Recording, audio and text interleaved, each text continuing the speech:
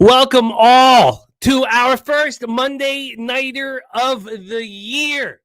Pumped up. Next Monday, we got a double header. I'm pumped up here. Gorky in the house. He'll be joining us later. Londo, Dougie Wise, the nuke worker. He'll be on here later. We got Sammy Calmer, Big Show Picks, Ronnie Lofton, Kevin Foster, Shy, Archie, Nasty Nate. I love it. Thank you guys for joining us. Turnbuckle Tommy, Old E, Justin Biller. Great group. Lucky Power in the house. Troy Torrance, my friend. We went into the Sunday Nighter with very strong performances. We were looking. I was 9-3 on the day going into that Monday Nighter. And like many Ravens fans, I've been sort of shell-shocked all day from what went down. I lost the first half under very early. Lost the rec bet. We had the script, right? We talked about the script. As soon as we saw plus 3.5, we'd bet it. I did. Unfortunately, I went against what I said and bet a live under at 57.5. That was terrible. It went again. I've been beating myself up for that. And I'm still sort of fucking shell-shocked, man. How are you holding up? I was shell-shocked till about 30 minutes ago. Just got back from the gym. I sweat that shit straight out of my system because that's what you got to do, man. You got to figure out whatever you need to do to shake off that tough loss because it was tough for me. I was heavy on the Ravens, and it was painful, especially because we're on the precipice of possibly having a 8+ units a week, and now we're just we're gonna try to hang on to profitability with what's going on tonight. It was not good, man. It was not good. It was not so painful. I mean, it was just painful. Congratulations to the Bills backers who were successful. Well, let's flip the page, Troy Torrance. I'm going to need a new bottle of booze, but let's flip the page, my friend. That's what I'm going to do right now. Move on to the Monday Nighter. So I'm 9-5, 10-6 overall. I'm ready to see what goes down here on today's giant show. We both have the exact same action, 3 bets in total. I actually added some props as well tonight. I like it. Well, cheers. Thank you guys for joining us. There it is. That's going to make me forget. I am on Minnesota, Chicago first half under 21.5 at plus 100. This total has been moving towards the over today, but it's come back towards the under tonight. The first half under has been at a 21 for a while. And we got the hook. We got no vig on the plus 100. I believe you got the same, didn't you? I got a 44.5. Oh, I'm talking about the first half. 21.5 plus 100. Yeah, so we got the same thing there. Now the 21 is at minus 112, and that's a key hook that we got earlier in the week. On the full game here, we both got the 44.5. I was very uncomfortable when this got back up to 44. It bothered me that it was up at 44 today, but it's back at 43.5, and it's juiced to the under, which means I feel like a 43 is coming. So that is excellent. Now we are also on the Minnesota Vikings money line, and the Chicago Bears were the favorite for 5 minutes, from 7:14 p.m. to 7:19 p.m. Now they opened up as the favorite at minus 119. The market has now shown a little bit of care that the public is on the Chicago Bears. Right now we have on the board 70% of the tickets, 77% of the cash on the Bears. That is the spread. If we go to a different site like the Action Network, a site that we haven't been trusting so much of late, on the spread, 45% of the tickets and 82% of the cash is on the Bears, and I don't care. On the money line, 69% of the tickets and 49% of the cash, 69 and 49 is on the Vikings. The action board is a little more concerning than the odds logic board. I'm a little concerned now. I know some very strong cappers on the Bears. We got Ronnie Lofton on the Bears first half money line, full game under 44.5. I've got Spenny's action here, but I'd like to talk about why why. And my why has gotten stronger. All because of the performance from Sam Darnold on Sunday. 16 of 23 for 150 yards, no touchdowns, no interceptions at home against a suspect secondary. Maybe they're stronger than we expect with Salah back, but going into the season, a suspect 49er secondary. And that was his first game without KOC, the coach of the year, and Wes Phillips. And we saw what happened. There's a reason why KOC was the coach of the year. They will put J.J. McCarthy, the biggest question mark in the game, in a position to succeed. If you hear everybody on the Bears, they start with the same thing. I'm not going to take a rookie quarterback on the road in his first game.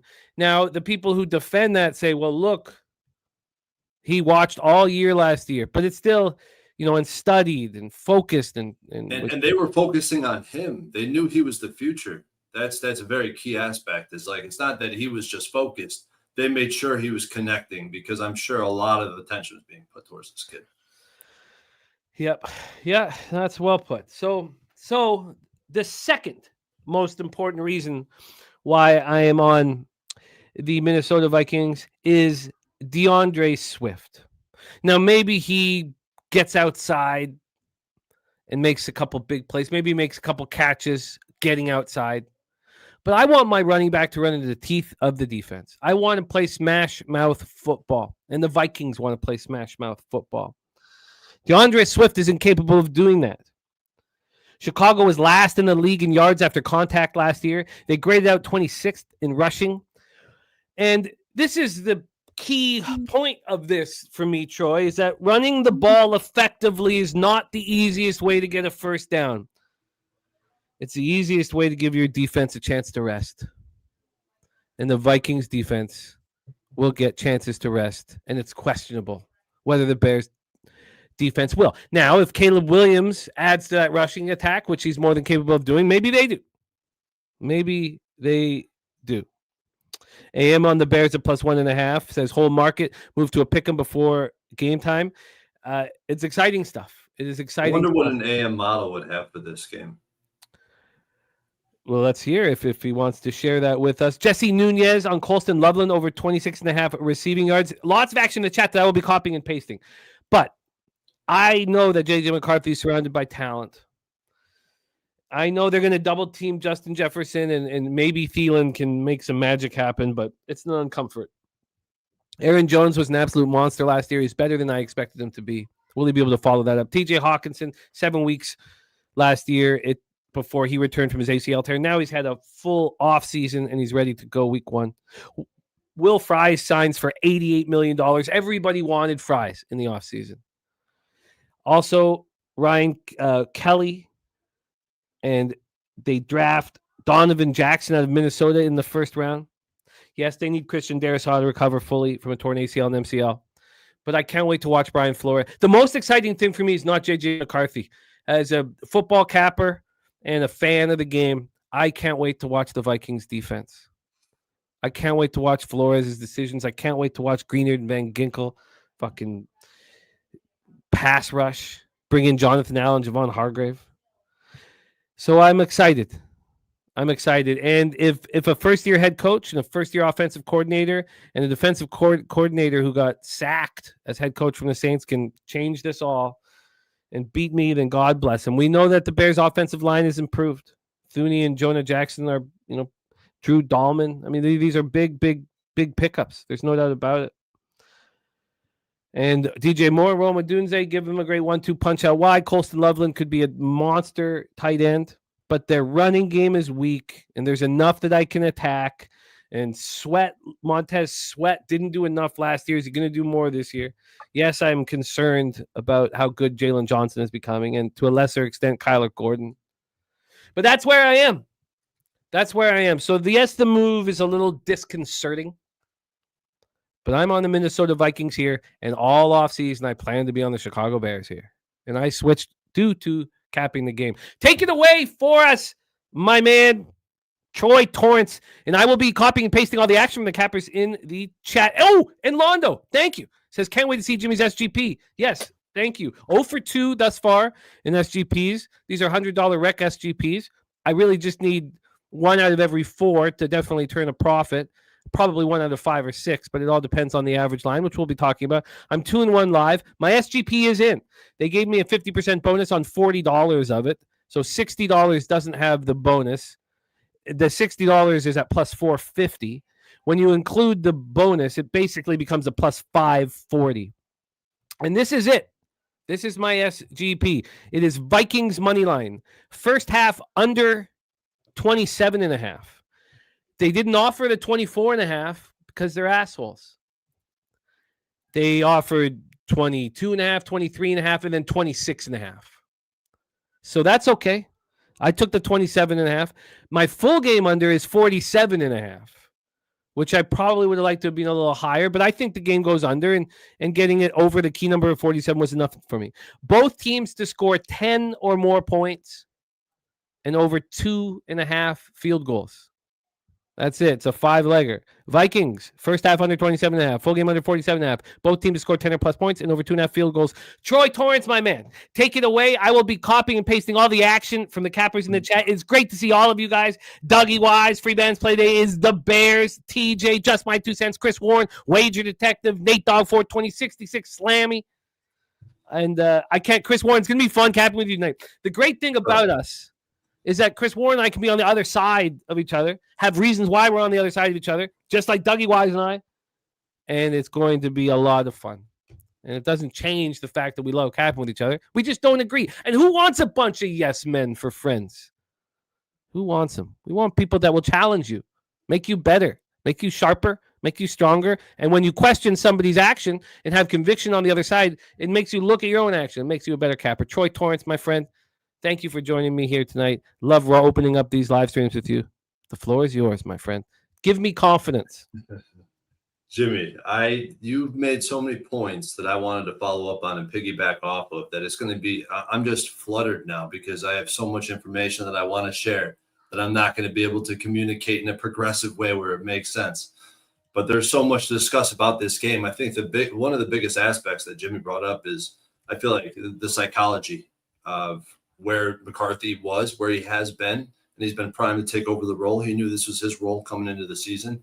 And I think that's going to offer a sense of continuity because we've seen O'Connell be able to make the pieces fit no matter who they got. I know they're missing a deep threat in one of their receivers, just a massive threat offensively with Addison being out, but they certainly have enough with one of the best receiving tight ends, Justin Jefferson. You got a guy in Aaron Jones who's destroyed the Chicago Bears, whether it be in the passing game or the running game throughout his career, just over and over. That never seems to change. So I feel like there's a lot to like about this Bears team. And it's weird because, a lot of the people around me that I'm associated with, I'm in Chicago. My dad's a diehard Chicago fan. I'm rocking the Cubs jersey. I'm a Cubs fan. I'm sadly not a Bears fan, and it's largely to do with what the coaching staff has been in Chicago and what Caleb Williams is, because what he's shown is that he is not a leader of men. And I don't want to keep going back to the nail polish, but I think that's a perfect example of who he is. And until he shows me something different on the field and his response to coaching and his response to difficult situations, he's not a bet on quarterback, in my opinion. And my biggest thing is, too, I believe that he could be a bet on quarterback. I believe that this offense could develop into something great this season. Maybe it happens and it clicks right away. But there's no way I could put my money on the Bears to click right away based on what I see and what I know of Caleb Williams. And another thing about it's not all, sunshines and rainbows with Caleb Williams and our coordinator, Ben Johnson.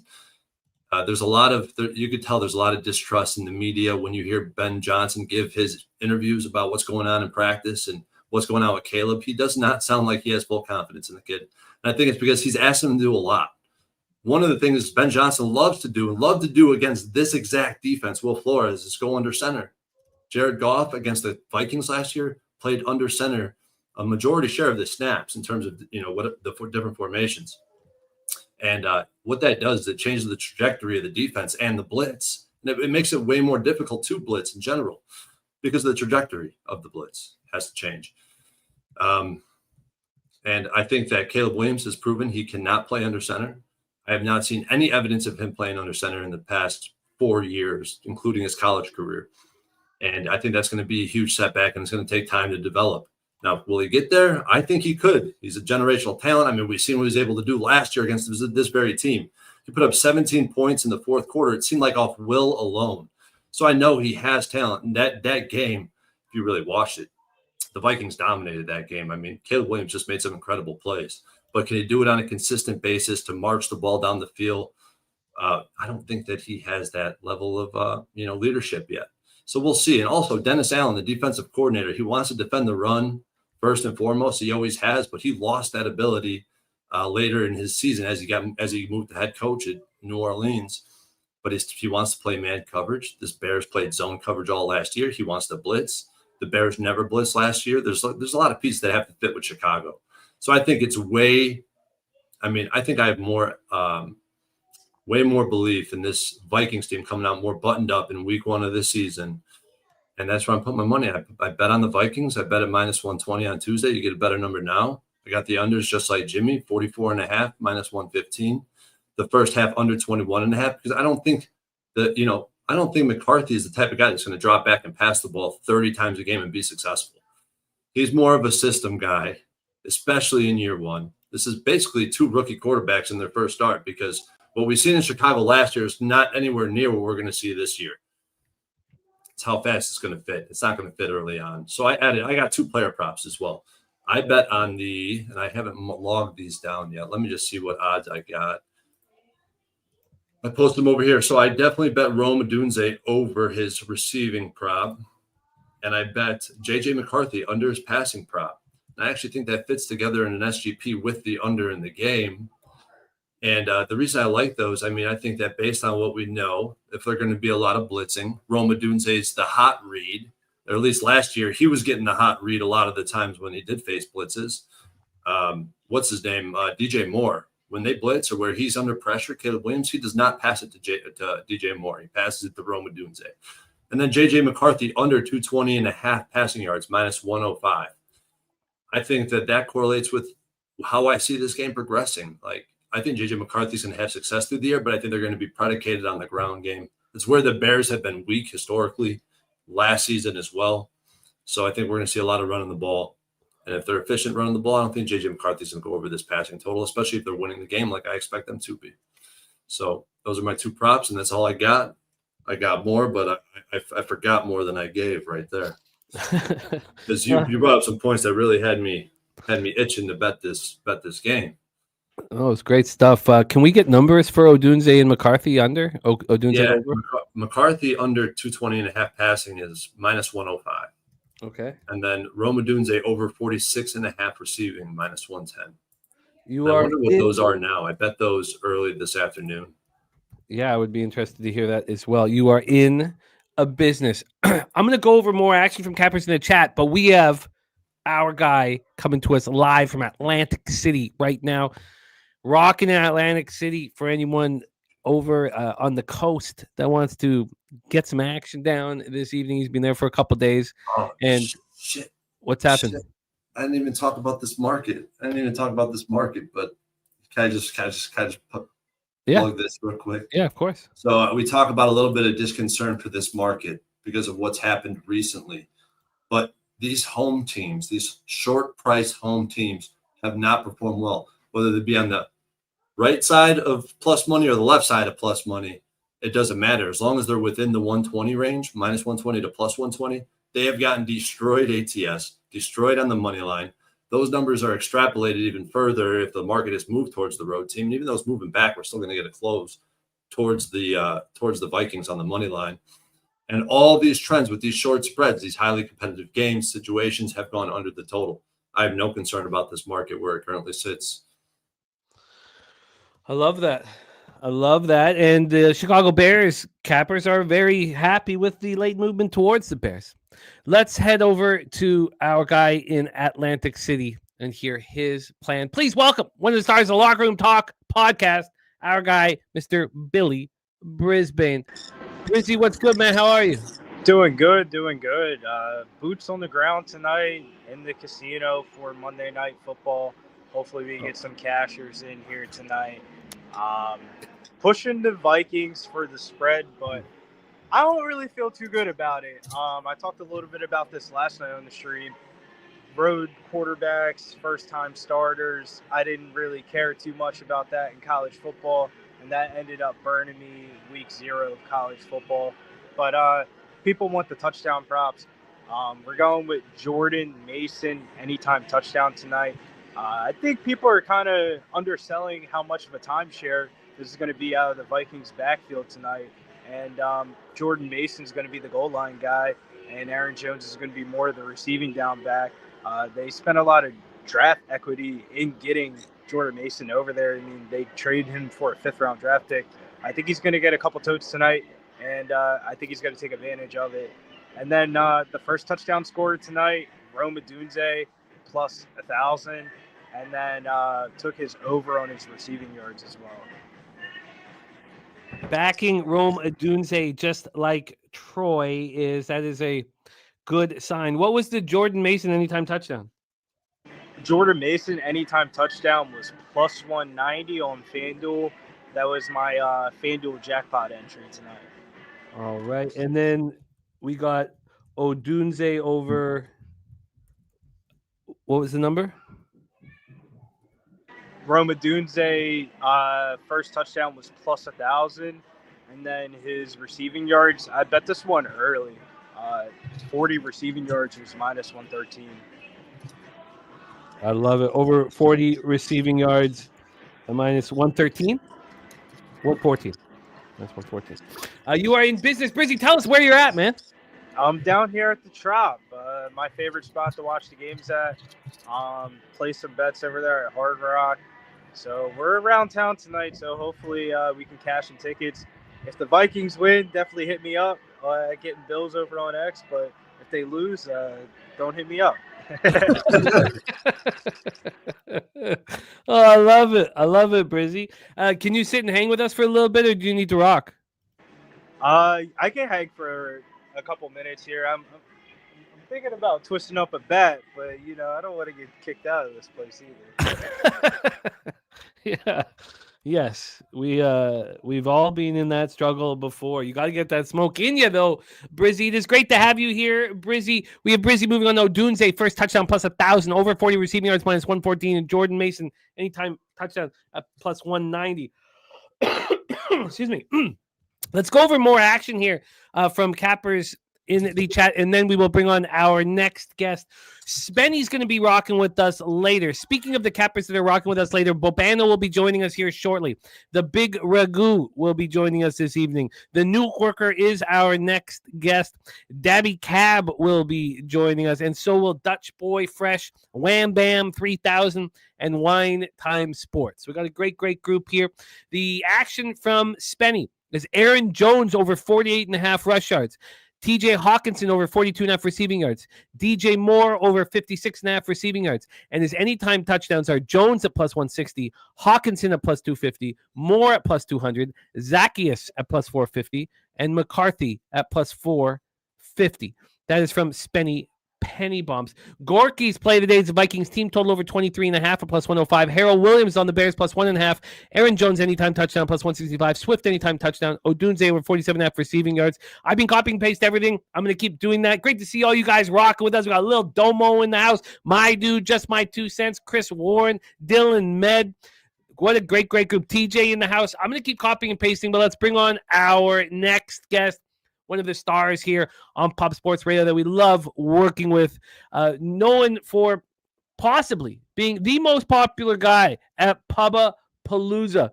Everybody loves rocking with this gentleman. He was Troy Torrance's cornhole partner, and they took the whole thing. They won the whole shabam with Nuke's spectacular play. Please welcome our friend, the Nuke Worker in the house. Nuke, what's up, man? How are you? I think you're muted, my man.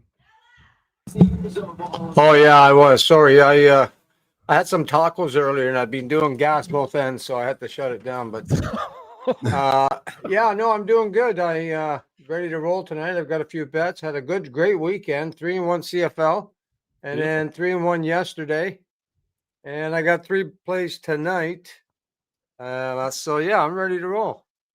Beautiful. I 3-1 from the Nuke Worker in CFL. I also crossed. This is the highest ROI I've ever had after 82 bets in a season. I'm 51-31. I went 4-2 this week. So my ROI now in CFL 20.06%. Oh, I've never Nice. hit over that. 100 bets. No, over 82. You're close. That's pretty Oh, crazy. nice. Yeah. Yeah, it's People don't fun. realize, man, that dude. Once you start talking about 100 bets with a 20+ ROI, you're talking fucking. You're winning. You're winning. Yeah, I've never been in this before. I've never been over 60. I'm at 62.2% and 82 bet. I've never. So I'd like just to keep it going, and but it's exciting. I'm proud of it, and it's exciting. Nuke Worker, my man, how are you getting paid this evening? Okay. So I'm on. I have the same line as Troy does. I jumped on the Vikings money line this morning, paid 120. I think it's 110 now, but neither here nor there. I also have them in the Cappers contest tonight. That's where I went 3-1 yesterday because if I get this, I go 4-1, and the only game I lost yesterday was the Giants, but that's neither here nor there. So yeah, I got money line Vikings minus 120 is my first play. All right, let me get this here. Get you right under Brizzy here. Okay, so Nuke starting with the Vikings minus 120. Okay, keep rolling. Yeah, and then like Spenny, I'm on Aaron Jones over. He got 48.5. I had to get 50.5. But I still think, if you ask me, I think that should happen pretty easy. Excuse me for a second. No problem. Yeah. I think that should happen pretty easy because they're going to try and run the ball as much as they can to, help McCarthy. But so yeah, I got that at plus 240, Jimmy. Oh no, sorry, minus 110. My third play is I have an interception parlay. Both quarterbacks to throw over a half interception. Plus 240. So if they both, I need them both to throw one interception for a plus 240 parlay. And the thing was, like, I looked at a lot of these props, but like I just can't. I need more data. You know what I mean? It's tough for me to walk in and say I'll take this guy, that guy. And I get it. Some guys do it, but I'm more of a data guy. And so just kind of Aaron Jones looked good, and I think both quarterbacks. I think Caleb Williams. I mean, I've never been a Caleb Williams guy. So, and then McCarthy first game. It just nail polish. Nail polish on the fingernails. Does it bother you, Nuke, that this man paints his nails? And I don't mean Brizzy. I'm not painting my nails. No, I'm talking about Caleb Williams. Oh, okay. I thought you were talking about me. I'm like, what? No. The thing that bothers me about Caleb Williams is when he was playing at was it UCLA? USC. After a game one time, they showed him sitting in the stands with his mom and dad, and he was crying, and his mom was hugging him, trying to console him. It's like, and then that was the year he got drafted. I thought, fuck you, man. Yeah. I was pretty negative about CJ Stroud sobbing on the sidelines when.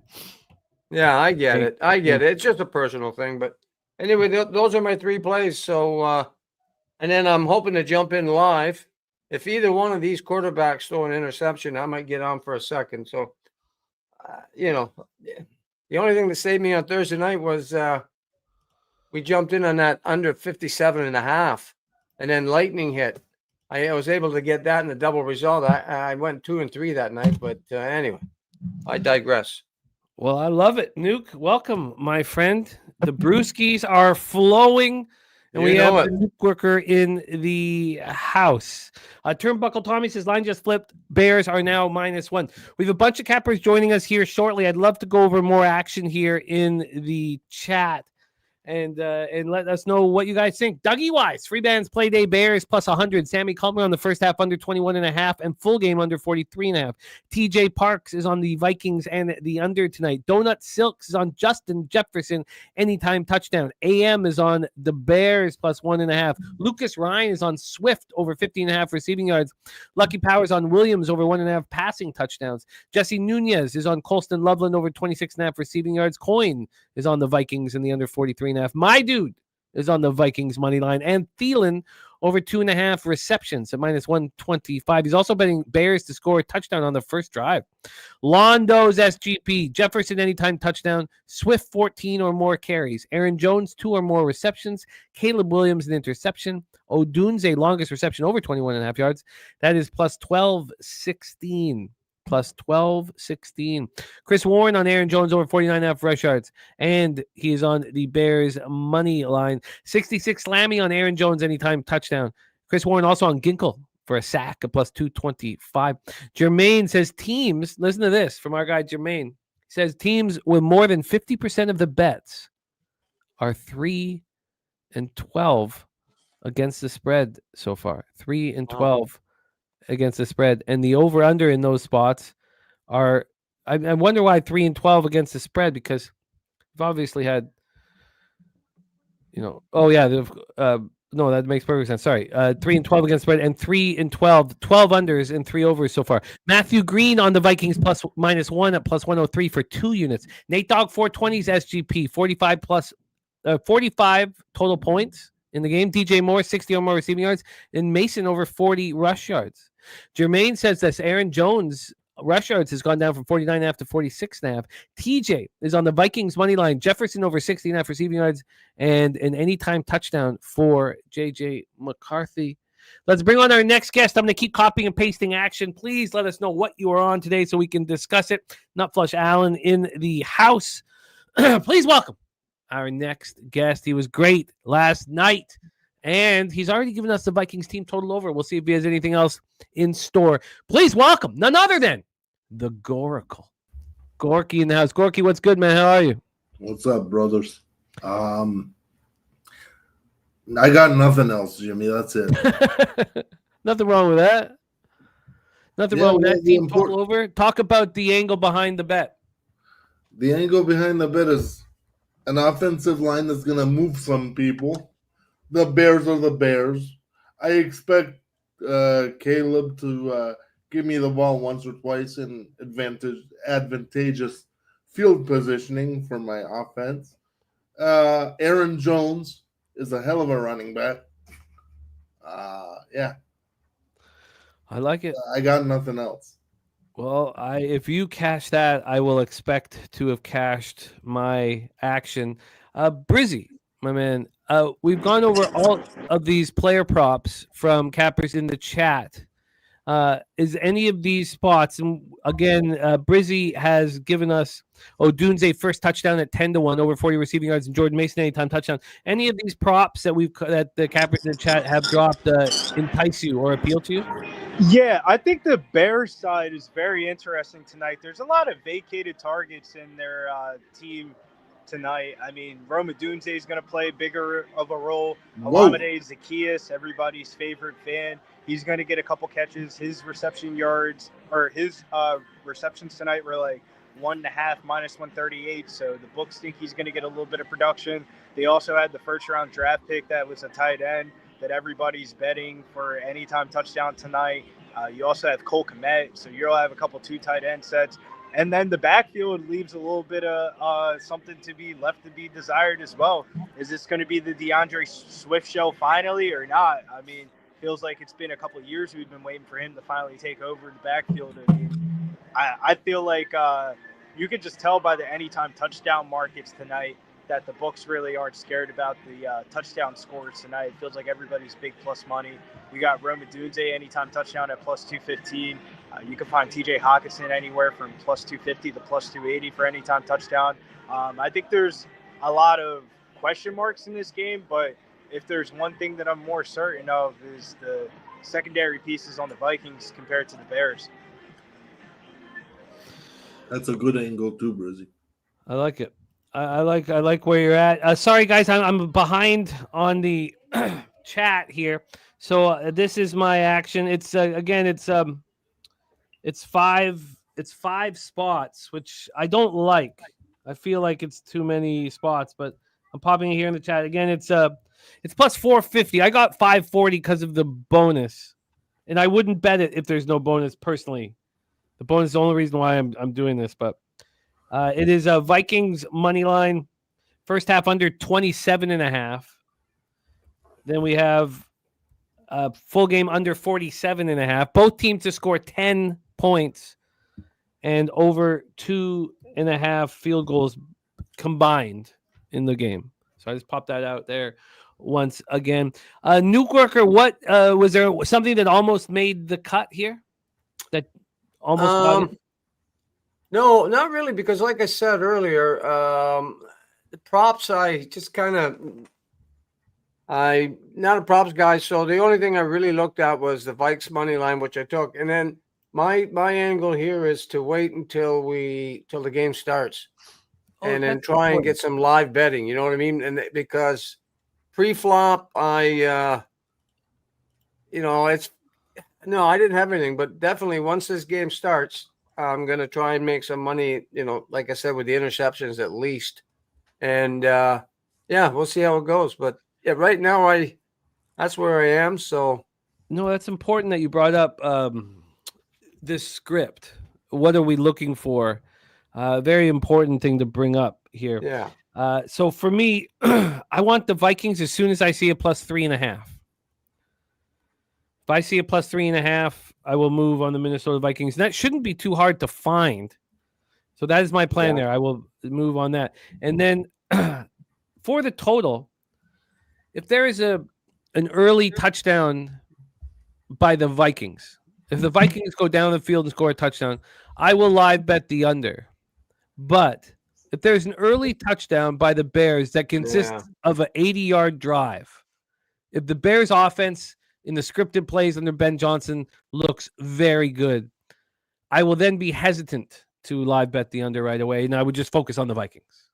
Well, see, the other thing too is like the Bear. I'm just going on last year's things, but I mean Minnesota's defense. I mean they what they go 14-3 last year. Their defense was one of the best in the league, and I expect them to be able to kind of slow them down over the course of the game. So yeah, you're especially right. If the Bears were to take a quick lead at some point, and you can jump on Minnesota live and play, maybe getting a few points, I'll be with you because I just do think Minnesota wins the game. But I mean, it is possible Bears score first, and then maybe we can jump in live getting points. Who knows? So I was running around with my son upstairs, chasing him back and forth, playing hide and seek, and I heard Jimmy talk about the script, and I immediately slammed on the brakes and had to hop in because that's something I missed that I wanted to touch on earlier. Is I think the scripted plays are going to be great. So we might get the first two series of this game might be completely misleading for what we're going to see down the stretch. That first script, that Ben Johnson, I think regardless, if I see a touchdown right away, I'm betting the under for a half a unit. And then if I see it followed up by a touchdown, I'll bet it again. And then after that, I'll probably stop. But that's kind of my plan. I'm looking only under. I don't think I'm gonna lie bet a side in this game. I prefer the side. I prefer the side. I think there's certain teams that I think are going to play in a lot of a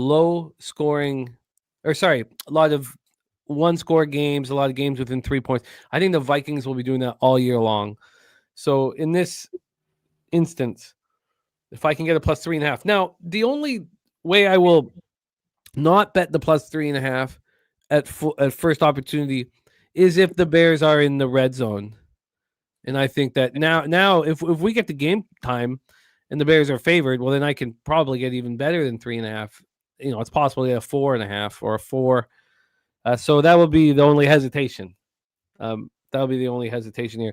Kong, thank you, my friend. There's our guy, Guillermo Zertucci, in the house. And we have our next guest ready to rock. I just want to talk about a couple more spots from cappers in the chat, and then I will continue to copy and paste.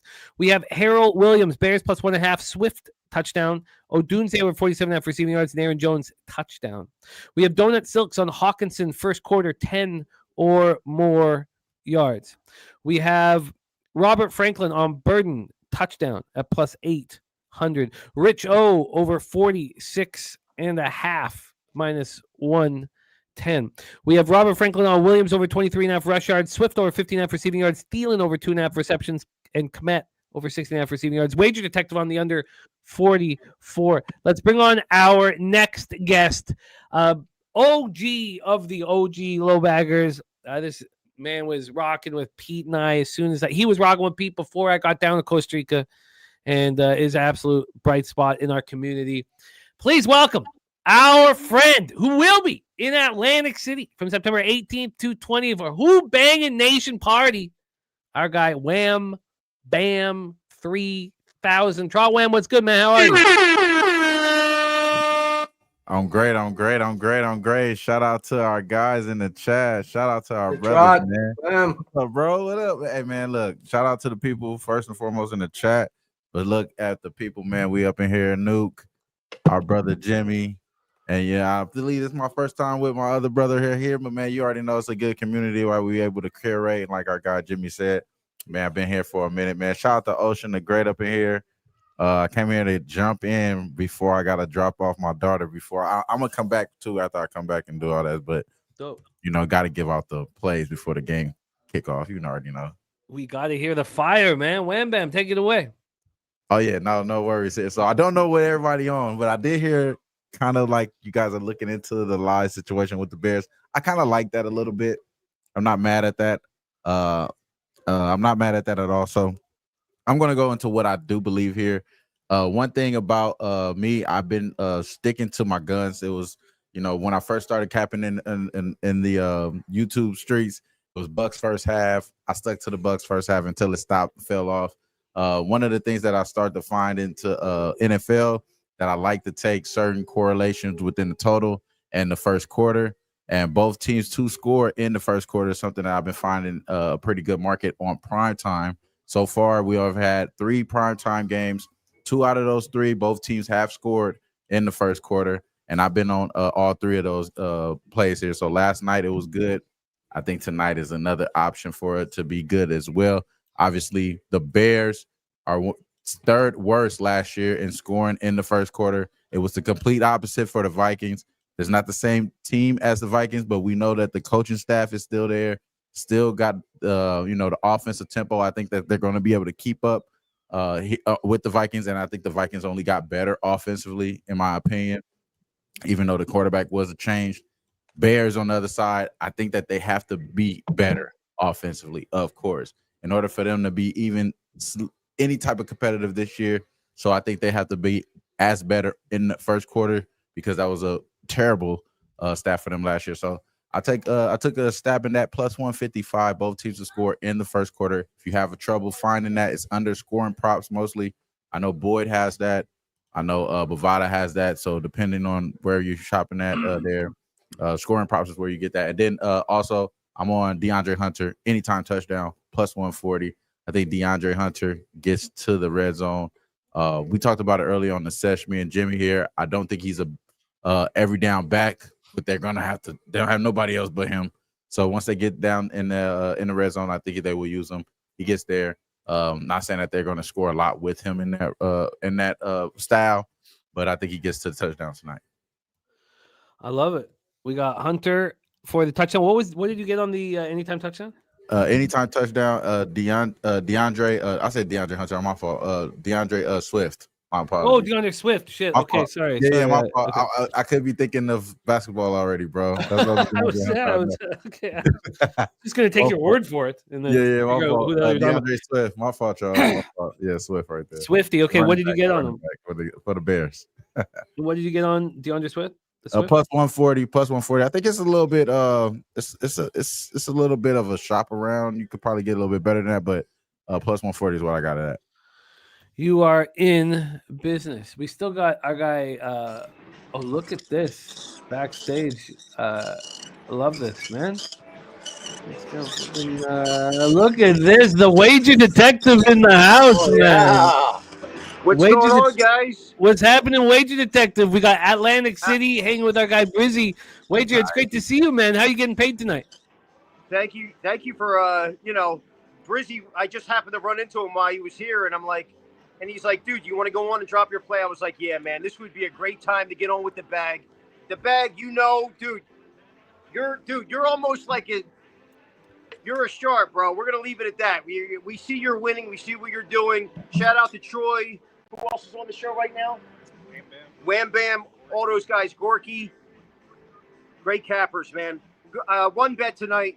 I like the under in the Bears game. 1-9 in the last 10 meetings in Chicago. I'm not going to fade that. And the numbers seem like they go under quite a bit, that 44 that it jumped up to. So that's my play tonight. Wager Detective under 44.5 in this game. I think they're gonna move McCarthy around slow, try to work him into the offense, and that's my play tonight. The under 44, live and direct from the Wager Detective in Atlantic City. I love it. Wager Detective, thank you for jumping on with us. Thank you, Brizzy guys. rocking tonight. Appreciate you. Oh, man, dope. I love it. Wager Detective live and in person. Also, big shout out to the Skunt Blaster. The Skunt Blaster.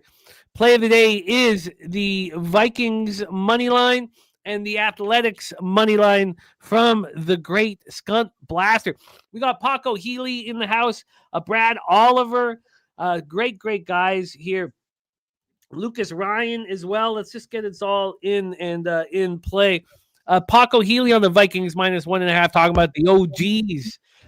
Let's look for more action here. So Kong's clips, no sweat, Sprinkle, McCarthy touchdown, Loveland touchdown, the Michigan duo at +2, 25-31, a little over 25-1. The McCarthy and Loveland TD parlay. Then the rec parlay, Chicago money line under 45.5, Williams 150 passing yards, McCarthy 150 passing yards, Hawkinson 25 plus receiving yards. That's a +424, and with the 50% bonus, it's a +635. He's also on the Bears -1.5 and the under 43.5, a +252. Nut Flush Allen Jones to get 25 yards in both halves, a +190. Also Jones 5 yards each quarter at +175. TJ Parks on a Dunze anytime touchdown. And again, Skunt Blaster rocking with us. Lucas Ryan on Swift over 15.5 receiving yards. Jones under 51.5 rush yards. Caleb over 4.5 rush attempts. And more over 55.5 receiving yards. Gorky, talk to us. Anything that you've been hearing from the Cappers action that appeals to you or anything you're looking to add? Jimmy, all I want to say is the Bears are who we thought they were. And we gave them the damn game.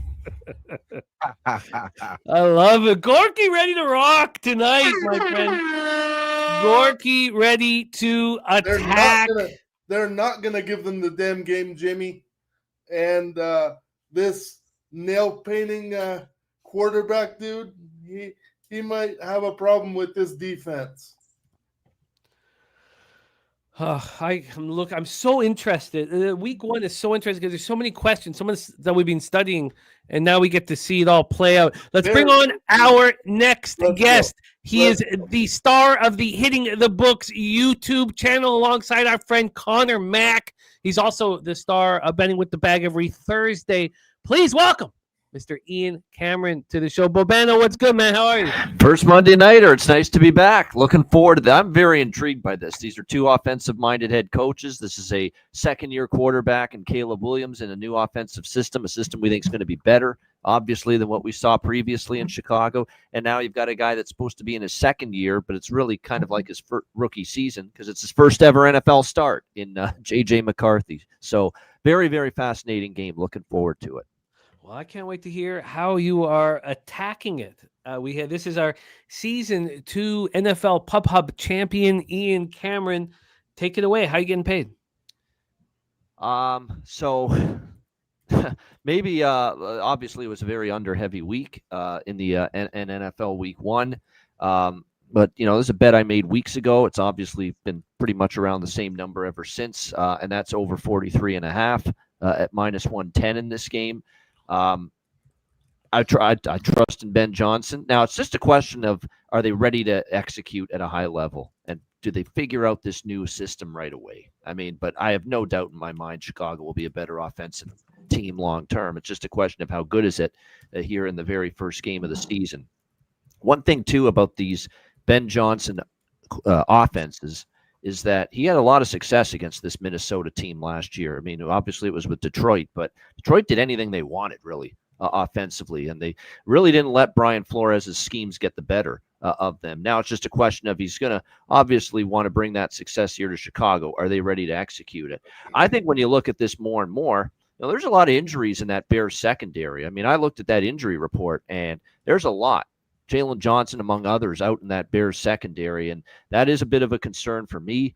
I think when you look at this, so Minnesota, whether it's through the air, should be able to have some success here. I think when you look at the Chicago Bears, the key is going to be get the ball out of Caleb Williams' hands quickly. The offensive line is on paper better than it was last year. Joe Thuney and others brought in to shore that up. So I think to handle those blitzes that we're going to see a lot from Flores, they're more equipped to it. And plus Ben Johnson gets his backs involved, whether not only running it, but those quick passes to the running backs, which goes hand in hand with a prop that I like here in this game. And that's DeAndre Swift over receiving yards tonight at 16.5. I think just from a play calling standpoint, 14.5 minus 120 is what I have with that. Over 14.5 minus 120 with Swift receiving yards. Makes a lot of sense to me. With Detroit, Gibbs and Montgomery were a big part of what the Lions did offensively under Johnson. So I like Swift to be involved, especially from a pass catching standpoint. So Swift over 14.5 receiving yards is something I like quite a bit here in this game. I'm not going to go crazy with props in this game because I really don't know what to expect. The only other one I'm going to give you is Jordan Mason over 39.5 rushing yards for Minnesota, because now there's a big question here. Who's going to get more carries? Is it going to be him or is it going to be Aaron Jones? Well, if you look at down the stretch last year, Jordan Mason started to become, I think, the back that was starting to gain more and more favor from Kevin O'Connell. Now, not that they've lost trust and confidence in Aaron Jones. I think it's just that they like Jordan Mason that much.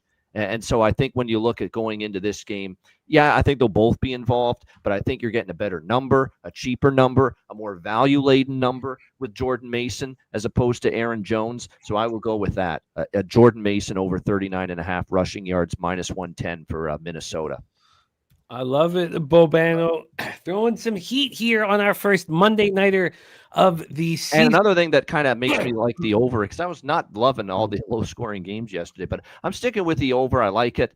We did see high scoring, obviously, in Buffalo last night on prime time. But then you watch that Detroit offense operate against Green Bay yesterday without Ben Johnson's brain and play calling and schemes at their disposal, and they looked horrific. They looked absolutely atrocious offensively. Just one game, but 6 points and not a lot. I was not impressed with John Morton one bit yesterday, play calling wise for the Detroit Lions. And I think the fact that Detroit's offense sputtered so much yesterday, first game without Ben Johnson, kind of leads me to believe that maybe Chicago can hit the ground running tonight. And we're not asking for a shootout. That's another thing. If this total's 48.5, maybe then I'm really pumping the brakes, but 43.5, we can get there. I think 24-20 cashes a ticket. I think that's within reach.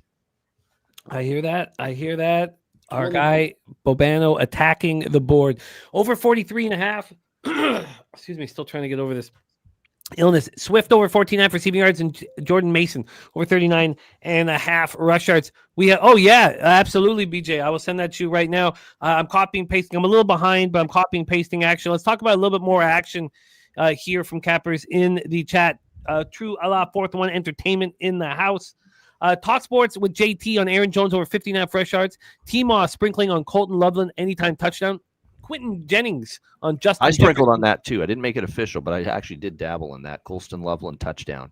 It's just too good of a price. I think he'll be used a lot. I know Komet's there. They like Komet, but from all indications in preseason, Ben Johnson he loves Colston Loveland, the rookie out of Michigan. So I think he'll be involved.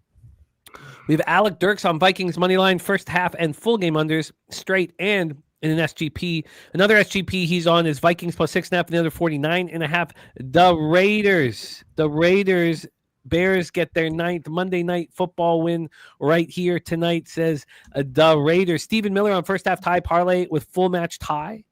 That could pay huge. Nufflush Allen with Caleb Williams, 5 rush yards each quarter.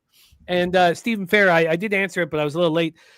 When I put together the SGP, I have a full unit on the first half under 21.5 at plus 100. Exact same number I got in the Seahawks 49ers game. And I doubled up on that under as well. I doubled up on this under. But for the SGP, I cheated it. Kickoff. And when I use the alternate lines, which I do for the SGP, the rec fund, still getting 5-1 on the money. They're assholes. And the first half total was at 21.5, 21. So they don't offer the 24.5. Of course, they go from 23.5 to 26.5. So that's why I just took it so high up at 27.5. I'm not going to take another 26.5 when for a fraction of a tiny bit of a price I can get over a key number like 27. So that's why I have the very high under 27.5 for my SGP here. So question here for you, Ian Cameron, and then I'd like to hear from Wham Bam too, both you guys. What was a player prop that was left on the cutting room floor that almost made your action? I mentioned anything Loveland, receiving yards and touchdown. They are small bets of mine. I just the two sizable prop bets I made. The bigger ones were the ones I mentioned: Mason rushing, Swift receiving. But I like Loveland receiving yards and touchdown. I think Thielen. Look, they're banged up in the secondary, Chicago, and Justin Jefferson's going to get involved. There's no question. But you got to look for someone else to step up. Who's that going to be? Maybe it's the old veteran, and it's 27.5, his number, Adam Thielen, back in Minnesota with the Vikings. So I took a shot at that number over 27.5 receiving yards with him. I thought Odunze had some value. I know he loves DJ Moore, and DJ Moore was a good focal target of Caleb Williams last year, but I thought Rome Odunze now, a little more confidence, year 2 in the offense, and 45.5 receiving yards, and his touchdown plus 210 was probably worth a shot. Oh, sorry. Let me. Not sure where we're getting that. The one that just came on. Oh, yeah, we got loud feedback now. Holy mackerel. Yeah. Oh, there we go. Thank you to whoever fixed that for us here. I know it's never me. That much I know. And then let me just get this here set up so we are all good to go. Beautiful. Thank you to Swiggy for setting up the odds that you'll see under our screens. We have Stimmy OG big on the Vikings. I just sent the link to BJ as well. It'd be great to have him. He rocked with us yesterday, Bobano, and he was excellent. Just such a sharp capper, young capper, and just very, very, very thoughtful and intelligent capper. Wham Bam, what was a player prop that almost made it but did not make the board? By the way, it's good to see my brother Babano, man. Yeah, it's been a long time, Wham. It's good to see you. You already know, man. You already know I love you to death.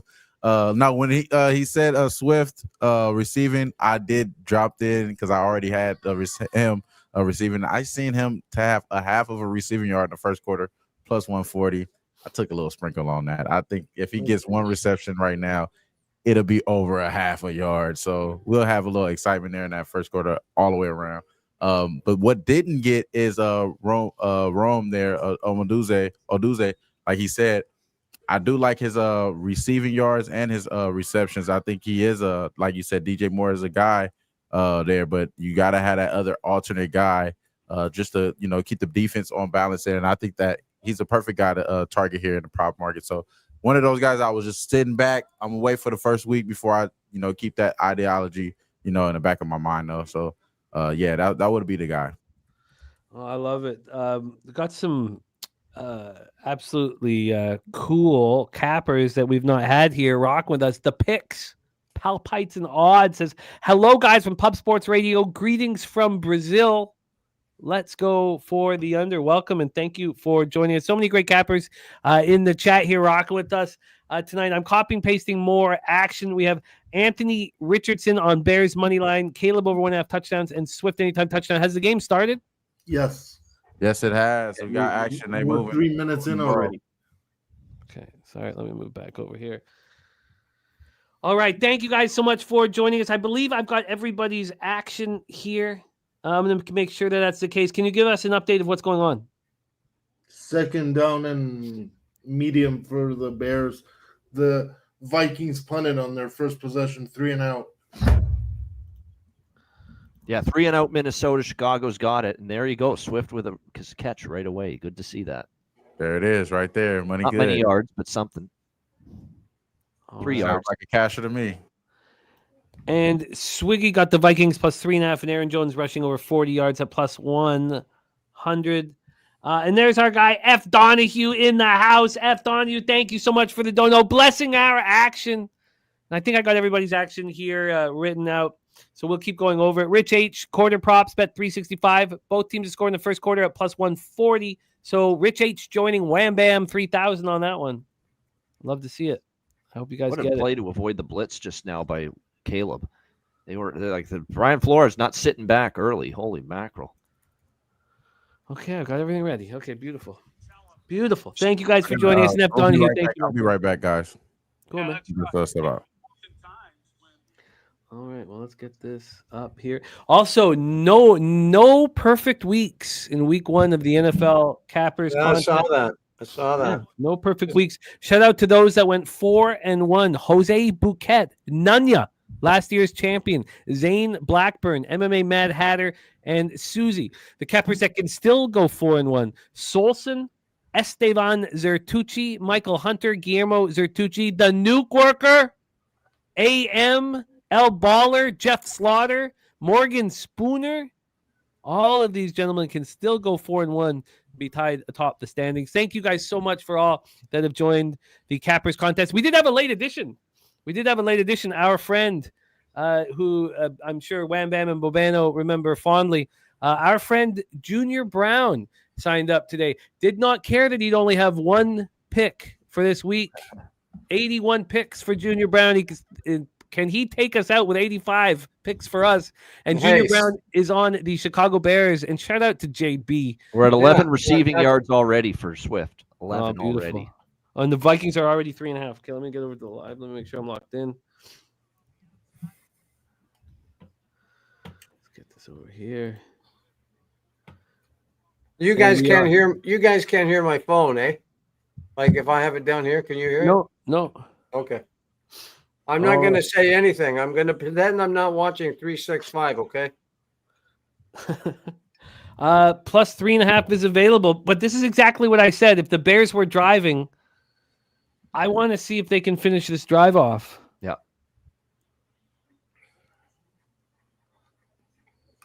So let me make sure I'm loaded in. This is the old scripted plays series, and with a genius offensive mind. So you figured Chicago could have some success initially. Okay. All right, this could screw me here if they don't make this happen on third down. Maybe I should just move on it. I'm getting the number I wanted. If they don't get this on third down, this will go right to 2.5. 3rd and 5 coming up for the Bears.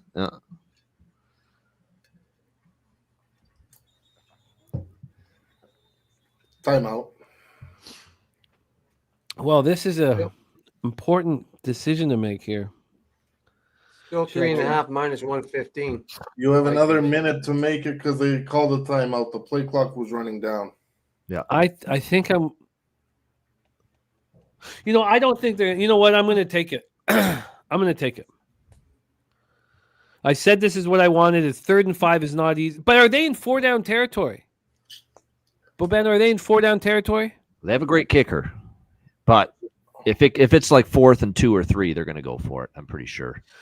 Okay, I'm gonna hold off. I'm gonna hold off. This could not work to my advantage. We shall see. We shall see. Thank you guys for joining us. By the way, here are cappers that will be joining us on screen. We're gonna have BJ rolling with us. The Big Ragu is rolling with us. Wine Time will be joining us this evening, and Dabby Cab and Dutch Boy Fresh as well. So it's gonna be a lot of fun. He'll be happy about his Bucks there, Big Ragu. Yeah. Yes, and Young Hoku, my pop season ticket holder for the Chargers. He pointed and laughed at Young Hoku missing that. Those Charger fans are happy to see that guy gone. Yeah, 4.5 now. Okay, Bears are perfect. They got the first. Perfect.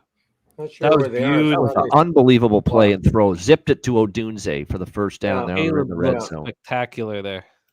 Yeah, great job. Okay. Yep. Okay, going to be first and First and 10 at the 13. Yep.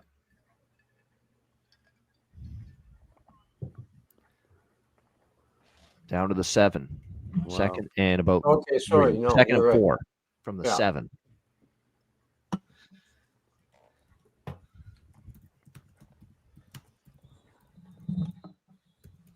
Yeah, Talk Sports with JT saying Caleb is looking good. He's looking very good. Is it he looking good, or is it Ben Johnson's unbelievable mind making him look? No, I think it's a bit of both. He is playing well, yeah. It's first drive of the game, man. Wait till 6%. McCarthy Yep. comes out. Yeah. Well, we have a timeout again. I think Minnesota this time. Yep. Wow. Jeez, Well, that's weird. Dougie Wise very confident. Says, I'm telling you, the Bears are Evan winning. O'Connell's got that look as this motherfucker, Ben Johnson, doing this to me again, doing this to my defense again with a different team now. Because remember, Detroit last year, 2 games against Minnesota. They did whatever the hell they wanted on offense.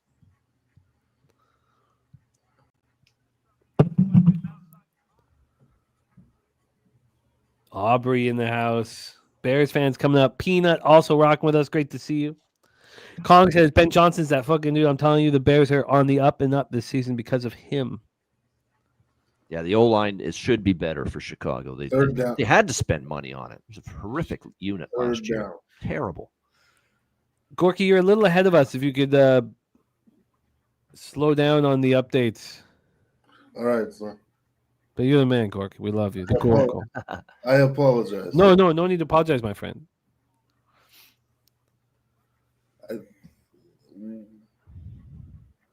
Christian Rivas says, where are the shots? I'm going to have to get another bottle here. I'm almost done this Oh, one. yeah, the Kraken. Release the Kraken, yeah. Oh, no.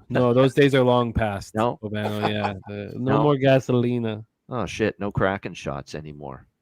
Yeah, they lost a couple yards there on that carry to Swift. That was good pursuit by Minnesota. Oh, Don Julio, Paco. You do it right. Yeah, okay. Wow. There you guys go. And 6.5. Was that Williams? Let's talk about the cappers that have just cashed with touchdown Chicago. Caleb Williams, 9-yard rush. That was spectacular. Unbelievable stuff. Tremendous. That's exactly tremendous first drive. Exactly what they expected. Now, yeah, it's one drive. There's a lot of game left, but man, you I just bet Vikings plus 6.5. Yeah, and I will do the same. Figure it out. Yeah, I will do the same. Drop a hundo and get this party started. All right, I'm in, and I'm going to grab a brewski. I'm in. So I'm 2-1 on live bets so far with you guys here through the first 2 games, excuse me. And plus 6.5, minus 110. Nuke and I are both in on the Minnesota Vikings. And wasn't that great seeing Wager Detective live? That's dope, man. Frizzy and Wager Detective hanging out. I love seeing our cappers hanging out together. It just makes me very, very pleased. Oh, but before I go, I want to talk about the cappers who had Caleb Johnson anytime touchdowns. Let's see Williams. who had Caleb Johnson anytime touchdown. And, by the way, if you guys saw Spenny, I forgot to say Spenny's joining us too at about 9:10. So he'll be here in about 45 minutes. Spenny had a great day yesterday, catch with Henry, 2 touchdowns, plus 300 and others. But let's see who had anytime touchdown for Caleb Williams. I know some of you guys did. Show me somebody. I want to celebrate somebody. Come on. Huh. No. Well, Caleb over 4.5 rush attempts, part of Lucas Ryan's same game parlay. Enough flush on Caleb Williams, 5 rush yards each quarter at plus 1,100. Damn, I thought I was. We have Abel Alvarez, who's on his way to his same game parlay. Caleb Williams over 21.5 rush yards. And no, I couldn't find anybody with a Caleb Williams anytime touchdown. Oh, it's Millsy. Of course it was Millsy. Why? Thank you. Millsy running hot, man. MMA locker room running hot. Not only is he running hot with props, Caleb Williams anytime touchdown. He's also got 2 new interviews on our channel right now, right this very minute. And the interviews he's doing are elite level work, top, excellent work from our guy, MMA Locker Room. So please check them out. And then we have the fight Saturday. Bobano, have you moved on Canelo's fight this weekend? Oh, hell no. Someone's got to help me out with that. I couldn't give you the first bit of knowledge or info on that. Canelo Crawford's gonna be fucking dope. I have a party at my house for the fight, and I'm pretty excited about it. It is one of the bigger boxing matches in a while. I do know that. Yeah, I'm pumped up, man. It's so I have Canelo, and I screwed it up. I have Canelo by decision. I wanted to bet it after I talked to Brizzy about it 2 weeks ago at plus 125. Don't you just have to bet anybody in boxing if you like them to win by decision? When's the last time we've had a big time knockout in boxing? Well, and Canelo's never been knocked out. Yeah. But and should so take decision, save some juice, because I assume the money line's probably more pricey. Well, the line's moving towards Crawford. It's moved about 10 cents, 15 cents towards Crawford, which we figured he'd be a public darling here. And so it was plus 125. This is the mistake I make so often. You know, we talk about the mistakes. They're more important. You learn more from the mistakes. I make the mistakes so often. It was plus 125, and I just forgot to bet it. Like, it wasn't like I was waiting. I was trying. It was just, it's not on my mind. Boxing is just not on my mind. And then I go, and it's plus 110. And I'm like, I panic and bet it immediately. Yeah. It's back at plus 125. I should have taken a breath and seen, well, look, it feels like the line's moving back. Why don't I just, but of course, that $15 on 100, if it's a $300 bet, I mean, you just threw $45 down the drain. I mean, it's not huge, but it's a problem. All right, I need to drive here. I'm going to grab a brewski, fellas. I will be right back. But it is so great to see all of you guys. Thank you for rocking with us. Good to be back. Yep. I'm pumped up. Thank you, Jimmy. So how's everybody doing so far out there? Chat, you guys too. Good so far. The props are, the Swift props off to a tremendous start. Bears touchdown, first drive. I mean, good stuff to start. Entertaining. Yeah. Hopefully, it's a good game. Yeah. I'm kind of in the same way. I mean, it's first drive. I jumped on the 6.5 with Minnesota, and I got a money line. And my bets are still. I got Aaron Jones over the 50.5. So I mean, this is our first shot at it, but I'm happy with it. I was gonna say, did you guys see the opening lines for the CFL? I'm looking at it. Bombers. So Tiger Cats at home. 5.5 over the Bombers. They're favored that much. I didn't really make a point of it. Yeah, and then I'm looking at it right now. Lions 9.5 at home against Red Blacks. Argos 3.5. Oh, that's because Trevler's likely starting. That's probably because I know that. Yeah. Argos 3.5 against Edmonton at home, and then Rough Riders 7.5 at home against Montreal. Is Montreal is okay? I want to bet Montreal this week, 100%. Yeah, is Alexander's back? I'll be on Montreal. Yeah, no doubt. But that spread's going to drop. We got to find out early, because if you find out that he's in, he's everything to that football team. The quarterbacks can't play without him. None of them are any good. James Morgan was. That's the only reason the Ticats won last week, is James Morgan's terrible. Oh, I hear you. I went 3-1. The only game that I lost was that Friday night game, BC double result, where Ottawa scored with like a minute to go in. That's a terrible loss. That messed me up for the whole weekend, bro. Yeah. Terrible loss by BC. I would have had a sweep. Yeah. But anyway. You know what I'm betting in that BC Ottawa? It's a rematch. Same two teams in BC. Yeah, I'm just taking exactly. BC team total over again, because it hits every week. Doesn't matter if they win or they lose. They lost to Toronto, but they went over their team total. They lost to Ottawa. They blew it, but they went over their team total. That's the bet. Yeah. Don't even think about it. BC Lions every week, team total over. Who cares if they win? Who cares if they lose? That's a good point. That is a good point. Got their team total against Toronto despite losing. They got their team total against Ottawa despite losing. That's the way you bet BC right now. Hey, there we go. Jimmy's got his beer. Did I miss something? Did Colaros hurt himself again? Yes, Colaros hurt himself. Strevler this week. So be careful with Winnipeg. Do you hear these assholes begging him to retire? Shut up. Let him make this decision. Yeah, make it to him. I don't like Milt. And I love Milt Stiegel, and he's a bomber. I but hated still, that. Yeah. I didn't like hearing that. Let him Shut make up. that call. I am concerned about his health. Like I like Milt, yeah, that Milt Stiegel's concerned, but don't voice it publicly. Like you No. should be retiring. No, yeah, exactly. Very Milt sensitive. Stiegel and Zach Claros are friends. Tell him Yeah. that privately. Yeah. You don't need that on the TSN panel with Kate Burness. No, and Enoch. Our guy Jonathan Yim in the house. Chang Kim in the house says, what do you think about Swift over 53 rushing yards? I really don't like him running into the teeth of the defense, but I like him getting passes outside. I don't like him as an RB1. Yeah. He should be RB2, comes in and kind of changes the face of the drive, makes defense, worry about him taking passes out wide.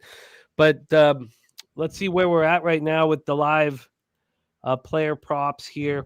Let's go over to and shout out to Chang Kim rocking with us. We have 4 rush yards right now. Swift has 1. The live total is 50.5. Aaron Jones has 5. His live total is 38.5. 4 receiving yards. We have DeAndre Swift already with 11 receiving yards. It's funny. 22.5. Doesn't it seem like that's a key part of the offense? Ben Johnson worked with him in Detroit and knows where he can be useful, and that's passing him the ball out wide. Yeah, he's had 2 receptions on that 11 yards on that first drive. So, yeah. And like I said, I got the receiving yards there, 14.5. So, liking that where that's at right now. And yes, I did, Johnny Yim in the house. I did bet the Vikings live at +6.5. While I was happy, I waited for the 3.5 to be bigger, which was the plan. It's now, of course, a 7.5. But a lot of it, I think, worked.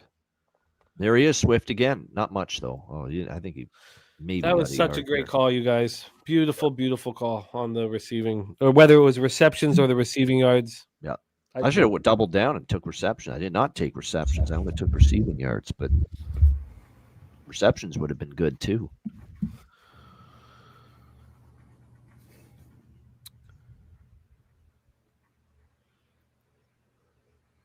All right. Mike. Dougie Wise, it's a little early for that, but they certainly look that way thus far. I was really high on Minnesota, so I'm not loving the start, but it's a long game to go. Wow, Caleb Williams looks spectacular. Yeah. Wish I had his rushing yards. And he knows he's against a blitzing team. Take those run lanes when they're there, when the pursuit doesn't get home. Yeah, 100%.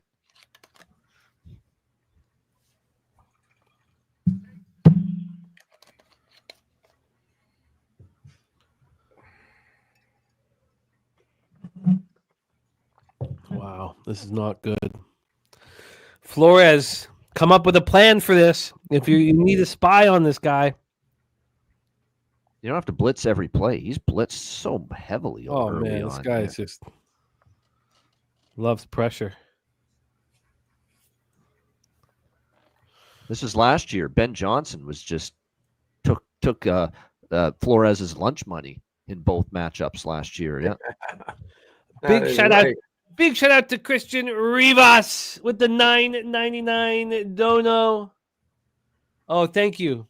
Thank you. I'm sorry that I'll make sure we get that going on the next ones.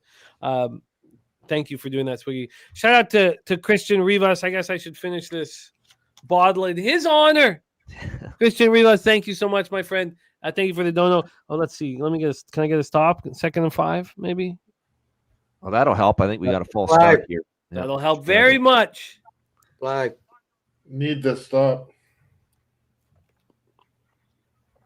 Ooh. Anthony Richardson, you're right. He is looking good.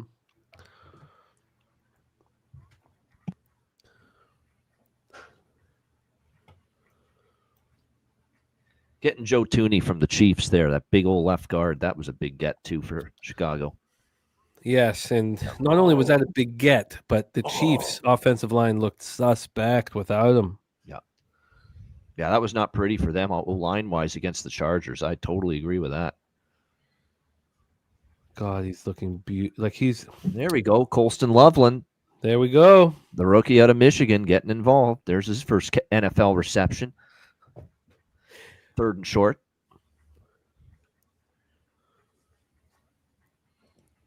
So, Bobano, when the time is right, these are the 3 games I want to ask you about the most. And they're the ones that we talked. There's going to be others, but the ones that we talked about on Medicate Monday. So, these are the 3 games that I will be starting with asking you about. South Florida, Miami. How about South Florida? What a win for them last week. Yeah. Florida, LSU, Texas A&M, Notre Dame, and Vanderbilt, South Carolina. So 4. So those would be 4 that we're going to ask when the time is right. Right. I had South Florida against Boise the week before. Everybody was on Boise. Well, I'm not going to say everybody, but a lot of people. I took them at home. 35-7. What a beat down that. Yeah. Okay. Well, we'll see. Let's come on, do something here. Don't let it. Yeah, they got it. Minnesota got to stop, but Caleb kind of threw it behind the guy. They kind of stopped themselves, but no, Minnesota will take it. Definitely. Matthew Green going to join us on this +6.5. I'm still getting a 7.5. If you can get a little over that 6.5, Matthew, I would jump at that opportunity. But that's what we have is a 6.5. Okay, well, let's start. We've already set up South Florida Bulls. So something we're going to ask. I'd like to go South Florida, then Vanderbilt, the order of what we ask you about. But we'll take breaks and we won't talk during plays. Yeah. The idea, Dutch Boy Fresh has cashed with Vanderbilt all last year. And he said South Florida is this year's Vanderbilt. Start cashing with him immediately. After the win against Boise State, they go to the Swamp. I was very interested to see if it was an overreaction about how good they were. He was absolutely right. So is this a situation, Bobano, where the market is going to take longer to correct itself? Hasn't done it yet. And South Florida is about to go show another top football team, what they're all about, and a team that beat them, I guess, 50-15 last year. Take it away. Yeah, well, I know on the show today with Connor hitting the books, I said the only concern I have for South Florida is, it takes a lot to go on the road and beat a Power 4 team and a pretty good team like Florida. Can you ramp it up energy-wise? Can you ramp it up emotionally, and from an intensity standpoint and a focus standpoint for a second straight week on the road against another tough opponent? That's not easy to do. I don't care who you are. I don't care how good you are. That's probably the biggest fear I have about South Florida, but it's really the only fear I have. I know if I'm betting that game, I'm taking South Florida again like I did last week against Florida. I'm not trusting Miami laying 17. I know they look great against Notre Dame. Carson Beck played well, really well. I'll give him that. The offense looked good. Malachi Toney looked like he's going to be the next best great receiver there. Xavier Restrepo. They lost a lot of receivers. Xavier Restrepo, a lot of their best receivers gone from last year. Malachi Toney stepped up. The defense actually played better, and it was a bad team on that side last year, but they played better against Notre Dame. That being said, they almost did cough up the game. They let Notre Dame back in it, and they had to hang on at the end. So kind of those old issues with Cristobal came to the forefront. But I think the South Florida defense might be for real. They shut down Boise. You saw what they did against Florida, obviously, last week. DJ Lagway in that offense really didn't get much going. And so to me, I'm of the camp of maybe they haven't adjusted enough to just how improved South Florida is. The biggest improvement with them is on the defense, because defense was still not good last year. The improvement I've seen on that side of the ball this year has been remarkable. They shut down 2 pretty solid teams, Boise and Florida, in back-to-back games. So if I'm playing in that game, I'm taking the points. I'm with you 100%. What about you? Yeah, I would honestly only be on South Florida over 2 touchdowns. Yeah. And then Lagway, is he not an elite quarterback? It's too soon to tell. Right now, no. Right now, he's not. But again, it's full season. We're gonna find out in a few weeks with Lagway, and we're gonna find out against LSU, a defense that looks a lot better. Shut down Clemson completely in the second half. Although the counter to that is Did you see Clemson's offense in the first half last week against Troy? It was abysmal. They were booing Clemson right out of the stadium in that first half against Troy last week. That's how pathetic they started that game. Now, they woke up in the second half and they eventually took control, but it was not an impressive performance by Clemson against Troy. So maybe let's pump the brakes on Brian Kelly and LSU a little bit. I mean, we're giving them all that praise for that great first win against Clemson. Clemson looked terrible. That's what I said. That's what I said today on Medicaid Monday. Yeah, terrible. So Troy was up 16-3 at the half. Yeah. Handicapping 101 says this is a buy low spot. I'm not ready to lay almost double digits with Brian Kelly and LSU just yet. I am leaning Florida in that game. The Gators down in now. I don't like that it's a night game, and that's a tough environment to play at night. And that's always an advantage for LSU when they get their home games at night there in Baton Rouge, the Bayou Bengals. But it's definitely buy low on Florida after losing outright as 17-point favorite, 18-point favorites against South Florida last week. Let's let this, as we're in a commercial break here, it is 7-0. The total 41.5 at FanDuel, 40.5 is what I'm looking at, 6.5. So let's let that lead us into Vanderbilt. Plus 5.5. I heard that, that Dutch was saying that there was 8. Like, I didn't see any 8s. I saw 6 and then quickly 5.5. A lot of books opening at 5.5. Vanderbilt continues to step up. We know South Carolina has beaten them 15 straight times. Do you have Vanderbilt in your pocket already? Do you want them? Yes. The answer is yes. Vanderbilt is a dog. I'm in every time. Like last week against Virginia Tech. It didn't look good at halftime, but I was on Virginia Tech, and I was back at Woodbine on Saturday. And at halftime, I was sitting back going, I was right. Yeah. I was not right. And then Brent Pry and that horrific coaching staff struck at halftime, and they got their door. That is 2 bad second halves in a row for Virginia Tech. The South Carolina game, they were terrible in the second half, and then the Vanderbilt game, they were just what was this? What was it? At 34-0 in the second half. 34. It was 2010 for Virginia Tech at halftime, 20-10, and then Vanderbilt scored 34. Now they struggled big time against South Carolina last year. I admit that. But did you see the offense against? Can't say that it's that impressive. Common opponent, Virginia Tech. Who looked better against Virginia Tech? South Carolina or Vanderbilt? Vanderbilt did. South Carolina struggled against Virginia Tech. They both played the same team so far. South Carolina, did you see what they did offensively? Lenore Sellers against South Carolina State at home. They couldn't move the football in the first half. At home against South Carolina State last week. They ended up scoring 38 points. Only 17 of the points were by the offense. They got 3 non-offensive touchdowns. They had a special teams touchdown and 2 defensive touchdowns. South Carolina against South Carolina State. They really struggled to move the football other than that. So I look at this as a scenario, pass interference, by the way, on Chicago. So that's going to put Minnesota probably inside the 30, it looks like. Just like Chris Warren saying, how often do you scream, turn your head around or get your head around? I mean, right. How often do you scream? Oh, Wham Bam back in business. What up, Bam? He's back in business. Yeah. But anyway, South Carolina, that's alarming. At home against South Carolina State, you put up 17 points offensively. Remember, only 17 of those 38 points that were on offense. And don't forget about how bad South Carolina offense was second half. Most of that game actually against Virginia Tech as well. Even though they were outgained. They were outgained by South Carolina State. That's crazy. Wham Bam was waxing. Their defense has been good, and their special teams is excellent because it's Shane Beamer, son of Frank, who always had great special teams units. Yeah. Wham Bam, I thought your analysis on the college football was excellent today. I enjoyed it very much. And so we just went, I think it fits USF to Vanderbilt. USF to Vanderbilt. No. So I'd like to hear from Nuke and Gorky on Vanderbilt. But first, Wham Bam, USF, Vanderbilt. Start with those 2 dogs. Which one are you on? Which one are you on them both? Do you not want them? Talk to us. You're muted, my man.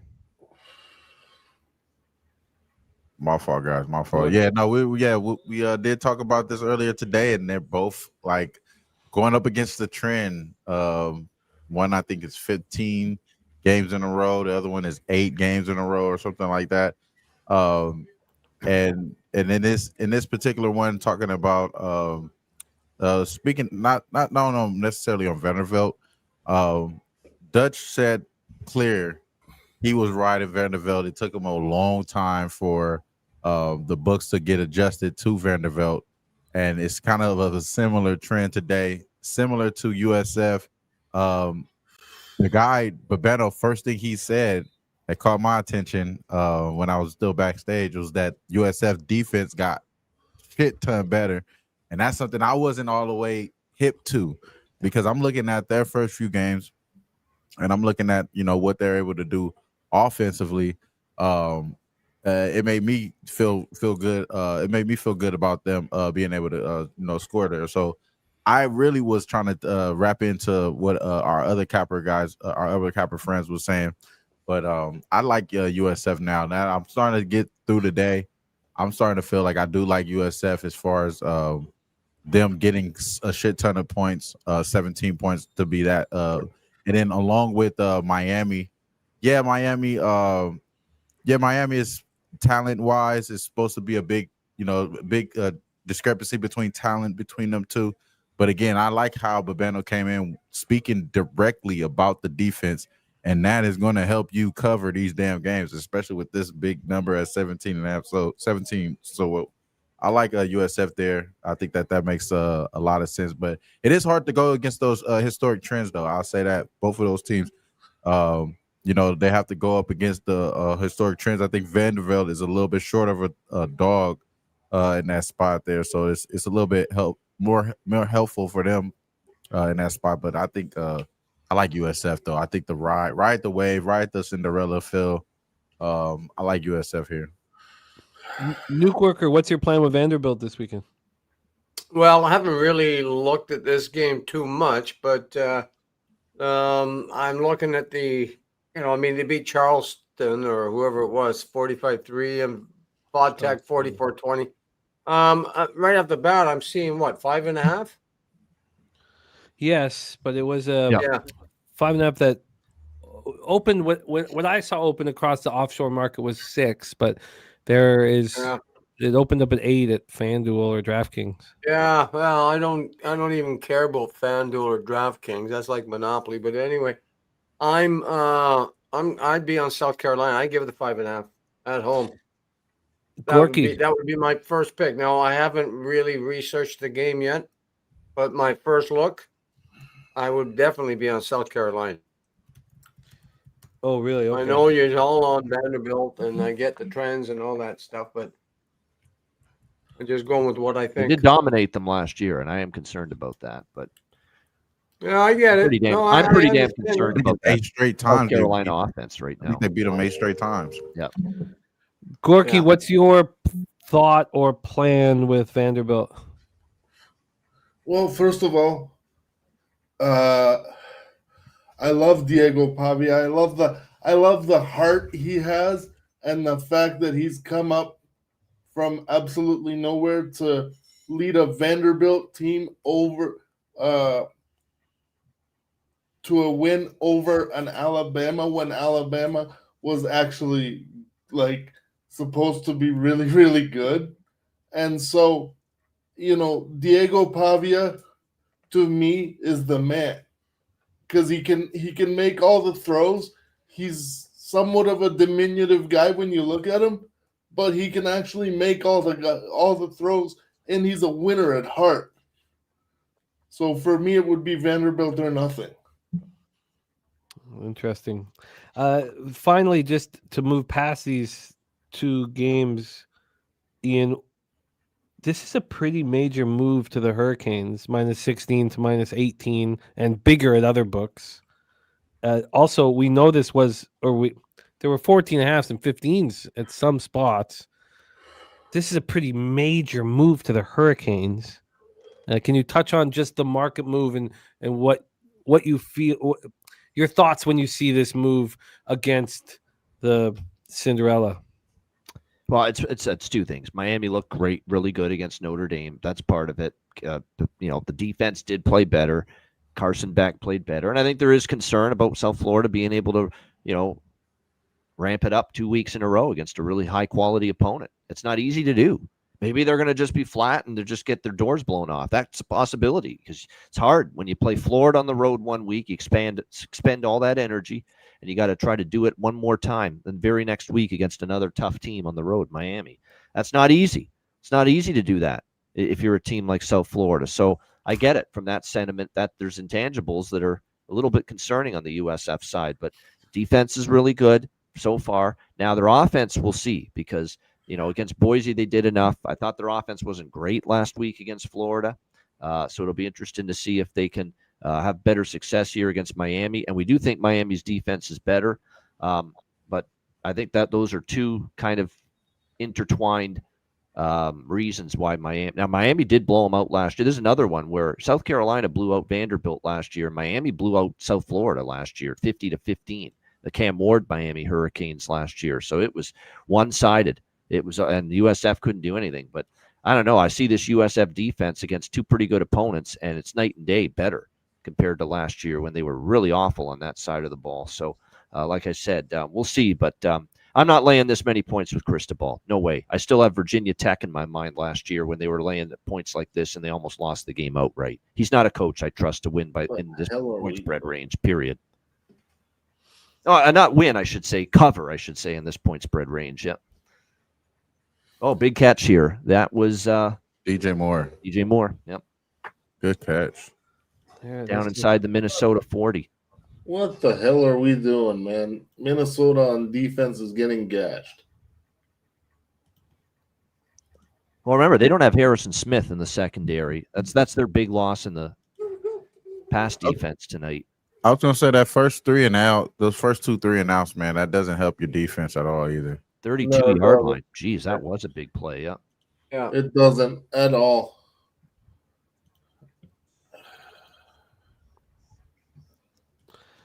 Yeah, the time of possession got to be crazy right now. Nuke, are you having any trouble with 365? I was just on it. I'm watching the game on my phone, but You're watching on your phone. I what was. are you looking at? What are you looking at specifically? It kept crashing. I needed to reload it, which is rare. So I'm turning my computer off and. Yeah, no, I'm not. I'm pretty good, man. Okay. Nary an incomplete pass yet for Caleb Williams. It's been a good start. Yeah. This guy looks spectacular.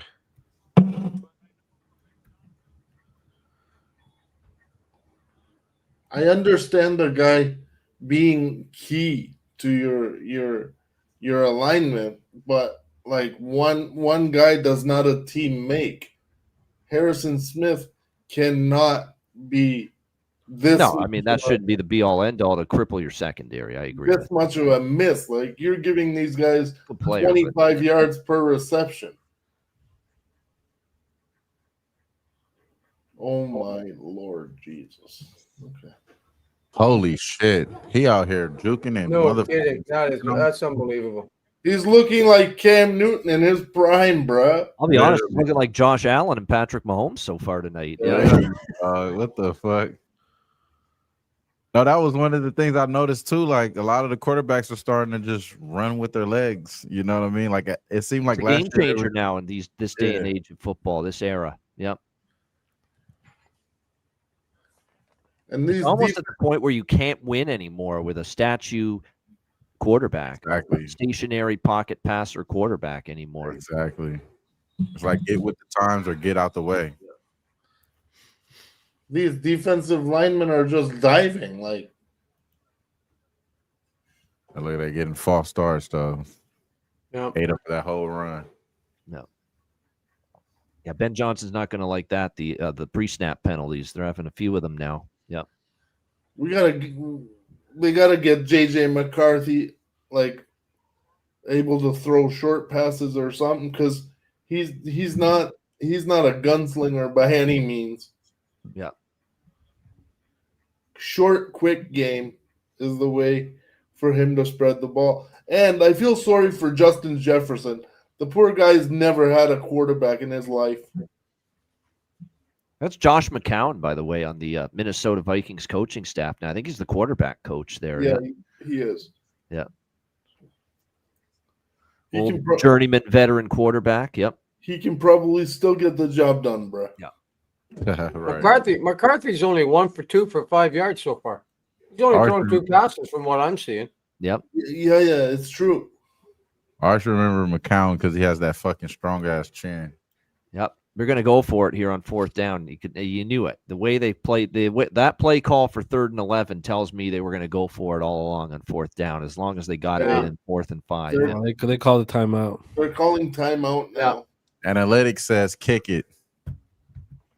They said analytics says kick it. I think they should at least try to. They probably should have went for it. I would kick it because it's you're not going up against Josh Allen. Yeah, this is one of the times I would, consider the field goal, but that's just not. Remember, Ben Johnson's coming from Dan Campbell coaching tree, and Dan Campbell goes for it all the time in these situations, 4th and short. A lot of times that cost Dan Campbell too, field position. Yeah. But why are you afraid of this Vikings offense so far? Yeah, I understand that No, part too. it's pathetic. It's scary for Pathetic. Let's look at the total offensive yards. I can tell you right now. We got 5, 19, 30, 39 yards total offense. Yeah. Let's fucking go. It's almost like put points on the They're board. fucking idiots. Yeah. You got this defense, or you got this offense under wraps so far. If you're Chicago, you got this Minnesota offense under wraps. Taking the points here is not the worst idea. Yeah. Yes. They're idiots. That was a mistake. Look, it's I'm becoming a old school, but it's momentum. Yeah. It's just about fucking momentum. It's not always about analytics. Yeah. No. Vikings have shown nothing. That was You never take points off the board, Jimmy. That was wonderful. Well, they didn't put him on. That was his worst throw of the night and his first incomplete pass. Yep. Yeah. That's another thing too. They got too happy. He was making all his throws. Yep. Thought he couldn't fucking sink or swim or some shit. Like, what the hell? I love it. That was great. That's the best thing that could have happened. I mean, it's just. Yeah. But again, that could change the momentum of the whole game. I mean, if Minnesota go down, I mean, they've got 39 yards offense, but if they do go down and, maybe get a touchdown, I mean, hey, it's a new game, right? Well, it gives them the lead. That was huge. I can't use, by the way, Nuke, I'm going to have to use my phone now. I can't use the 365. Yeah, it keeps fucking up. You know that I can't even use. Let me ask you guys this, Bomano. I can't even use 365 with my Chrome anymore. No, it's like the site's been you can't access. You have it it on too? the browser. Yeah. So Jimmy, what I do, I use my app on my phone. So you get the Bet365 app. I can use it on my computer, but I'm on edge. Like I bought a new laptop a few months ago, and it's Microsoft Edge. But I've done that. But the thing is, if I bet on my laptop, I have to use my phone to do take the picture. You know what I mean? A pain in the ass. It's such because they want to know. They don't know where I am. I'm like, what the fuck? I've been here forever. How do you not know where I am? Oh, it's such a bothersome. It's so bothersome. Bullshit. Well, I love that he went for it. So I'm set up. I don't need a big. Let me grab. Next up for analysis. This is great. So we've done the Vanderbilt game. We've done USF Miami, and I said those are the 4 games that I wanted to talk about that we're laying a foundation for. If anybody in the chat, we'll open it up here shortly. But so next up, then we want to ask you about Ian is. Sorry, give me a second. I'll be right back, guys. Okay, my man. Florida LSU, Bovano. We've seen this heavy line move towards LSU. Obviously, Florida looked clown-like last week. I take it away. I want to hear the analysis. I don't know if I'm going to have the faith in Florida to take them, but I'm leaning to them. And it's more so because I'm not as bullish on LSU just based off one data point and that Clemson game. Not after what I saw from Clemson against Troy. I need to see LSU play well again. That being said, Florida did look rough. last week. So this is one I'm very, very indecisive on. It's Florida or pass. It's likely going to be, I think it's probably going to be a pass. I may wait for 10 or better before I get involved with Florida. But like I said, it is that handicapping 101 where you buy low after a team's just been upset as a big favorite. And like I said, I've got concerns about Florida moving the ball against LSU's defense if they can show that it's that quality defense they brought to the table in the second half against Clemson. And just don't trust Brian Kelly in this kind of point spread range. So I'm leaning Florida, but I'm on the fence very much so about whether I actually take them. See, I'm on the other side of for the spread. I want to see this come down to a 9 or an 8.5. I want to see U-shaped movement. I want to see Sharp saying that this is too many points. Big Better saying this is too many points, in the books respecting it. I don't want to see a 10. I want to see an 8.5, and then I move. What do you think of that, Ian? Yeah, I mean, it's certainly like I said, from a line movement standpoint, it's going to tell you there's some buy into Florida, kind of in a buy low situation. Plus, like I said, it's LSU at night. It's not going to be. Now, I'll say this: the Florida offensive line. This is either South Florida's defense being much better than anticipated, or Florida's offensive line just being a joke, being terrible. But gosh, that offensive line had issues. They had no push, beaten in the line of scrimmage. And now you got to go on the road and try to match up with that LSU defensive front, which looks like it could be something this year. Yikes, that's concerning. It's a funny thing is Florida LSU could be an under. South Florida Miami could even be an under. If those two totals wise, if both of those defenses are as good as they were last week. I'm with JT. How did another punt for Minnesota? Jefferson had to risk his body and go for that fucking. I guess he couldn't have. I guess he just. I take that back. Looking at it from this angle, it's just too hard. Circa already 8.5, says AM. Yeah, TJ's right. Says that's 100% on Jefferson. You have to run that route to the first down yardage. No, I agree with that completely. Just like Baltimore last night on third down. Get the fucking route to the sticks and get the first down and end the game. You need 7 yards on third down. Yeah. Why do you run a short route? Why do you run a 5-yard route? Run to the goddamn stick. Yeah, then turn and look for the ball. Yeah. Then turn and look for the ball. Get pushed back. You'll get the forward progress. Wham bam, Florida LSU. Yeah, no, I'm right there with Babano. I'm thinking if I have to go anything, I think buy low on the team that just got upset. With Florida, I do think that LSU is riding on a lot better momentum for sure, obviously. But for the bulk of shit is that I don't like Kelly, so this could be bias. You know what I mean? I might have bias there because I just don't personally fuck with the coach. So ever since that damn 360 dance in between the damn thing, I think a few years ago. I just never really got I never got with and I think that was his first year at LSU too.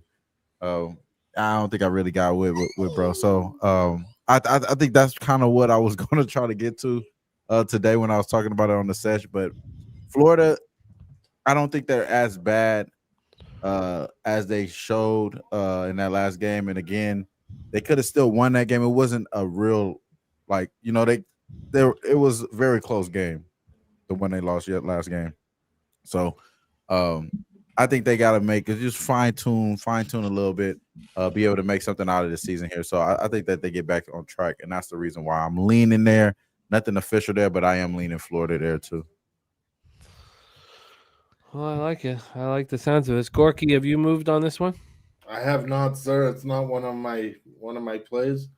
But I would look at LSU to come out strong with Garrett Nussmeier and leave nothing to doubt. Now, if Florida responds, we might be in trouble. With how many points?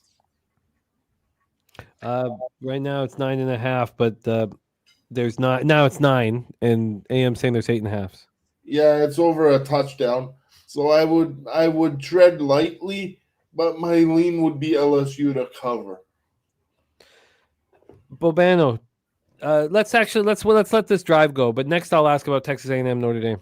Yeah, Chicago got the ball back. Drop back, throws get batted at the line. Yeah, that's what that's what they teach you. Get those hands up if you can't get to the quarterback. Yep.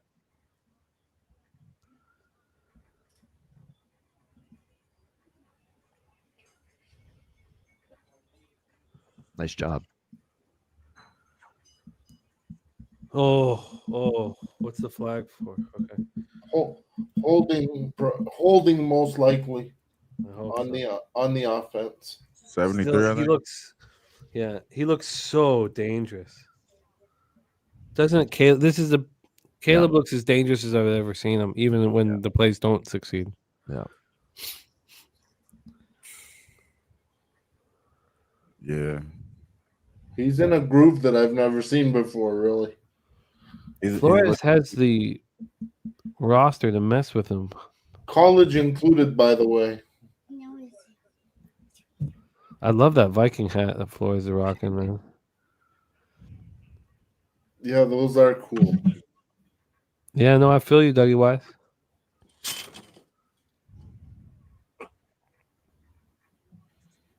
Third down and 10 here for Minnesota. Was a big snap.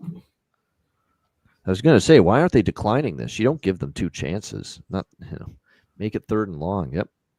Oh God! Jesus Christ! Oh, yeah. It's Lamar-esque. Okay, good. He's very short, but He's Didn't get short. much. Still, it was spectacular. yeah, it was dangerous as hell, Jimmy. It was fucking incredible. I mean, it was Lamar-esque. Yep. Offensive line for Chicago's had issues these last 2 drives. False start penalties, holding penalties. They haven't been able to hold that pass We have rush an off injury these last here on couple the D drives. line. Yep. No, he was just angry he didn't get the sack. Oh, okay. He should have had the sack. No wonder he's angry. Well, I feel hopeful because of this is the low-scoring game that we expect. A lot of us expected, and I feel hopeful there. I feel very concerned about the Vikings. I agree. They've done nothing. I'm looking at their total offense. It's horrendous. But Londo says hope is still alive, and I agree with you, Londo. But I feel very concerned with what I'm seeing. What we need to see right now, and I find it hard to believe it will happen, but what we need to see is a great McCarthy drive. Yeah. Really? So And is this? Go ahead. It doesn't need to get to a touchdown. We just need to see a really nice drive, string together some first downs, kick field goal, and give us some calm that this guy can do it. Yeah. So this is the 4th drive, right? And he hasn't thrown the ball enough. And they've got 48 yards offense so far. Yeah, he hasn't thrown the ball a First 3 lot. drives. Jimmy, in my opinion, like I'm on the Vikings tonight, but I'm looking at this team long term, and I'm like, okay, JJ McCarthy is your QB1, Carson Wentz is QB2. What are we doing? You have the weakest quarterback room in your division easily. Like it's the NFC North. You can't mess around. You can't win games 11 or 10-7, especially in today's NFL. What are we doing? Yeah, they might be a few drives away from getting from going for Shador. The fans asking for Shador. What are we? Well, at this point, I don't know.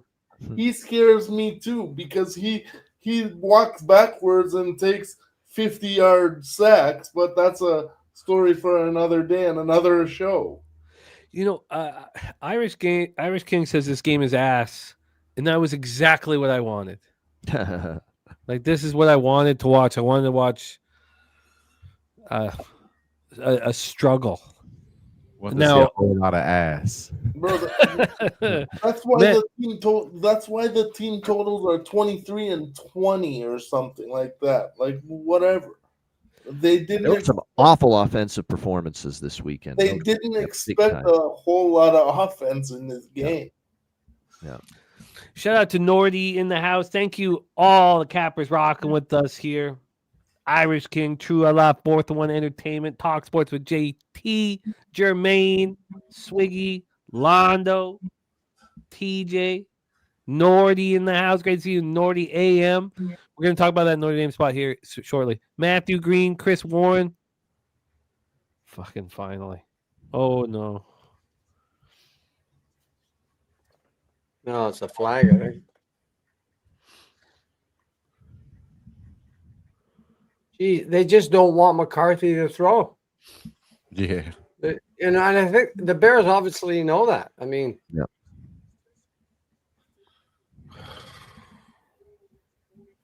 My dude's still hammering the Vikings. That makes me feel good.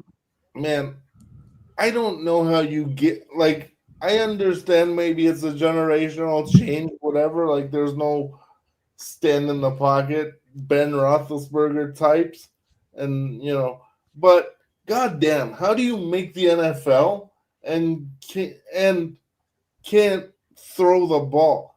And JJ McCarthy played 4 years of college just like this, and they won on defense and the fact that Batted the ball. Fuck. Michigan threw it five times a game, really. oh. Watch this throw. What are we doing? Yeah, that was a really good knockdown. He really just dropped back and coverage down there. Yeah, that is right. Oh God! Batted down. Yep. So 2nd and 20 now. Susie Easton in the house says, pleasant good evening. Just got back from the office. Susie Easton, 4-1 start to the Cappers contest, man. Was that the second pat down right there? Yes, Yeah, I think it's 3rd and 20 right now. it is. Oh, From what I see on my TV. No, that's incomplete. He got That's the a hold ball. pass, people. Yeah, he got the ball. Well, he knocked Knocked I it think out. he hit his hand before he threw the ball, it looks like. Yeah, that's what it looks like. Yeah, 3rd and 20. Yeah, What? Big O nailed it. Quite the difference in style. 24 Yeah. hours. I'm out. Maybe. Yeah. I honestly thought it was going to be. I thought they were going to sling it with McCarthy to come out, and they was way too conservative. Yeah, O'Connell's right. He should get the reset. Oh my gosh, delay of game penalty now. This is horrible. I'm looking. McCarthy's 3 for 6 for 13 yards so far. And honestly, I don't even want to blame him, no, bro. I don't even want to blame him for this because like those bat downs, yeah, those is bad. But No, I get it, but I mean they've only attempted 6 throws, which that's what I was 6 gonna say. Those passes. are the only times he's able to even throw the ball. Like They're going I backwards know. here. 14-yard line now, yeah. Yeah, I No. get it. No way you're getting this. and it's not like the Bears are 3rd and blowing them out. 25. either. So O'Connell's trying to go say wrong. that this little hand gesture that McCarthy was making means timeout. Not that I've never seen that before. That's a bunch of nonsense. If you want a timeout, you put the tee up. Timeout. That's No, what you do. Yeah. This is reset the clock. Now that last throw, it should have been the Play first clock. throw of the game. That last throw, they should have started off like that. They should start off doing little dipping dunks here for McCarthy to get his balls. What are we in the doing? way. Brian Urlacher isn't playing in this game, is he? They just hit the abort button on that drive with a little screen pass just to give them some room to punt. Yeah, I'm gonna need the Vikings defense to Yeah. step up To carry heavy them? here. Yeah. Yeah. Which is a possibility. Yeah, it is. It's not that much of a this game. There's a good tackle Need a right there. turnover, a little turnover Good tackle somewhere right there on special teams. somehow. Oh, Next look at Sunday, this. we got dude. two. It's a good games. punt. Yeah. Pretty good punt. Yeah. So we have a break in action. We have Bobano for the first half of our Monday nighter. Texas A&M Notre Dame, Ian. It's back to 7. This opened up. It went from 7 to 6.5, and now we are back at 7. Your thoughts? Take it away. Revenge game for A&M because Notre Dame went into College Station last year and beat them with Riley Leonard, and obviously it was Connor Wegman was the quarterback for A&M, who's now at geez, I'm blanking on it now. Wegman. Oh, he's at he used to be at A&M, but he started the season last year at Houston. Notre Dame, and but it's Marcel Reed obviously took over later in the year, but it was Connor Wegman that was the Houston, right? Houston Cougars with Willie Fritz, and he played well. Wegman, by the way, with Houston, but nevertheless, Marcel Reed now. I kind of lean A&M. I didn't love what I saw at Notre Dame. Here's an interesting scheduling quirk. A&M. This is obviously they played Kent. A&M played not Kent State. They played Utah State last week, and they put up a big number in that game. I think a situation where the offense looks good, but the defense has given up some points in these last 2 games for the Aggies. They gave up points to Utah State. They gave up points to UTSA. I think when you look at the Notre Dame defense, I didn't love what I saw against Miami. I think their secondary didn't cover well. They gave up some plays in the passing game, and their defense might just not be nearly as good as it was last year. I'm eyeing the total more than anything. I think 49 might be light. I think both teams could get over that number. Exactly. Well, before we hear from Wham Bam and others on this spot, and then I have a question from Urbano, quick one to get us rolling. Let's bring on our next guest, a sight for sore eyes, a capper we love dearly, and we need more bombs. And this man provides them. Please welcome our next guest, Mr. Spenny Penny Bombs. Spenny, what's good, man? What's going on, boys? How we doing? Hey, good to see you. How's everyone doing? How's everyone doing? Nuki, Wham, Gorky, Babano, Jimmy. How we doing tonight, boys? Good, Spenny. Good. You had a great night last night. Better than the goddamn Vikings right now. I'll tell Yeah, I you. made up for the pub hub day, so I didn't have that great of a day, but the Sunday night definitely made up for it. And this game's not too great, but let's see if we can get something going here. Yeah. Yes. Minnesota, not a great night so far. That's true. This is a dogfight, this game, man. It really is. I don't know if I call it a dog fight. I call it more like a puppy fucking brawl between these two shitty quarterbacks. True that. What I really should have said is a garbage game. This is what I wanted, though. Yeah, me too. I'm getting 6.5. I jumped on live. It's still 6.5 right now. We're going to go over Spenny's action shortly. I have this, though, Bobano. You're giving Freeman 13 days with his entire season on the line. Yeah. That makes me want now Dabby Cab, who's going to be joining us here shortly. Dabby Cab already moved on A&M. He was pleased to see the 6.5 thing. He would keep moving in that direction. Now we have 7s. Freeman in this situation is extremely dangerous, And then the rebuttal, which is completely legitimate from Dabby Cab, is that A&M's been prepping for Notre Dame for months and months and months. They didn't care about UTSA and Utah State. That's probably some truth to that. I can see that. Yeah. So Freeman in this situation, does he scare you? Because he scares me. I like the number of points you're getting with it. I don't know if I'll bet A&M. I like the over a lot more. That's what I've already moved on. I like this total. I think both offenses have the better of it. I'm not impressed by A&M. You could say all you want. We're saving some things on defense for Notre Dame, but you shouldn't be giving up the plays and the big plays and the points that you gave up to both Utah State or UTSA in those first 2 games. I think there's a little vulnerability there with the A&M defense. And I think Marcel Reed's improved. I think he looks better, in 2 games to start the year than he did last year. I think last year there was some very high highs and some low points in his performance last year.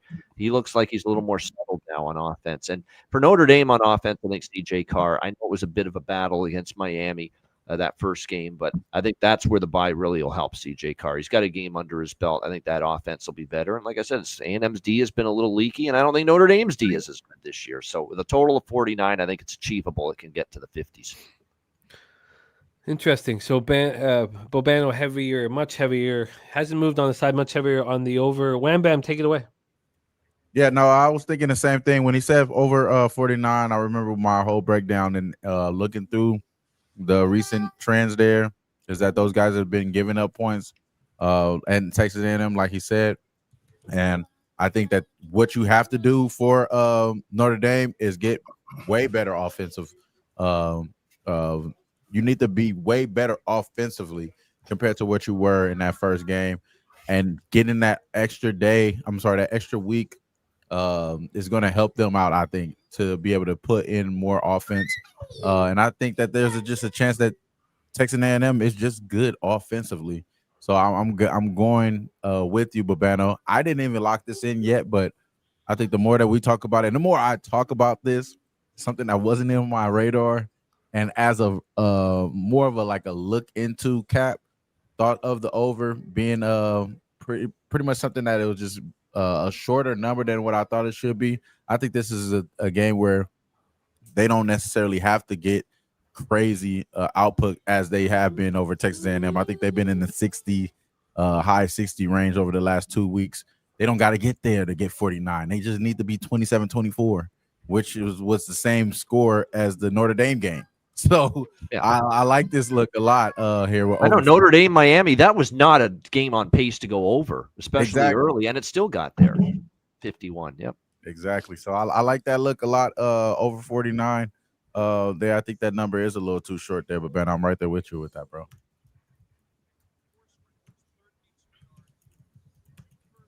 And then as we look in here, it's second down. Second down 7. Minute and 30 left into the second quarter. They got all kinds of time and one timeout. And they're going to try to make sure Minnesota's got as little time as possible after. Yeah. And the Bears get the ball out of half too. Yeah, that's important. Like those chains from Jettis. Jettis got some nice jewelry on right now. Yes, they do. That's right. They're trying to do the old double whammy. Score at the end of the half, score at the beginning of the second half. Yeah. I would take a second field goal. My Minnesota team total over is looking like it's on life support, to say the least. Yeah. But they're gonna have to chase the game at some point. So he's got to open it up at some point. Like if he's down 11 points, you got to chase it at some point.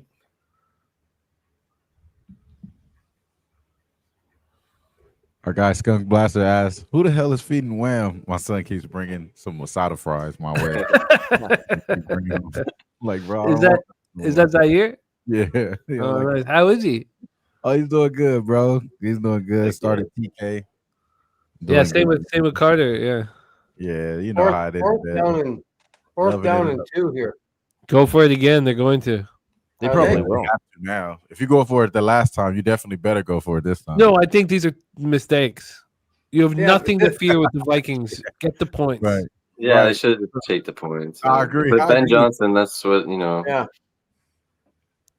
I think these are mistakes. I got to cover the field goal. If I was them, I'd take the field goal and then you get the ball. And it looks like they are. It looks like they are. Caleb's upset. They're going to kick it this time. That's the smart decision. Let's block it and run it back.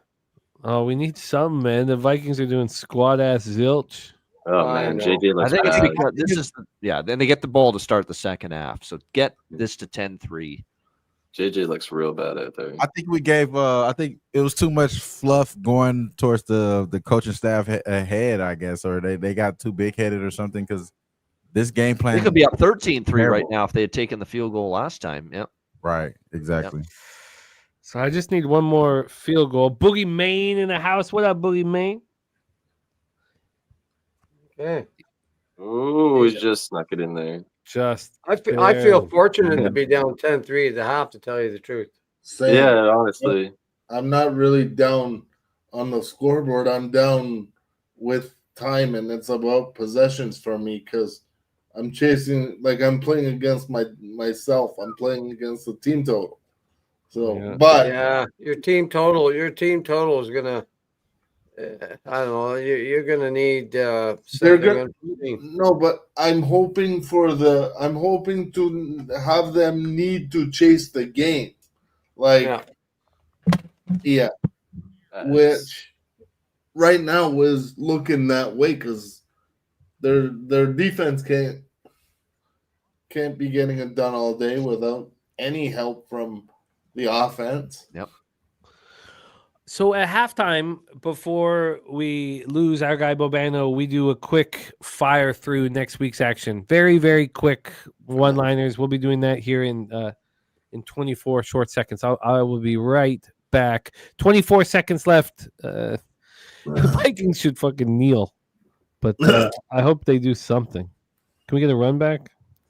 Okay, I'll be right back. Probably gonna need him. Yeah, probably in there. Oh, you know what? Unless they get a really good return, there you go.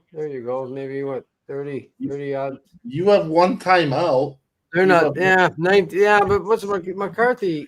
It's 19 seconds. They should just lick their wounds and go in. I don't see what they can do in 19 seconds. Yeah, he looks bad. Not with McCarthy. You have a timeout though. Try something. Get a first down or something. But the guy can't throw more than 10 yards. He's got 12 yards passing so far. And again, I'm not even been a rough start. blame him for that though. I wouldn't blame for that, Nuke. I'm not Not the blaming same. him. I'm just saying I don't see him throwing a big bomb with 19 seconds to go in the half. That's maybe getting a field goal position with one good pass. There, Yeah. There you go. There it is. There you go. Out of bounds. Good job. There we go. There's a 11-6. chance here now. Yep. First Good down. fucking shit. He almost in field goal range. One more. He big must pass. have heard me. He must have heard me bashing I him. like that. Yeah. I like There that. you go. Finally, something. I like those chains though. God damn. Yeah, we Was it still Naylor? need another. Time for one play, and they'll be able to give Will Reichert a shot at this. Yeah, Yeah, absolutely. yeah. Yep. What do they need here? About 10 yards? Are they in? field goal He is territory out. already? They need to run the clock. Call the Yeah. timeout. They did. Yeah, call the timeout. Yeah, he was in bounds. Had to call time. There was a coach on the sideline. Looked like he was signaling timeout anyway, because he's seen that. He's seen that happening. They didn't lose no seconds though. Yeah. Nope.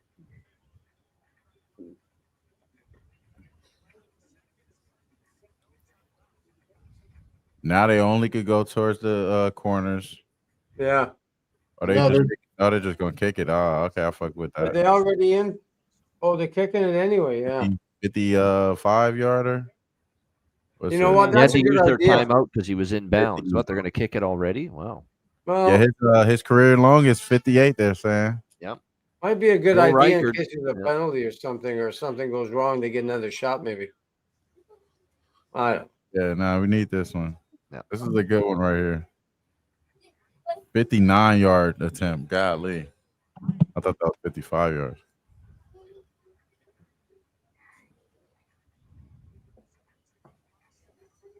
It looked like they How long is this again? It's good. Oh, it's good. Good Yeah. shit. Remember, this was Wow. Nick Saban. The best kicker Nick Saban ever had at Alabama by far was this guy, Will Yeah. Reichert. Remember, he had a miserable time with the kickers. Like, nobody could be consistent. Yes. And he got this guy, and he was like the best kicker he had there. Yeah, great kick. How long was that? I didn't. Was that 59. 59 yards. That's his Holy career shit. high. That's his new career high now. Nice. Nice. We just It would have been good from 65. That's pretty good outdoors in Chicago on a night game. Yeah. Yep. Yeah, definitely. It was I mean- good, no problem. Knowing right? Chicago gets the ball to start the half, that's big to go into half getting It some is. points there if you're Minnesota. Right down the middle. Leg on that. And, If we starting off, if Jimmy wants us to start off here before Babano goes, I'll let Babano go here on the what you think about that Washington game going on the road against Green Bay? Pretty hot defense there, Babano. That's Thursday night. That's a very intriguing game on Thursday night. Very intriguing game. Is it okay to say Washington played awful yesterday? I think they did. I think they played awful. I think the Giants were just worse. Like the Giants' offensive line was abysmal. It was an abomination. And yeah, Russell Wilson wasn't great, but that O-line's terrible right now. The Giants says I thought it was going to be a little bit better. It was. I felt bad for their defense. I thought their defense really played a hard game, the Giants, and that defense is looking up for them. They're an under team at the Giants, by the way. You bet Giant games under until either their offensive line gets Andrew Thomas back or they put Jackson Dart in at quarterback or both. Because they look like that O-line did not look good, in my opinion. But for Washington, Green Bay, let me just make sure this ends the half. Yeah. No, it's over. Yeah, there you go. Chicago had a good return, but yeah, they got him at midfield. So there you go, 10-6 Chicago at halftime. So Green Bay's laying 3.5 in that game. 48 is the total. I don't love road teams this early in the season on the short week. That's usually a big. The good news is at least Dan Quinn's been around the block. He's a veteran coach, but I don't normally like that. I don't know if I love Green Bay in the spot coming off a huge, it was a big game against Detroit. This is the team that they played obviously a couple times last year and struggled against inside the division. Big whoop, he whooped on them and dominated that game start. They did look really good. Jordan Love looked good. The defense looked very, very good. I don't know if it's a great spot though for Green Bay, after a game like that, laying points against Washington. So it's a very, very hard game for me. I don't have a strong feel for it at the moment. Thursday nighter. Do you have one, Wham Bam? No, I was just gonna say if I had to go quickly in here, I think this is a shootout type game. I think that the defense is still a lot better on Green Bay side. They've shown it there, but I think this is a shootout. Washington gets a little bit better offense here, and I think that the defense for the Giants held Washington a lot better than I think Green Bay will. And I'll just leave it at that. I think that the Green Bay still can win this game, but it's going to be a shootout. Yeah, no, I mean, it's interesting that it's dropped a half point, and I worry right now that Green Bay is a very good football team, and the issues that we thought Washington might have this year, it wasn't shown against the Giants, and it may very well be shown here against the Packers. I don't think they were very good, Washington. I don't, even though they won that game pretty comfortably. I didn't like a lot of their game, honestly. Thank you, Justin. Yes, the first half cashed very easily. We have a lot of cappers in the chat that want to talk halftime action, and I apologize for thinking going right to the NFL, which we would like to do some rapid fire action. But you're right; you guys are absolutely right. If we still have time with Ian, then we'll hammer some of just quickly talk about some of the next week games in rapid fire format. But let's talk about the situation ahead of ourselves. 4.5.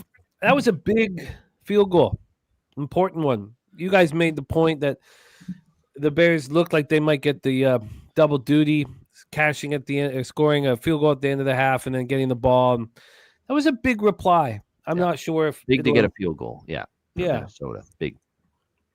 It was important.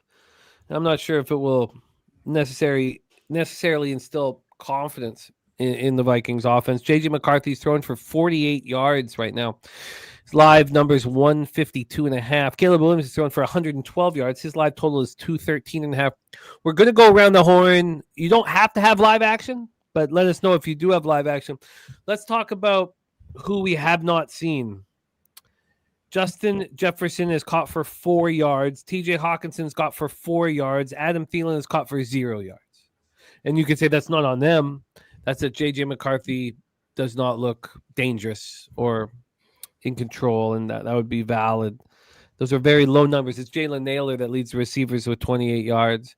When you go to the Chicago Bears, Olamide Zaccheaus has 30 receiving yards.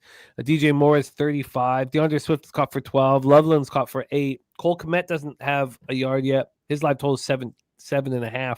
Rome Odunze is caught for 16. I don't think that these two quarterbacks are going to do much damage through the air. I mean, obviously from looking at the first half and the second half, but I think for the time being, I mean, for the next few weeks, if Caleb Williams finds success leaving the pocket and running, he's probably going to continue doing that. He's not sitting in the pocket waiting for someone to get open and throwing a laser. So I'm thinking that these are two under teams moving forward. When we go to the third quarter lines, you have the Bears at minus 138, the Vikings at plus 100. Sorry, that's the second half line. The third quarter line is the Bears because they received the ball at minus 163, and the Vikings at plus 120. The second half line was what I was speaking of. Then we have, and that's moved. That just moved. The second half line just moved from minus 138 of the Bears. And this is so important. I should just be focusing on the movement here. It just moved 13 cents. Vikings just went from plus 100 in the second half to minus 110, which is interesting. Touchdown scores, I don't know with the lack of offense if anyone would want to move on them. I mean, I don't see offense in this game. You know, Roshi asking if this game could break open. I don't think it does. Yeah, it's bad. I have Jones like as rushing yards and Hawkinson receiving yards. Hopefully they can get something going in the middle of the field. They should start doing a little bit more dump downs and getting the ball out of JJ's hands quicker and letting some guys do some work with it. So I'm going to take Aaron Jones receiving yards, actually 8.5, over 8.5 receiving yards, minus 115. I think I like that look. I mean, I'm not, reaching for player props. You guys know how I sort of handle things, but that makes a ton of sense. So we have Aaron Jones over 8.5 receiving yards. We're going to go around the horn here, hear if Bobano is looking for anything live. But first, Bobano, our season 2 NFL Pub Hub champion, it is time to bring on our inaugural NFL Pub Hub champion from Ocala, Florida, our friend, the Big Ragu in the house. What up, Doc? What's going on, guys? There he is. Ian, my man, how you doing, brother? Hey. I seen Borky the other night. Wham, we kind of hit it up, and then You're in the middle of horse racing country up there in Ocala, where they get ready at. Oh yeah, always, man, always. How's everybody doing tonight? We're doing great. Did you have what was your pre-flop action? I made my biggest bet of the year. I'm not saying much doing that, but I took the Bears for 3 units tonight. Wow, 1.5. Good job so far. I mean, was that early, plus 1.5? but here's my cap real quick on it. I mean, I'm not going to waste a whole lot of time talking about it, but basically, Flores is owned by Johnson. You got a quarterback that hasn't taken a live snap in 2 years at this level on top of that, too. So, stepping up in class. I mean, Williams is nothing to write home about, but, all he's got to do is basically not screw the game up. And, Johnson taking that gig over in Chicago, he had to see something in Williams that, because the coaches, the short tenures they have now, everybody's on a short lease with these guys. They expect them to win right away. So evidently he sees something. So I'm buying in on Johnson here on the matchup. Well, Steve G says Ragu is looking great and healthy. I know you were dealing with the knee injury. Yeah, you are looking good, my man. You are looking good. How's the knee holding up? I'm hanging in there, man. I'm the years are creeping up a little bit, but they're not going to catch me anytime soon. So we got it going on. Respect, Doc. It's great to see you. So, Doc, big boy bet on the Bears here. Bobano, anything you're looking at live? I am not. I'm abstaining from anything at halftime. Yep. Bobano going to stay off. I mean, obviously, when I moved on the Vikings plus 6.5, which doesn't look terrible, but the play was to move on the live under. But I was scared by if the Vikings had a run down, I probably would have had the same fear. I fearful. Caleb looked really good early. Wham Bam 3000. Anything you're looking at live? I would say I would like DeAndre Swift, but I'm already locked in with the plus money, plus 140 anytime touchdown. I think he continues to possibly be the better bet if you're going to get any type of offense out of any of these two teams. So I don't think that you're going to get any any props from me on that note? I think I agree with you guys there. This possibly is going to be an under teams for the rest of the year. Yeah, and for the rest of this game for sure. Do I think that the Minnesota Vikings get some momentum here? They just need one stop, and then they get the chance to take the lead here. So I do think that they're still live to win this game. I do think that Minnesota's. We will have to see what they are going to do in this first drive coming out of with the Bears there. But I do want to possibly look at a live spot with the Vikings. Nice. I like hearing that. We have a question in the chat from our guy Voodoo Ranger. Did I lose that? Sorry. Oh, there we go. Voodoo Ranger asking thoughts on Caleb Williams rush attempts over 6.5 minus 160. Seems like they don't want me to bet it. Yeah, when you see a book just adding juice and not changing the number, it generally means they're concerned with the action on said player. The rush attempts 6.5. My 6.5 minus 145, so it's got a little bit less vig on it. Let's hear from the nuke worker. Anything you're looking at live? No, I'm not betting anything before the second half starts. If I might end up liking this under because the way this game is going. But I've still got Vikings money line minus 120. I've got them Vikings minus 6.5.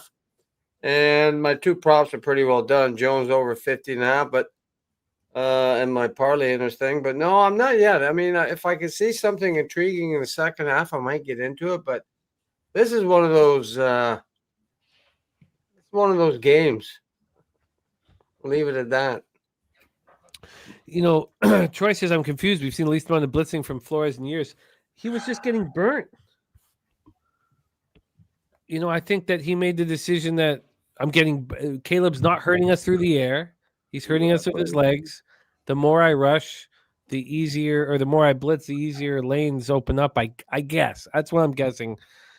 That's what I'm guessing, Troy. Let's keep rolling to our guy Gorky. Gorky, anything you're looking at halftime? I have nothing at halftime. I never do, brother. I'm going to stick with my action. It is what it is. I'm probably not going to get there in terms of the number, but you win some and you lose some, or most in my case, but it is what it is. Let's go Vikes. I like it. I like it. Attaboy, Goy. It is what it is. You got to be honest with yourself. Hey, stay in your lane. That's what I always say. Stay in your lane. Yeah. Okay, well, let's do a quick rapid fire then. Let's do a quick rapid fire through the NFL before we bid adieu to our friend Bobano, star. Oh, man, Bobano's going. Yeah, unfortunately. Star of the Ian, I'm going to chat with you tomorrow sometime if you get a minute. Yes, absolutely. Just anytime. a couple quick questions I have. Absolutely, yeah. All right, my friend. LA Rams, Tennessee Titans, Bobano. We see the Rams, whom we all cashed on last week, cashed on the under, cashed on the Rams, and you guys know that I've got them to win the Super Bowl, win the division, over 9.5 wins. I'm all in on the Rams this year, and they took care of me. This line's gone from 5 to 6. Bobano, quick take. I don't know if I love the spot for the Rams, but it's difficult for me to take Tennessee after what I saw yesterday. Cam Ward looked pretty abysmal. Their defense actually didn't play that bad. Their defense looked solid. That feels like it could be an under in that game. What's the total? 42 with the Rams and the Titans. It's Rams defense played well against. Now I know Houston's O-line's got issues, but still it was a good effort from the Rams defense. I didn't think Stafford was great in the game, and remember he's coming off the preseason and training camp where he didn't play a little bit, so maybe a little rust there. But I lean under. I lean Rams there. Then we have the Seattle Seahawks at Pittsburgh Steelers. This line is moving very quickly towards Pittsburgh. We've seen 17 cents of movement at the 2.5 line from -2.5, -104 to -2.5, -121. Threes is what we should all wake up to. What do you think here, Ian? I was fortunate. I had Pittsburgh money line, not minus the points. I went with the money line. Thank goodness, because I didn't know if I wanted to 2.5. The money line was -140, so I went with the money line. But defense has issues. I mean, that wasn't Lamar Jackson or Joe Burrow in the NFC North, ripping you apart. That was Justin Fields, and the New York Jets offense. So that's a concern I've got with Pittsburgh here. I didn't really love what I saw from Seattle offensively, but they got a defense. You could argue their defense played a lot better than Pittsburgh's did last week. So I kind of want to take Pittsburgh, but I don't think I'm going to. I think I'm going to lay off. I lean Steelers, but I'm probably not going to take it. I like Seattle's defense. Maybe it keeps them in this game. I mean, I'm curious to see what happens with the market, but it feels like a buy low spot on Seattle and a sell high spot on Pittsburgh. But again, and plus Rodgers talking about how much that game meant to him, and I wanted to beat everyone associated with the Jets. That's not the kind of quotes I'm looking for coming into your next game. Absolutely. Bills, Jets. Right now, the Jets are 6.5-point home dogs. This opened at 8.5. What a monstrous move. This opened at 8.5 of the pick'em. It's a monstrous move. That's the spot. I mean, the Bills are coming off this miraculous win against the Ravens, a team they've got a ton of playoff history with, and now you're going on the road and you're taking on a Jets team that you've pretty much owned in the division, and it should be no flat spot or letdown spot because it's a division game. But when you come off the kind of win you had Sunday night against Baltimore, it's tough to get yourself pumped back up again and focused for a game like this against a team you've dominated. Meanwhile, the early returns on Aaron Glenn's Jets were, I know they lost in heartbreaking fashion, but there's a lot to like. The offense, which looked bad in preseason, looked really good yesterday. The defense, still some concerns, but, I think it's definitely, for me, spot-wise, I don't want to be laying it with Buffalo. Still got injuries in the secondary, and they were missing some guys on the D-line last night as well against Baltimore. So right now I'm looking at maybe the Jets there in that game.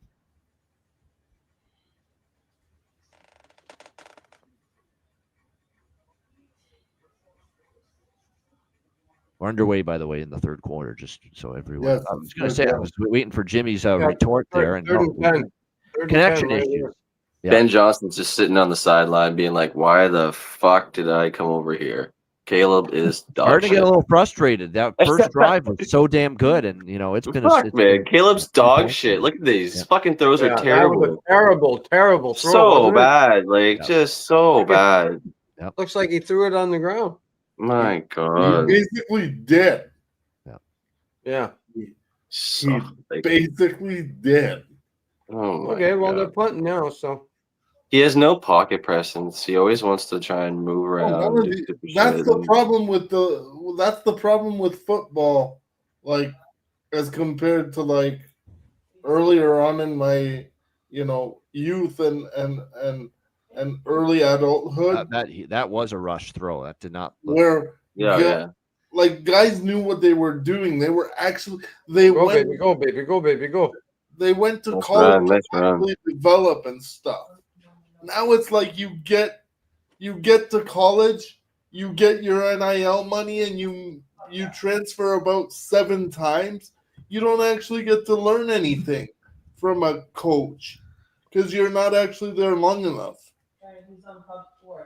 Bobano, we're not going to be able to get through the NFL card, and I know you have a ton of work to do tomorrow. Is there any game that you have your eyes on in the NFL that you want to mention before we move forward? There's a couple. Jesus. There's a couple. I'm looking at potentially Kansas City against Philadelphia, just because it's the Super Bowl rematch.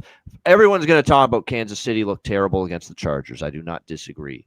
I'm going to argue that Philadelphia didn't look spectacular against Dallas, and they've lost a lot on the defensive side of the football as well, especially in that secondary. And they were injured, and Brandon Graham retired, and Darius Slay moved on. And like I said, there's been definitely a slew of issues with Philly. I might be interested in Kansas City there against the team that embarrassed them in the Super Bowl. And now Kansas City is a very, very slight home underdog in that game, +1. That's one side that I really like. The total that I really like, the over that I really like, is Jacksonville-Cincinnati. I think that's a shootout waiting to happen. I was very impressed with Liam Cohen and the offense and Trevor Lawrence. And I know Carolina was bad in that football game, but Jacksonville offensively looked competent. Trevor Lawrence didn't make too many mistakes. It was a very solid offensive game.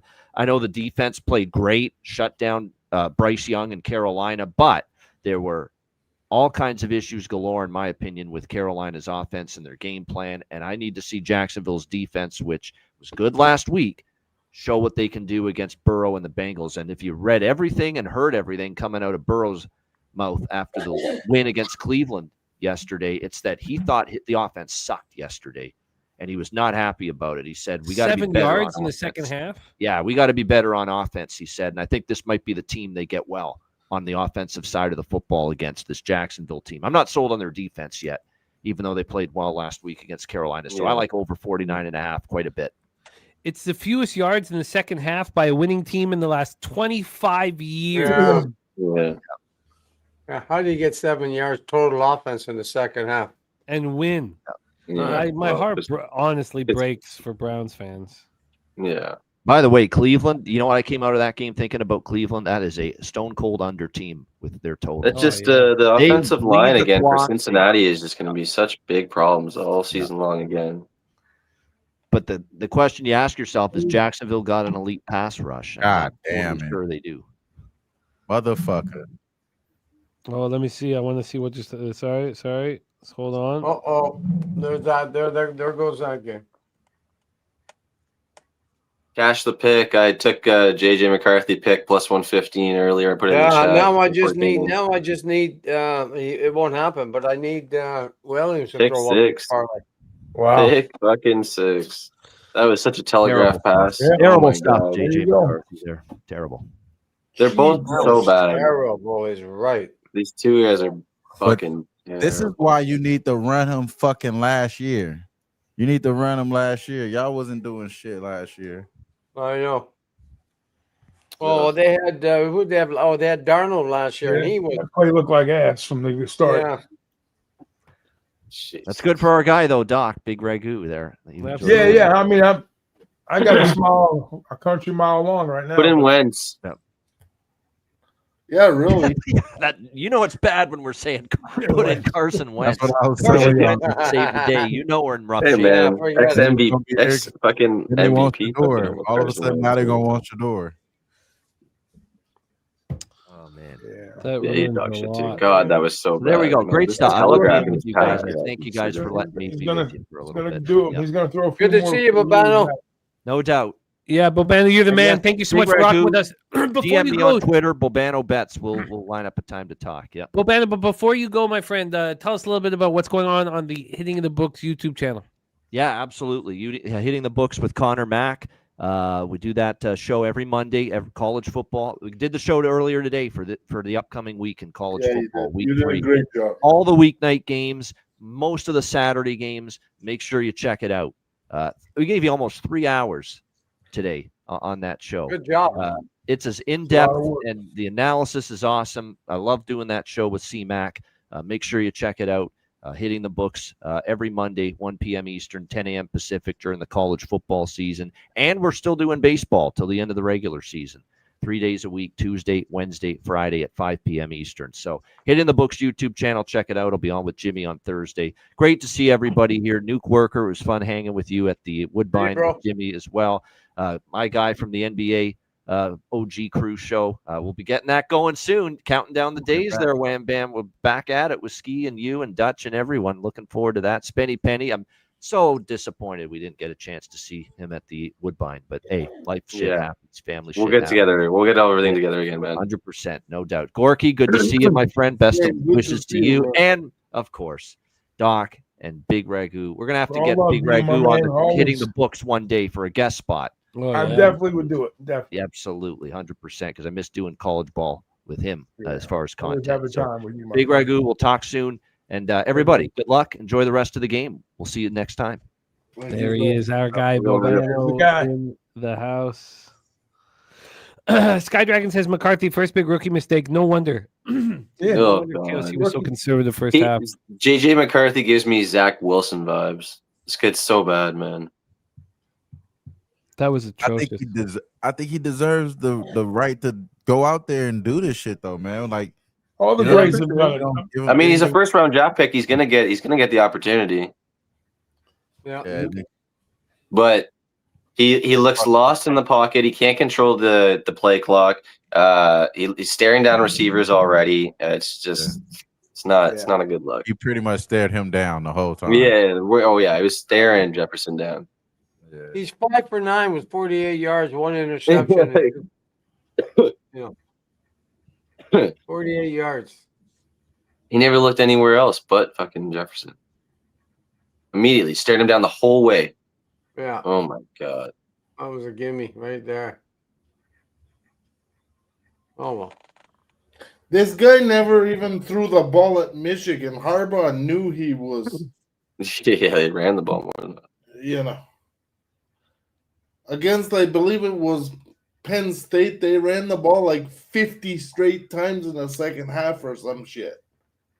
That's not a joke.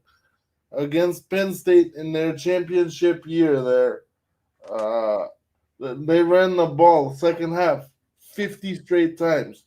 That was the game that Harbaugh was suspended. That was the Sharon Moore special.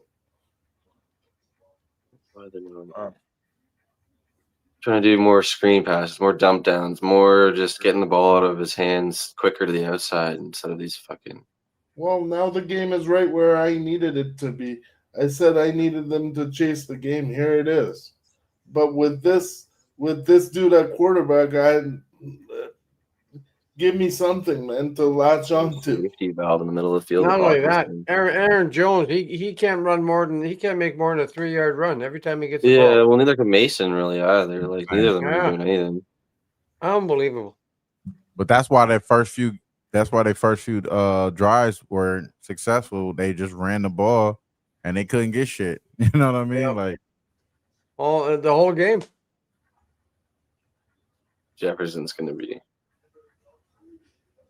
getting all pissed off. This is how it's going to be.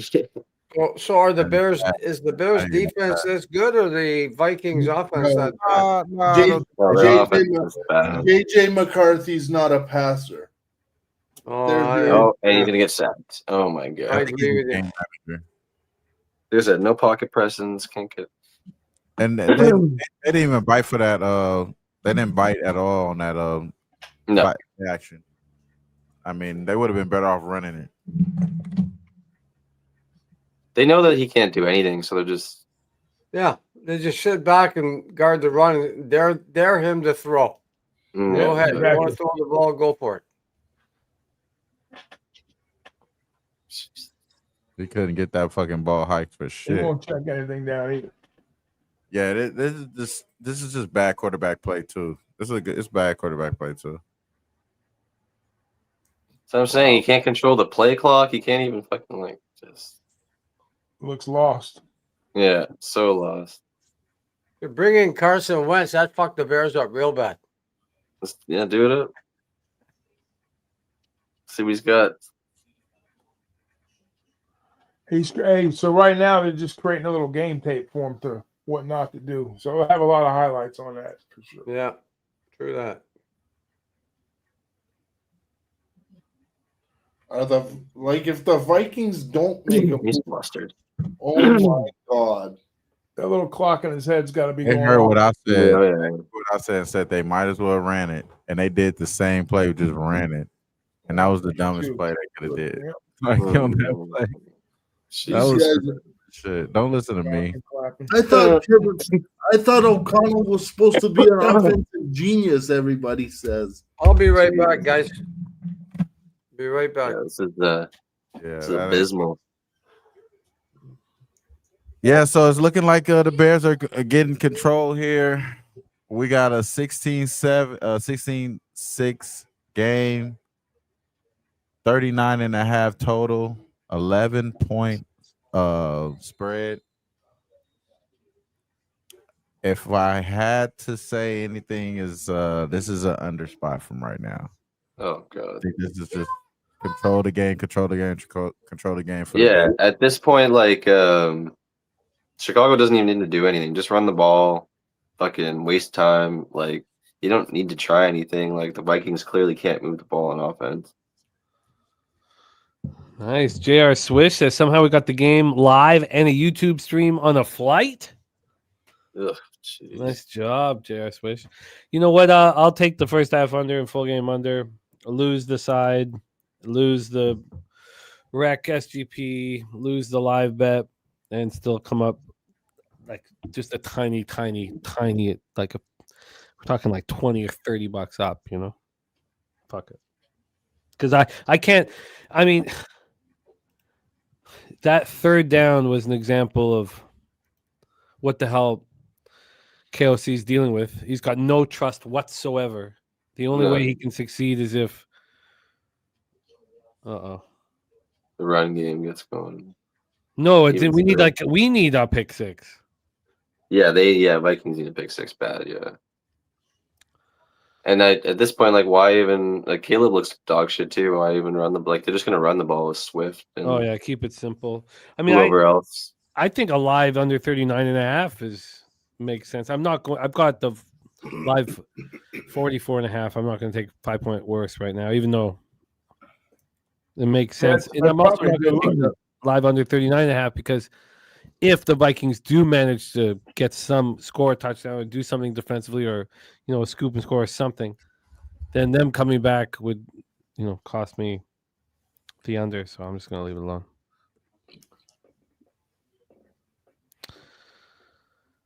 Yeah, Dougie White says Caleb completed his first 10 passes, but he's not looked good of late. But I hear you. But nothing that little booze can't solve. At this point, it might take JJ 5 games to complete 10 passes. This is some ugly stuff. Hey, Raghu, we were talking college ball earlier in the show. There was 4 games we wanted to talk about. Yeah. They were discussed as well on Medicate Monday, starring Dutch Boy Fresh and Dabby Cab. Yeah. And I would love to hear your takes on them. So to get started, we need to know USF Miami. That line has been moving very quickly towards the Hurricanes. It's a 17.5 or an 18. That's your favorite number, USF 17.5. It seems that way. What do you think of this situation here? Well, USF took down 2 top 25 teams back-to-back games. Is Miami in a dangerous spot? They probably go up there and handle business, but that's a team that I don't want to – I wouldn't underestimate, with 2 quality wins. It's hard to do a take, when you play Long Island U and then you play USF next week. So, what kind of shape were the Gators were really in as far as, the quarterback situation, the coaching situation. Everything was looking pretty good, coming out of the last few games from last year. And there's a lot of expectations in Gainesville with this team. But USF has been doing a lot of nice things quietly. They got good coaching. They got good quarterback play down there. And they're probably – right now they're probably a top power or out of, a group of 5 team or whatever the number is nowadays. Is it 4 or 5? I can't keep track anymore. But and they're going to Tampa to play that game. So, and a lot of those guys, don't forget, even though we're in the age of NIL and, portals and whatnot, still there's a lot of Florida recruited football players on both sides that probably played some high school ball together and has some familiarities, with some of the talent. So I wouldn't put it past. I kind of lean USF, with the points here. Is they got a lot going on. And Miami was high power. They come out of the gates pretty strong. But, Miami's got some tough games. They better not be looking past USF, which I doubt they are. So I think they're going to handle business, though. But I think they come away with the win. But 17.5, let it keep going up. I'll probably have something on USF in that spot. Florida Gators LSU. We got up to 9.5, and it looks like there's buyback now. Who's Miami got on deck? Because I haven't even looked at the schedule on that game. Who's Miami got on deck with USF? Good point. I'll pull that up. But your thoughts on Florida LSU while I pull that up? Hey, we'll just talk about the other team that just took it right in the old kisser from USF. So LSU, that was the thing too. So maybe was the question here, was Florida looking ahead just a little bit in that game? They had a lot of opportunities early on in that game to kind of I would say put the game away, but make some conversions, which they didn't play bad in the first half. But LSU, in Death Valley on a Saturday night, one of the toughest places to play in college football. And under normally, when these teams are both firing pretty good, which LSU, I would say with Nussmeier, his quarterback play has been outstanding as of the beginning of the season going forward. And if they stay on that track, this could be Kelly's year with the offense. I think the defense maybe lack a little bit. They're going to be strong in the DBs like they always are. Their front sevens is not bad. So I think collectively on the defense, they're probably a little bit better than they have been. And offensively, they're going to be fine with Kelly. So it's kind of hard. I got to say LSU or pass here. I probably will stay away from this particular game here because all the question marks with Florida, because they might just pop up and play a game here, even though they're probably demoralized. But now with Napier's going to definitely got real warm real quick, and I'm hearing a lot of stuff about Langway, with his play, they're thinking it's substandard now, so he can't afford. He needs a big game. Florida needs this game. They need a great showing here. So they have talent on the team. Depending on the number, I don't think it's a great spot for Florida. It's probably like the worst spot. And Florida's schedule is fucking murderous. I mean, they probably got, if not one of the toughest schedules in the. That goes into what their question was too. And perfect. I'm pretty sure I cashed DJ Moore's receiving yards. I think I had 56.5. He has 57. So beautiful. Got something there. Finally. Wham Bam set this up perfectly too, because Florida, Miami next week. Miami's hosting the Gators. Yeah, I mean, they got Murderer's Row schedule. Florida does. It's pretty bad. I'm taking Oklahoma's got a real tough schedule in the SEC. So sorry, Gorky, what did you say there, buddy? I'm taking Miami next week. For what it's worth against Florida. Yeah, well, that's so there you go, Florida, Miami, right? So now you got to be concerned for Miami a little bit.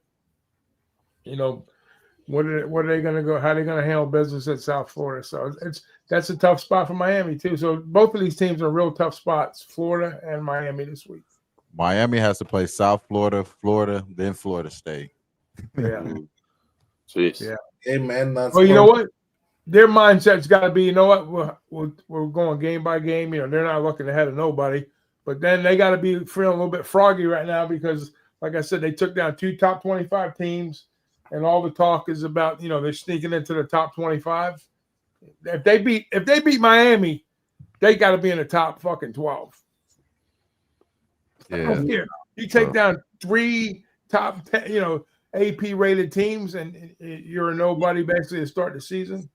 I mean, those stories, they happen every now and then. Like UCF that one year. Is this the UCF happening all over again? That would mean they have an NFL player on defense. Can I ask you a question, Ragul? Yes, sir. How is Alabama still in the top 25? Man, that whole BCS / panel, they want Bama in the worst way because they know they have the fan. There's too much money to leave them out. If they lose 2 games, they'll definitely be out of the top 25. Are they talking playoffs? No. Unless they run the tables impressively, that's the only really shot they got to get in. The good thing about losing early, and it's always been this way in college football, is you always have a chance to make up ground like during the course of the season. So they kind of keep them hanging around. They're still in the limelight, so they're not going to dump them out that quick. They have a lot of talent on the team. A lot of people want to, they're talking about DeBoer, how good he was, how bad he is now. I don't know. There's plenty of room for Alabama to kind of get back in the thick of things. So that's my take on why they're kind of hanging around. If they lose another game, then they'll definitely exit the top 25 poll real soon. They lose early. Now, if they go down the road late in the season, I think that they're playing Georgia pretty soon, aren't they, Alabama? That's a couple games down the road. week 4, I think 5. Yeah. So I mean, that's that's got to be lurking on them. So they need a good showing this week to get a little momentum going into the following week to play Georgia. And Georgia, they struggled against Austin Peay. They only put up like 26, I think. So I mean, that could be another game, like you said. They're kind of looking ahead a little bit, just kind of prepping, going through the motion. So, but I like to see I'm not being a homer on this one. What I liked about what Florida State did, they went out there and they did their job with Bama impressively. Then they play East Texas A&M, and they ran up 70 points pretty quick in that game. So they were, they weren't messing around. They were just kind of keeping their foot on the gas and keeping focused. And then, hell, I think everybody on the bench played in that game. They were down to like, 7th, 8th rotation and running backs and just. What are we doing? So I like that focus there too, where the teams are just kind of, and that's the thing people always used to complain about when these teams start running up the score. I mean, have you ever seen a college football team score 80 points? In reality, not too many times. I can't recall anybody scoring 80. So I told them, I said, once they score 70, that's when they take their foot off the gas with all the players, even though they let them all get in there and get their touches and get their reps. That's what it's. Because those guys, the next up, it's always about the next up. Your quarterback goes down, or you lose your number 1, number 2 receiver, running backs, linemen. Louisiana Monroe. I'm excited for football this year. Early on, there's a lot of stuff happened. Week 1, we had the blockbuster games. In week 1, we had like 4 major games. Even last week, which looked like a shitty board, had a lot of upsets in those. We had like, I think 3 or 4 major upsets last week. So that's college football. That's the way it goes. I gotta see what's the other game. I know I've been talking a lot. No, it's great. We'll get into that other game here in a second. A couple things about this game, and we're dealing with the review right now. Before this play happened, it's just $100 pop on the, and I'm going to change this. I should move this to 150, and I've been saying this for a while, but my live unit size just $100 pops, and I was pretty astonished that before this drive started, they were offering me $63.94 with the Vikings down. I mean, 11 points and no proof that they can move the ball. When I tell you, whenever I'm astonished at a payout or at a buyout, whenever it's way higher than I imagine, I tend to get them. And that $63.94 is like, who would offer you that watching the Vikings down 11 here? And I know they have the ball. Yeah, I feel you on that. Oh shit, Nuke's backstage. My bad, Nuki, my man. Sorry about who. So I'm a little surprised, which gives me a little bit of hope, honestly, here in this one. So let's roll to the next spot, Doc, and that is Texas A&M and Notre Dame. We have Dabby Cab on A&M. When he moved on A&M, it was a 6.5. Yeah. It's now back to 7, which was the opening line. Opened at 7.5, went 6. Well, sorry, opened at 7, went to 6.5, and we're back at 7. What do you think of this spot here, Doc? That one I didn't do too much work on, but I want to look at some numbers. See, what I usually do is like I start looking on I start putting a little spreadsheet together like on Tuesdays. After I look at the numbers that open and kind of move up and down a little bit, whatever they're going to do, then I start looking at, what I think. I start power rating these after the prior week, and I start compiling. But this particular game here, just on the surface, I know. I mean, as far as the number goes, what are we looking at on the number you said currently? Well, it went from 7, open 7, went to 6.5, and then back to 7. And the reason why the most important point to this, God, he couldn't complete that pass. I thought he completed it. I did too. I think he did, didn't he? Oh, he caught that. Yeah. Did he not catch that? Well, the Bears don't think so, but No, he did not catch that. he didn't catch Really? it. No, You have to survive it all the way to the ground. it wasn't even close. But JJ McCarthy better take that fucking look off his face because it's all your fucking fault. Yeah. So, blame somebody else for your fucking shortcomings. The issue here, Doc, is how does Marcus Freeman with 13 days to prepare with the season on the line? I mean, that makes me want to back Notre Dame. And then Dabby had a very good point on today's Medicate Monday where he said A&M's been preparing for this game for 4 months. They didn't give a fuck about UTSA or Utah State. Yeah, it's valid. Sure. So tell us your thoughts here. 7, 6.5, back to 7. Yeah, well, they gotta go. They gotta go to South Bend and play this game, right? Take it on the road.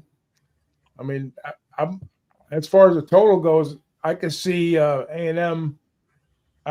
I know their defense is going to be legit. Both of these teams, but I gotta give Notre Dame just a nod in South Bend with on the defensive side of the ball. Offensively, I think both teams will probably struggle a little bit early on.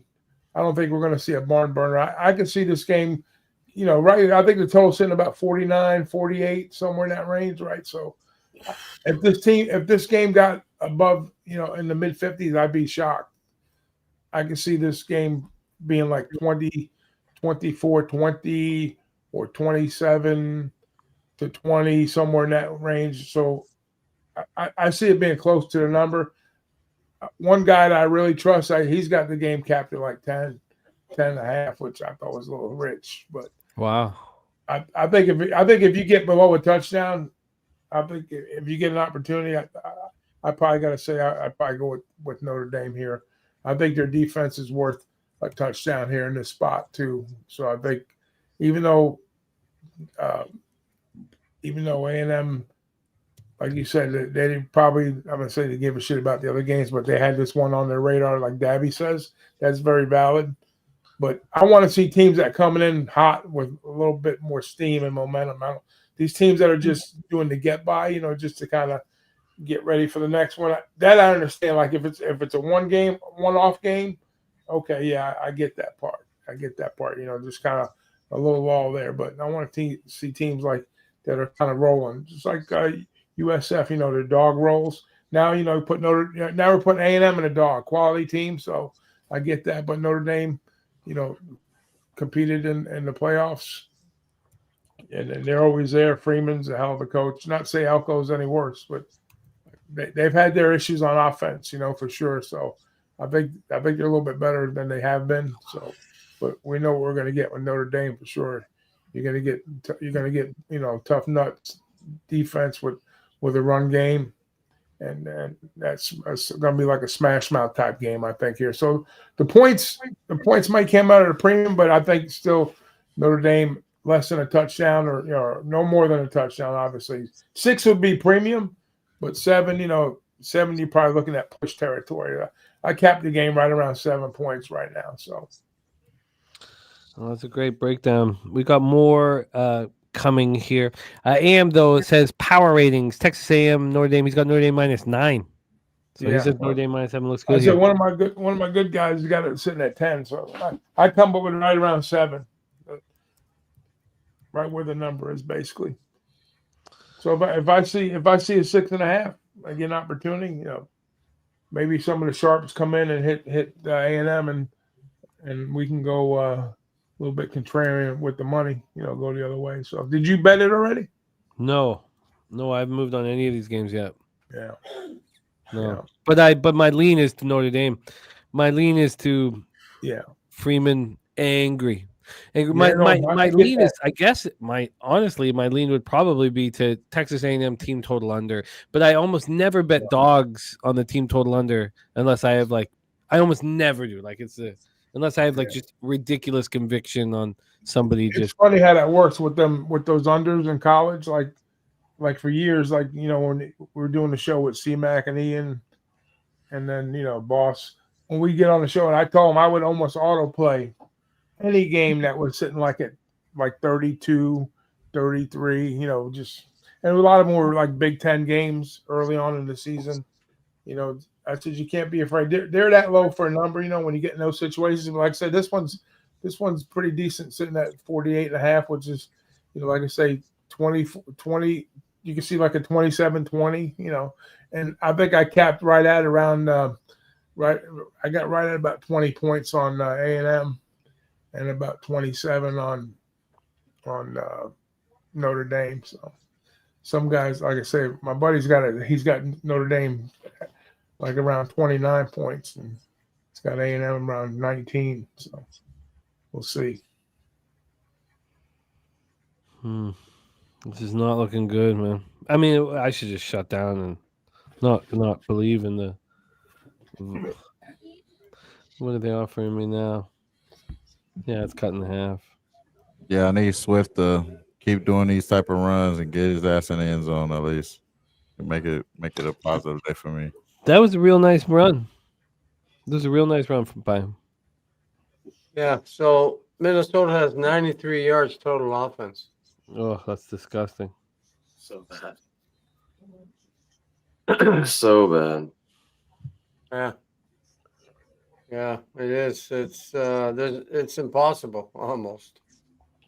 Who came up with the idea that J.J. McCarthy was a good option at a first round number 9 overall pick or whatever he was, and a guy that you could run out there in game 1 of season 2 of his career?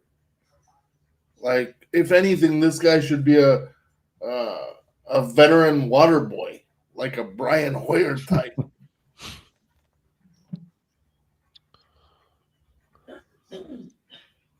Oh man, this is ugly. This is just a slow beatdown. Oh my God. Yeah. I mean, I'll take the first half under, full game under, but This is where that speech comes out. Denny Green, God rest his soul. The Bears are who we thought they were, but the Vikings aren't.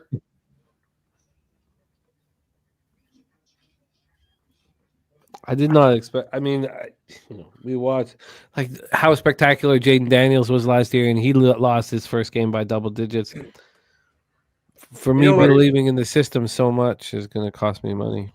Well, what's really surprised me, I mean, McCarthy's being a bum, but even Minnesota hasn't even been able to run. Like, they've done nothing. Look at they've done nothing. It's like the Bears defense is like the Bears defense from '85. Because Nuke, when you can't pass. When you can't when you can't throw the ball past 7 yards, the defense can just eliminate the pass. Oh, I understand. I understand, bro. It's been like that since opening kickoff. Let's do the math. They haven't shown anything. Oh.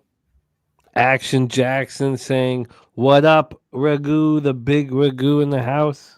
Oh, speaking of, hey, I've got to get my membership back. I don't know what the hell happened when I was like a little bit dormant. I left it. The old lady, she strokes the checks. Not that she got cheap on me, but she might have fucking she 86 my account on a lot of different shit. So I gotta somebody gift me a membership tonight so I can look like I belong in the fucking chat or something. Well, the problem is I'll pay you back with a win, I promise. No. But the problem is, Ragu, is that YouTube doesn't let us select who our gifted memberships go to. That's a problem that YouTube has, in my opinion, and I've said it other places as well. They don't let you do it no more. So wide open. So what is the crowns now? What is that all about? It randomly, like, if I gift a membership, it goes to like randomly to someone. All right. Well, I'm buying a 5-year membership tonight. God, Caleb, that was just wild. That's a fumble. No. Oh my God! They threw the flag. Intentional grounding. Unless he was down. I mean, no, I would call this intentional tripping. I think he got it out on the quarterback himself. Oh boy, that's actually what they call the intentional. Oh, he threw the ball. That's an incomplete pass, I think. Yeah. No, it's grounding. Yeah. If it's grounding, then they'll knock him out of field goal range, right? It should, but They have Cairo Santos. This is like embarrassing. What a stupid play that was. Why not just eat the ball, man? Yeah. Oh, this is good. Third and That could have 30. been Oh, I 6 love points it. the I other way. love it. I can still cover the 6.5, maybe. You never know. Maybe. We need McCarthy to do It seems something. like everything he does is hurried. Oh, and then they get the field goal right back. That's just trash. This bad defense. Why do you have to play so passive there? This is so unlike Flores. Why do you have to play passive there? It doesn't make any sense. You have to do something defensively because your offense is doing nothing. So Don't get in his face. I got a question. How many people are going to run to the window next week with either one of these teams? Oh. Well, Depends. unders, man. Who's Minnesota playing? Because I might look at them. Like a Unders. team, they've got I think they might have had 100 yards offense now, but you know what I mean? Minnesota is not good with McCarthy at this point, but Yeah, it's gonna be we have the 91 yards. Yeah, that's bad. This is embarrassing. 91 yards offense. And Caleb looks no better. Like, Well, he looks really great doesn't. with his legs. I know that's been impressive. Yeah, but We have Chicago at Detroit, a very angry Detroit Lions team. oh Oh, let god, me tell you. I'm glad you brought bring it that up. on. I'm glad you brought that up. That's perfect. I'm gonna smack them.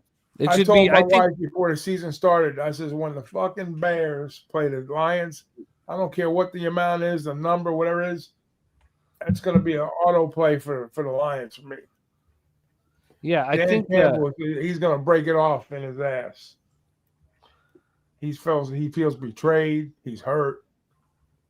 But what did the Lions do this last week? They look pretty bad too, right? They look. They look shit. Yeah, Yeah. So they miss each other. You guys won't believe this. Yeah, You guys won't believe this. You guys to be won't believe fair, it. Listen to this. And I had to double check a few books to believe this. 6 minutes ago, there was a 1.5 point move to the Chicago Bears. 6 minutes ago, a 1.5 point move. That's a big move. That's a big move on the Monday a week before. where's that? So it opened up with the Lions at -4.5. As you would guess, after thinking they're angry and they're at home, this went to 5.5. Went back to 4.5, bounced up to 5, and then 6 minutes ago, at a few different books, a huge move, 1.5 move, full 1.5. No juice on his side. Full 1.5 move to the Chicago Bears. And what's the total? Interesting. That's crazy to me. The Crazy. total. Sorry. After watching this offense, do you think that? Oh God, can we get a miss here? Get some fucking. That only fucking chance here. We gotta. It's going to be. Oh my God, we can. Yes, we can. Yes! Yes, we can. Can the Alright. Bears screw this up? Well, I don't know. Yes, Maybe they can. It is the Bears. It Yes, is they the can. This is Oh, he shanked the ton of shit out of action that. came in on the Bears. Boom. Love That that was- thing. That was Young Wei Koo fucking shank right Yeah. there. Yeah, that was Young well, that game was Hoku, man, crazy, but wasn't Young it? Wei is way 20 better. Points in the field goals in the Tampa Bay game. Sorry. That's the game I watched the most yesterday. Oh, that saved me. Oh Dog. yeah. Both Troy and I were on the under 47.5, and I'd already moved on. Like in my head, like I was like, okay, I've lost that. Yeah, I didn't deserve to lose that, but I've lost it. Let's just move on. And then Young Wei Koo. yeah, and my dad laughing because he was a Charger season hit ticket holder. He watched Young Hoku fucking suck. So he laughed. Pointed and Knuckleball laughed. kick. Wow, this is what we talk about with momentum. This could possibly change momentum. But Doc, it's a 47.5 in Chicago, Detroit. They gotta be able to move the ball somehow, though. Like they gotta get the ball out of his hands quicker. Use the middle of the field. Start getting Hawkinson, and get the ball on the outside of the running backs. Like just he clearly can't throw it to the receivers. So just get it quick, middle of the field into the outside of the running backs. Do something. Oh, Yeah. Oh, good. There it is. All right. You know, Doc. Oh, run. Is that Jones? Yep. That's Mason. Oh, it's Oh. Mason. Shit. Okay. My bad. Jones has got yellow gloves. You'll know when Jones Oh, he's got yellow. The And he's 33, not 27. Doc, the Okay. worst feeling I think in sports gambling is when, and it's not quite to this extreme tonight, but when you know you've lost a bet, you let go. You let go. You understand the situation. You let go. Like the very beginning of the fucking Dolphin game against the Colts. What Oh, yeah. what a fucking Yeah. Joe play that was by me. Yeah. That game meant a lot to me. That game meant a lot to me because as much as the numbers play such a huge role. Oh, there you go. There's a Yeah. ball to Jefferson. Yeah. Finally. That was huge. Down to the All 17. right, let's go. We It's got much life. for the 18. As much as the numbers play a huge role, Doc, you know, I really want to talk about the psychology behind the situation. Touchdown here. That's what I really want to cap and talk about. But I understand that numbers are generally more important than whatever my psychological situation Oh, yeah, in front of me. But that's a big part of it. Daniel Jones getting kicked, just being done, going over to Minnesota, not bitching, not whining, third string quarterback, whatever. Yeah. Going to the Colts, not whining, not bitching. He has all this fucking money, but he was digging in, trying to have a career. I respect that shit so much. Don't whine, don't bitch. This is your fault. It's nobody's fault but yours. He took ownership over it, and he kept playing. He kept learning, kept fighting, and that I love seeing a player. He looked good yesterday, but was that really how good Danny Dimes is, or was that just how bad Miami Well, that's was? Danny Dimes as a whole. Even when he was with the Giants, he would have flashes. He can have good games here and there, but he's going to show you the bad games. It's going to happen. Yeah, it's going to come. But I mean, you got to give that defense a little bit of credit, even though they Tua look like crap or the play calling look like shit. But you got to give it to Anarumo. What he put together. He got a game plan, and they came out on top on the defensive side all the way across the board. Oh yeah, just Miami looked terrible. They made Miami look really bad. I mean, that's on the protection right there. That's on the protection, in my opinion.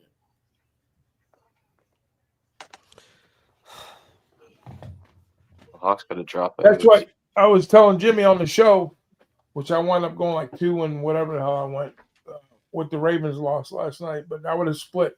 There you go. Touchdown. JJ touchdown. Yeah, his first TD. There you go, Jimmy. Let's go. It was a good. We got a game. We got a game. It was a good throw. Keep it interesting now.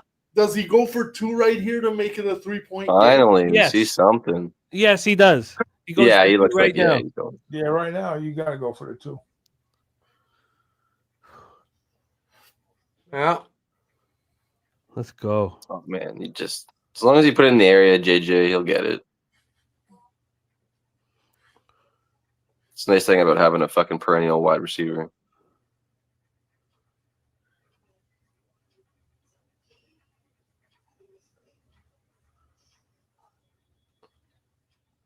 He threw a nice ball there.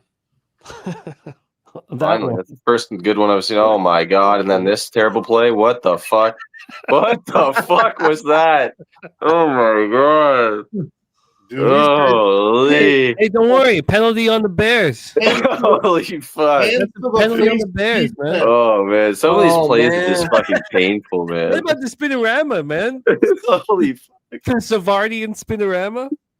Gets hit. He's like fucking. Oh my god. They remind they play like each other, man. Like just fucking clueless sometimes. These 2 teams are gonna be in the basement of the AFC North. Book it. NFC North, but yeah. Did I say AFC? Anybody takes it away. Hands to the face. Wow. Yeah, Oh, but yeah, these. I'm so surprised by we have so much to talk about next week. So much to talk about, but Caleb not being able to throw the ball is actually surprising me. Not being able to throw the ball at all this year, looking magical with his legs, not throwing the ball at all. Yeah, he looks bad so far. It's first game, but it's still it had some really, really bad throws. Mm. Why do you throw it short? Yeah, it's dumb. It's right there though. Like, you had a chance to get in. Good tackle. That's just a good tackle. I don't think there's nothing. That's just Yeah, but he just a really probably good tackle. should have thrown it at least to the goal line. So Yeah, but I don't understand the play. Why do you throw it short? Yeah, That's what I Mason said. had been running well. They should have just ran the ball with Mason. He had I been don't- running. I True don't that. know. True That'll that. drive you. That drives you nuts. It's like for the first down markers, the goal line, all that kind of Jesus. I don't blame. No. I don't blame JJ. Someone told him to do that. Yeah. What are we? What the hell are we? Jefferson doing? was obviously what plus 120 for a touchdown. Took it at half. Would have been better. You did? No, you could. I'm saying you could have took it at half. Would have been a better price. But there's no way I'm fucking. There's no way I was taking that touchdown at half. He's looking one way in that play the whole way too. Exactly. Yeah. They read his When eye. McCarthy threw that ball, he wasn't even looking. It looked like he just tried to throw it as hard as he could. Yeah, that's all. it was. Hey, can we get JJ to wear a visor so then that way they can struggle reading his eyes a little bit? He needs blinkers like a fucking horse. Jesus, yes, he does. I agree. No kidding. Put some blinkers on that kid. Yeah. He doesn't need to see what's coming around him, right? Just throw the ball forward. What do you want? Forget blinkers. I'd make him completely blind, like a standard horse. Give him a pole. Give him a cane with a red tip on it. No, like a standard bred horse. Like they let them go completely blind, like no blinkers. Like it's a complete lack of vision. You don't need to see anything, just run. I don't want to bet a horse that can't see what he's doing, but yeah, I hear you. I don't understand why they called for a pass. Why would KOC and Phillips? Yeah, we just said that. Yeah. Oh, you did. On the penalty. Yeah, yeah, he should have ran the ball with sorry. Mason. Put Mason in. Let him run it. Yard. The pass doesn't bother me, Jimmy. It's the throwing it short of the goal line. What are we doing? Yeah, you back it up 8 yards and make a 4-yard pass. Yeah, but the Bears cappers, the cappers who capped the Bears to win this game, deserve to win this game. Yeah. So I'm not going to sit here and be upset about not getting the 2-point convert. Now, if the Vikings can stop the Bears, 3 and out, and then the Vikings drive and score, then now we can Oh yeah. But I mean, there's 12 minutes left, and the Bears haven't shown that they've been able to do This a is whole lot either. So still a game, Jimmy. Like even if the Bears end up scoring a field goal, this is still going to be a game, even with a field goal. But I'd much prefer 3 and out. Yeah, I don't want to. Because I would like to be able to win this game, and then I would of course cash everything. I'd cash the SGP too because I still need 1 field goal. But I'd like to win this game with 2 Vikings field goals. That's fair. I agree. I'm good with that. Well, you know what? In my little perfect world, but yeah. In my perfect world, I'd love Caleb to throw a pick 6. I'd get the interception parlay, both quarterbacks plus 240, and I'd be in the lead. But I mean, hey, I'm only asking for What are we doing? He threw that like 3 yards short of the goal line. Yeah. Fuck. Why are we throwing? I mean, what the hell has JJ done except for that laser? That was a pretty nice pass, Jefferson. And that was a nice drive. That's probably on the coach, though, right? Yes. Well, that's what I said. 100%. Yes. Yeah, I don't know why. Anyway. JJ's not Peyton Manning going Omaha. No, Tony Dungy, I'm not going to run your play. Still 12 minutes to go, man. There's a lot of time left. Shut him the fuck down. A lot of time. Doc, take a look. Oh, got him. Big sack. Yeah. Greener. Take a look at the USC Purdue game. TJ was asking about it. Here's my storyline of USC all season. Yeah. The line is a little. I think that line. I don't know. I looked at that. That's one. I'm a USC fan this year only because of their schedule. and I was telling Boss and the rest of the gang that that's a 10-win season, maybe 11 for that squad. They don't have to play Ohio State. They don't have to play Penn State. They have a very favorable schedule in conference. And Purdue is Nowhere a team. again. Oh man, this is gonna be a 3-0. What's the number on that? It was like 21, was it? Oh man, I might have to take the Vikings live. I'll grab it. Let me see. Hang on, buddy. This is a That's the way big. you You got to can stop buy him it. here. They have to stop him here. Please, God, stop him here. Stop him here. Let's get Nuke's fucking pick. What the fuck is it? Stop him here. There you go. Sorry, you were asking for the line, my man? Yeah. Yeah, I'll get it right now. It's 21 and a half, is it? Sorry, it's Let me see what I got. yeah, it's a 21. The 21 and a half is plus 101 for USC, so it's basically 21. Yeah. Fuck That it, was I'll take almost your pick. plus That was- 175 Vikings live. Why not? Oh, You know what? Spenny. Let's go, Spenny. I love it. I love it. Why not? This Bears offense sucks. I know it's 5 points, but see if JJ can do anything here. If they can run the ball like they were doing a little bit on the last drive there, the Bears look like they just want to give the game away. They're playing too conservative now. Caleb looked like McCarthy on that last one. Oh, Big Mo, baby, Big Mo. We're on the 50, Jimmy. Let's go, baby. Big Mo, Big Mo, Big Mo. Let's That go, was almost- baby. Big that run was back. almost Big pick run six, back. though. That's what we like to Yeah. see. That's what we like to see. Good field position. We bet like that. Ooh. Everything's changing, guys. Everything's changing. Doc, You know, Doc, I mean, I'm not what- saying it's going to end the same, but you remember that Baltimore-Buffalo game last night? Fuck. Hey, Oh, 15, your- 20. what's your view on the Wake Forest game this Friday? I think Thursday night. Wake Forest, North Carolina State, NC Yes. State right now, 7-point road favorites. This line opened up at 7. wow. It's at 7. It's not moved. Well, no, that's not true. There was an initial move towards Wake Forest. I have It's it. not- it's I have actually. it at plus 7.5 right now at Proline, Jimmy. Oh wow, because it's actually this. It's a little deeper than that. There was a first 9-cent move towards NC State, and then Wake Forest was plus money at the plus 7. This was last night, and that's how Gorka was able to get to 7.5. Since then, there was a 16-cent move. 16-cent move towards Wake Forest. It's come back 6 cents, but what do you think of this one? And actually, I still want to talk a little more about the USC Purdue spot. Yeah, so all right, so Georgia, Purdue and USC, so they're both coming off 2 home games against a little bit of inferior opponents. Georgia Southern last week for that was a game I had last week too. I had USC in that game for 2 units. The first week or last week I had 2 units USC. But I've made 4 bets for 2 units so far, and every one of them is cash. So this week I'm probably gonna lay low on USC this week. Purdue, they're giving up 21 on the road.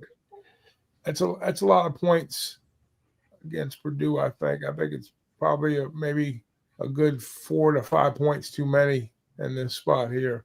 It's an earlier start. It's a 3:30 game, so they got a little bit of travel involved there. Purdue playing another home game. I tend to shy away from big road favorites on the road. This is really going to be their first conference game. I think they come away with the win, but I don't think they get to the 21. I think that's going to be too many, even though they've been putting up monster numbers. But like I say, who they play the first week? They played a real light game. Missouri, what was that? Missouri Southern or Missouri State or whatever the hell they were. And then they played Georgia Southern last week. So 73-13, 59-20. Wow. They got the W. Easy There you W go. last week. And then, over maybe a play on the total possibly here. Let me see what I got with numbers on this game here. So we're looking at it's 58 and a half. So this thing opened and climbed up a little bit, right? We opened at like 55 and a half, went to 58 and a half. I got them by about 2 touchdowns or slightly better. Southern Cal, right as of right now. So a Yes. little steep. If you're going to back USC, it's a little steep. You might see some action. Which way's the line been going, Jimmy? Let's take a look at the movement. But AM right lock and barrel with you. He's got the he's got it at JJ there, man. 14.73. Damn. I know. 14.73. Let's take a look at where this line is going. While I'm getting this together, USC Purdue Boilermakers, this 21.5 has it opened up at 21 and it took 3 minutes for it to move to 21.5, and it opened up as a flat 21 pick'em, and then 3 minutes later it's 21.5. Since then it's moved 10 cents towards Purdue, kind of back to a 21. Big Ragu, you are about to share the screen for the first time with a great capper that's been rocking with us for a long time, and very sharp capper rocking with us, and made a screen debut with us yesterday, last night on the Sunday night show. Please welcome. You see him in the chat with his 5-unit max bets, and there's been lots of times where I have friends that ask me what's BJ's 5-unit bet. What's BJ's 5-unit bet? And here he is sharing the screen with our guy Big Ragu for the first time, and sharing the screen with Spenny Penny Bombs for the first time.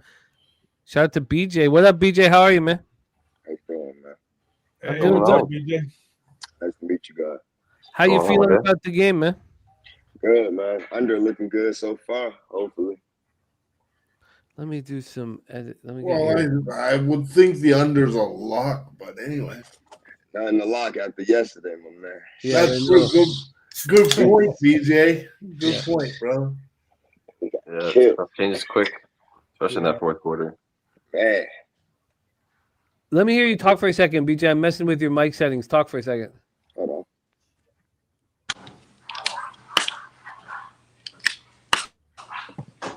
on. Oh, we lost BJ. Can you hear me better now? Oh, yeah, that's much better. Yeah. Yeah. Good, cool. Okay, thank you. Okay, I don't need to do this. I can let this go automatic then. All right, dope. So you were on the under. What else do you have in this game, BJ? That's it, my man. Just simple under. Oh, yeah. And just full game? Full game. All right. You are in business. There is hope. You know, I'm telling you, every time I look at the live line and it doesn't make sense to me, it means I have a chance of cashing it. When they're offering you 20, 30, 40%, and you're like, yeah, of course they're offering me that shit. It's going to lose. And when they're offering you a little more, like I did not, when they were down 17-6, why would they be offering me 65%? Should check my cash out then.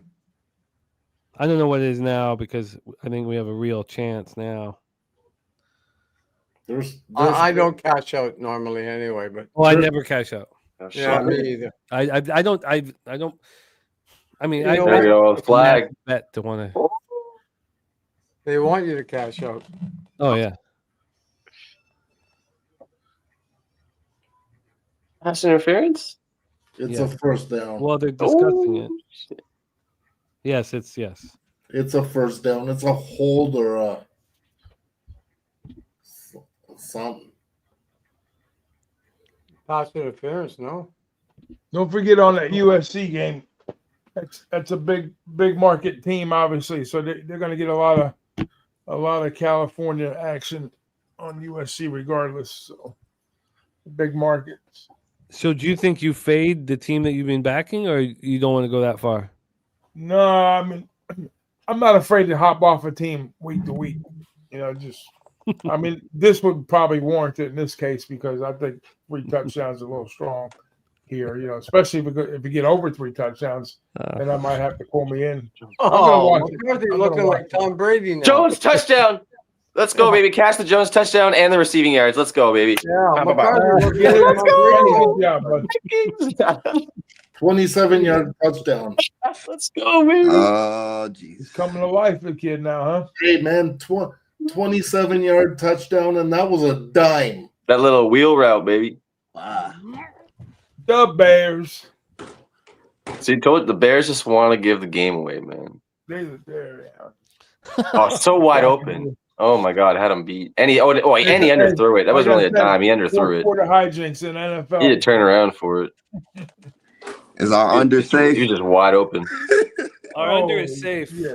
Well, no, because guys are looking at him, overtime's in the cards. So no, our under is not Come on, safe. Jones. You're going for 2.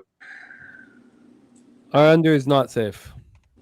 Yeah, if Got they it. do score, There you go, you're baby. absolutely right. 3-point game. They got it. Let it in like that. But I don't. I mean, I got a much bigger. Well, no, I'm a bigger bet, but I need a field goal still. I need a field goal still. Well, for there's the, 10 minutes left in the game. I mean, if the Vikings may not still win this game, but it's great when a plan comes together when you take a plus 175 and then come down and score and take a 3-point lead. I hear you, bro. I hear you. I'm with you. Yeah, no, this is all coming in. This is all starting to work. Yeah, we need a field goal. We can't let them score no more, man. Yeah. Listen, there was Hey, a what few was the phone number calls, you man. got? Hey, Jim, did y'all talk about the Clemson and Georgia game? No, I mean Georgia, Tennessee. I'm sorry.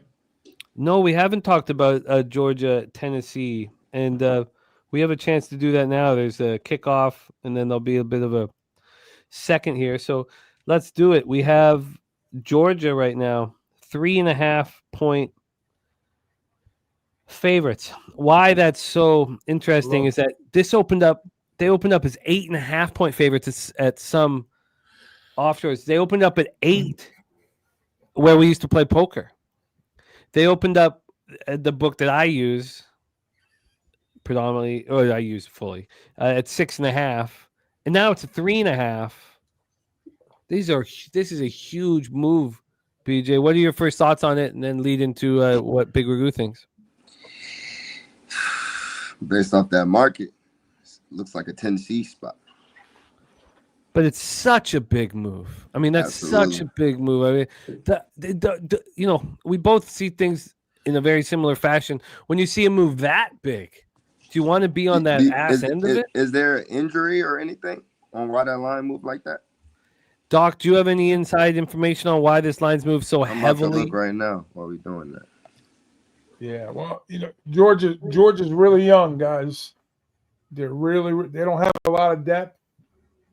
So I'm not going to say it's going to be a down year for them, but it's going to be a shaky year for Georgia. And they're still, even last year when they were pretty good with Beck, offensively fit a little, better on handle tasks and bigger games, so to speak. Let's go. So now they come out of the gate, they're 2-0, but they're 0-2 ATS to start off against. They put the big numbers on them because they're chasing business. They're begging you, like you said, the books are begging you to come take teams like Georgia and Bama early on. With laying the big wood here. They were 45.5 last week against Austin Peay, put up 28.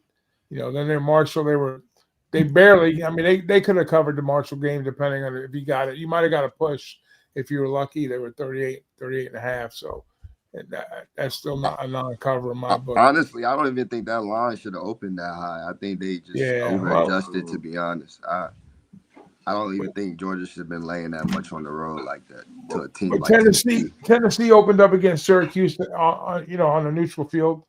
Pretty good game. They 45-28. Then East Tennessee, they put up their 70.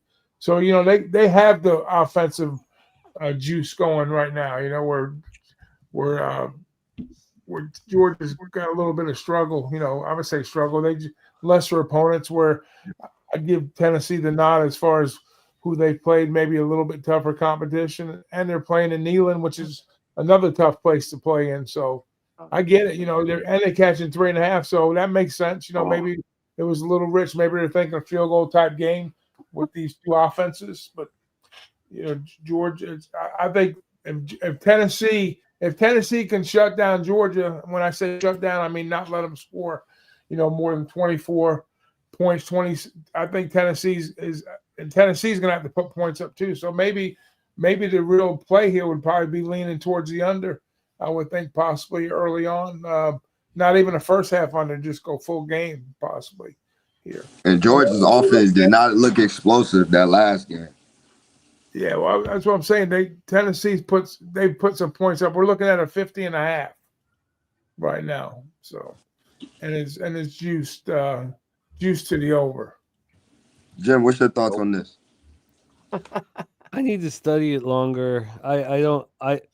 It's such an alarming move, and AM in the chat saying that that he thinks Tennessee should be the favorite. This isn't the market, BJ, that we've been abusing. This is such a big move to one side where, I mean, we like to deal with a spot where we have the public on one side and it's not moving, or it's moving very slightly against the public. Exactly. Big play right reverse here. line movement is Big what we play. like to see. But slight. We don't want monstrous Monster, reverse lines. yeah. Like we don't want that's Nothing. That's just too much steam. that's my first initial feeling, but Get to a fucking ball. Chase J with under and I'm Georgia. gonna look to Caleb Williams INT. I think coming up. Yeah, I need it. I need Yeah. that. I need that. Oh man, let's fucking go. I need a field goal, man. Let's make it 23-17. That kind of negates overtime. Unless you have a missed extra point. If they're giving me plus 425 on a Caleb Williams INT, I'm taking that. Oh wow! Stay away from the ball. Haven't we learned? Stay away from the ball.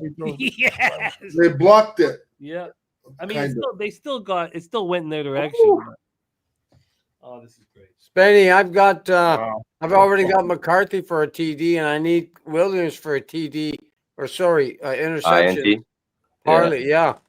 Yeah, they have Caleb Williams at plus 425 live. I'm gonna take a little shot. When they're down late in the game and he's got to put pressure to get them down. He's got to throw. Exactly, he's gonna throw something stupid up. Yeah, better now. Push that was a big time block. Oh, wait till we get down. When the Bears are losing by. Let them go down by. Let's say Vikings score a touchdown here or a field goal, and they go up by 6, and the Bears got to score a touchdown to stay in the game. Yeah, he'll definitely be throwing. I agree. We need no touchdowns. You need a field goal to make that work. Yeah, I think it'll be good. Field goal will be perfect. I mean, a touchdown too, because they got to score a touchdown. Either way, but yeah, a field goal would be perfect because they really would have to score the touchdown to win. Right?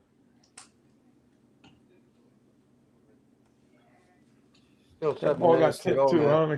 I need the touchdown. Aaron Jones. Nice. No, Mason. Big run right by Mason. Big run by Mason.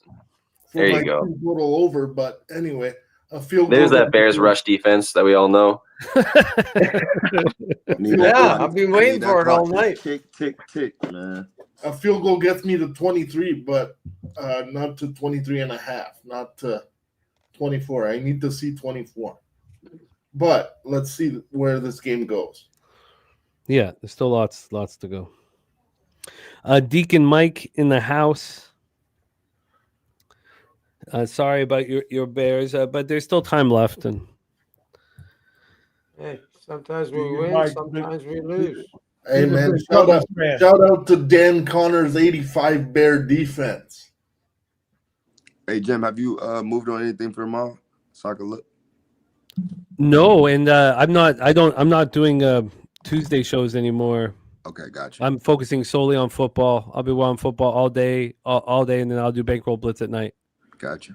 I can't do it takes too long to cap the football card. You definitely been doing long shows Wednesday and Friday. That's the first down. Give us the first down. Yes. No. Yeah, I think it was a 6-hour marathon last Friday. I remember one time you covered my whole work shift one day. I was like, Get over there. It was over 6 hours. I was watching that. I was seeing that clock at the end. It was like at 6:15. Hey, listen, there was one day last week I watched the show for a couple hours and I teed off around 1:30 for 9 holes around the corner, came back and jumped on, and they were still going. It was like 4.5, and I loved it because I got in just in time for CFL. The thing is that I'm on a real run in MLB right now, and I don't mean to. Like I do worry that it's not content that appeals to some people because it's taking so long to break down MLB. Nice. But that work that's going into breaking down MLB, it's working. It's all good, bro. Yeah, it's working. It's working. It's getting us paid, which is the bottom line, Jimmy. That's the point. Got to stick to what's working, man. Can't force it. If it wasn't working, if I'm sitting here down 25 units, I'm not going to be sitting there for 3.5 hours breaking down MLB. Exactly. You know, it's working, and I feel it working, and I truly intrinsically know that it's actually working.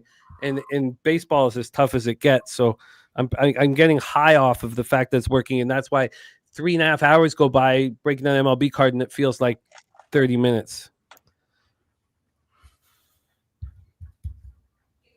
You see that stat in the corner? The Vikings have 126 yards in the fourth quarter, and the Bears have -1. Oh, God. And they only had 98 in the first three. Do the math. Isn't that something? We need to stop. 98 yards they had.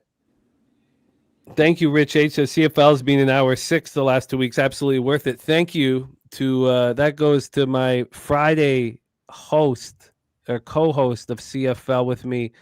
This man right here, the Goracle. The goddamn Goracle. Right there. Hell no, Jimmy. That's all you, brother. You're the one that steers the ship.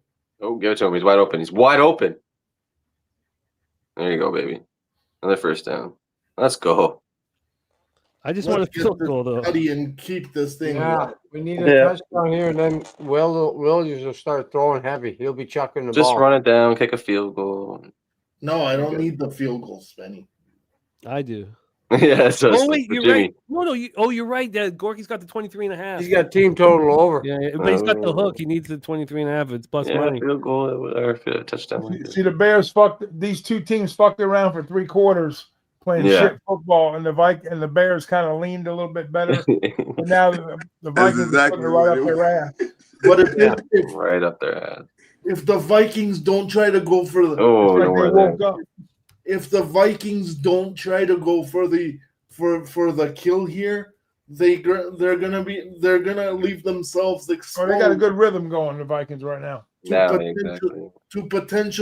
To potentially losing the game on an extra point, God forbid.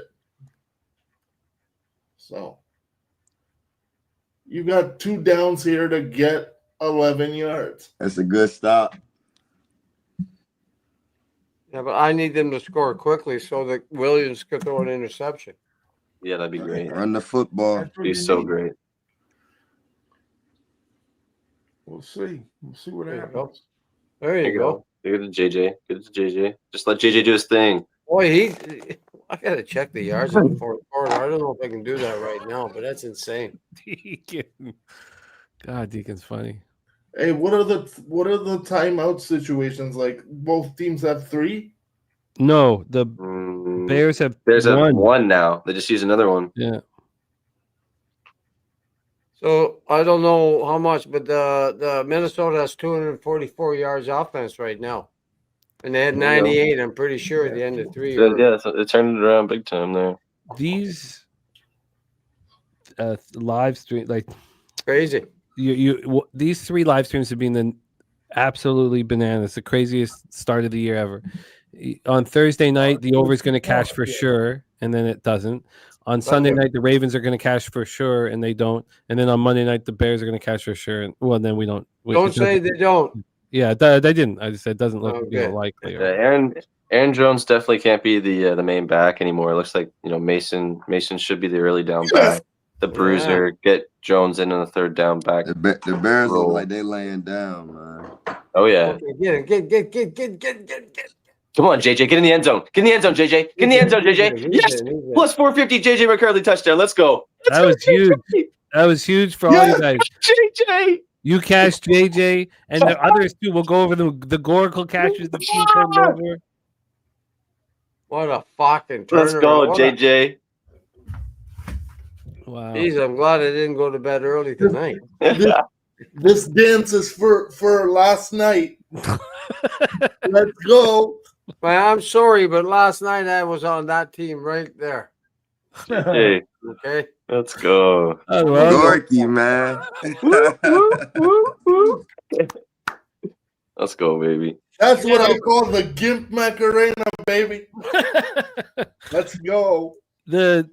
So now I have the under 44.5, but if the Bears go down and kick a field goal to make it a 1-score game, I cashed the SGP. Because I thought where do you make more money? That's the question. The SGP full game total is at 47.5. I'm probably going to push. Crazy. But then we're going to cash our live bet on the Vikes. We cashed our first. God, this is so wild. Like there's no situation here where I can cash everything. It's going to be a very positive day, but I can't sweep the board. What are we looking to cash now, Jimmy? What's your most the biggest score? I guess the biggest score would be a Chicago Bears field goal, and then that would be a score of like $500. Yeah, they're not going for a field goal, unfortunately. No, they would. Why wouldn't they? They'd make it a 1-score game. Yeah. And like if there's like a minute to go and they're like on the 35 or yes, they won't do it inside the red zone or anything like that, or even maybe inside the 25. But be like 30 yards. They only have one timeout though. They can't even play with the timeouts. All right, Caleb, just throw it to the Vikings now. Yeah, all I need right now is just throw it to the Vikings. I need. You want to do it. Oh, I love it. Look at this. Big show. Cash the goose grind. Play the day. That was beautiful. You guys, the videos that were sent in to Medicaid Monday Day were excellent. In fact, I was jealous of, I want to go back because during football season, that's what I do on Sunday night. You know, I'm so intoxicated. I just go in and shoot because I don't want to wake up early in the morning, but I have to wake up early to bring the kids to school. But when I bring them, I come home and crash for like 3 hours, 4 hours, try 5 hours. Oh, Jesus. All right. Well, this is, the videos were great today. Shout out to Medicaid Monday and shout out to they were great stuff. Big Shows was dope. Wow. What a catch. Was great. Holy fuck. Doing videos again. What a catch, Komet. Yeah. Okay, well, this is my chance. That was all on Komet. What a catch. Holy. I would let Cairo kick it from here. This is my chance, right? The wide dog open. right 35-yard line. Wide open. The 35-yard line is he was wide open. He was just my god. I had DJ Moore touchdown too. You know what? That's a really bad pass. So like wide open, completely wide open. Like that's a really, really, really bad pass. But he can make up for it. He's no one even fucking within 10. Oh my god, nobody within like 15 yards of him. You know who that reminds me of? Sir Anthony Richardson. And like the only reason they Komet got that is because he dove and made a one-handed amazing catch. That was way out in front of him. Oh my god, I could get this. Yep. But then I would lose lose my unit on the full game under 44.5. So, but still, I'd rather have the SGP cash. He had more wide open on that play too. Maybe. He just keeps missing wide open guys. Wide open. I mean, just flailing it. Like 6-7 yards. Jim, just throw one up to him. Your only leg that's missing, brother. They just need to put a little bit of pressure on him so he can't have like get and he'll fucking huck one up. He'll just huck it up. Need a little sideline pass. Caleb, ready right here. Here we go. They're gonna kick it. And I'm gonna catch the SGP. Kick it. Flag. What the hell's the flag on? Oh no! Don't give them hope. Oh, it's on the Vikings. They look upset. And Williams walking back on the field. My God. He was just, man, he's going to throw it up there. Hands to the face, contact. Hands to illegal contact. Oh, get out of town. Where? That ball was not catchable down the field. Where was that? You know it's bullshit. What? Illegal contact on a receiver, Jimmy. Oh, okay. Where? Let's see. Where is it? What? Doesn't matter. The ref called it. Oh, no, they're saying hands to the face again. Wait, what? Illegal contact on a receiver around the 30-yard line. Oh, yeah, that wasn't hands to the face. He just hit his arm. What the fuck? Okay. Oh, Murphy. No, but you can't grind them past 5 yards. Right? Yeah. Oh my God, defenseless. That's such. How are they supposed to defend? I don't understand. I don't understand the rules. I'll have to see a replay. I don't mean to be a dick, but oh my God, he rocked the fuck out of him. Jesus fuck. But how do you play defense? Like if you're not allowed to make a hit, you don't. That's the thing. You're supposed to lay them down in a bed of roses. I mean, fuck me. I want to. What's the fucking flag for, man? You can't make a hit in fucking football anymore? No, Spenny, you don't know this? No, clearly we can't. Like, let's see. Wow. Was it high? Doesn't look high. It was most definitely high. He raised No, it. it wasn't high. No, it's the hit on Caleb that was high. The hit to the Yeah, head, that was but- on high, Caleb That's what on I high, was but the talking hit about, from the yeah. defense was perfect. But the hit on DJ Moore we're talking about. You talking It's about the absolutely receiver? perfect. Nothing to the head, nothing at all. That's not. But is that still a defenseless receiver? No, they must be talking about Caleb then. They got to be talking about the Caleb flag. That's the only. Yeah, it is on Caleb. The initial Yeah, flag okay. was So on like, Caleb, because that's a for sure. clean hit, man. That's not helmet to helmet wage No, detective. no. You guys look at it again. It doesn't. He was going for the. He hit the But ball out the of his dude that was hands. roughing the passer was Okay, I don't know which one you guys are. Okay, I'm not listening to the game, so. Neither am I. I couldn't The hear dude that, but said it that's, was for roughing the passer. That could be called.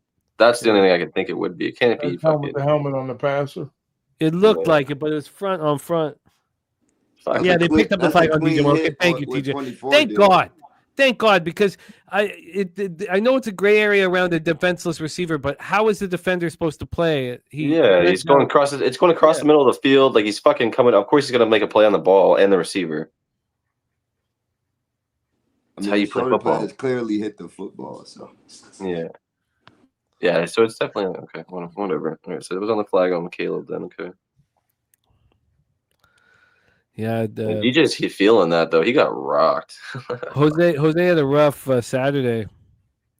Do you know that after the UTSA tailgate, it was Jose's girlfriend's father's birthday, but he puked in her car and wasn't able to make it. Love it. I think I've puked in a car once in my life too. So I've been. Yeah, I've had that's happened. You know. Yeah. I don't think I puked in the car. DJ's probably got some broken ribs or something, man. He got rocked. I might have had my head hanging out a window and puked outside, maybe on the outside of the car, but never inside. And he feeling that fucking hit for sure. Yeah. Oh man, he can't even get off the field. Yeah, Jose went hard, man. I wonder if we have any of the. Feeling that.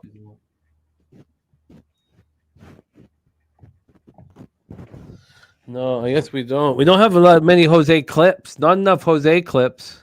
I'll give you this. Oh, yeah. Uh-oh. Huh? Oh, yeah. I'll give you that. No, we don't have that because we do have so many, but you can only have X amount of clips available. And oh my God. Flag, bring it back. It's coming back. It's got to be coming back.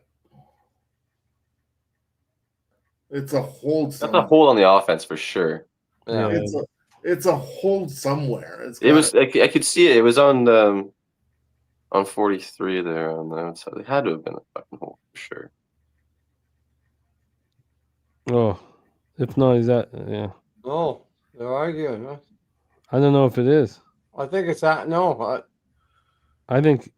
No way. It's got to be a fucking hold somewhere. The way they're focusing, it's not a oh, hold. that's not the play. Yeah, He's out of bounds anyway. He was out of bounds first before the ball He's got out. there. He's out at like the 2-yard line right there. No, the one right at the one. Yeah, I think that's what the call is going to be, which I don't like. But what's the hold? What?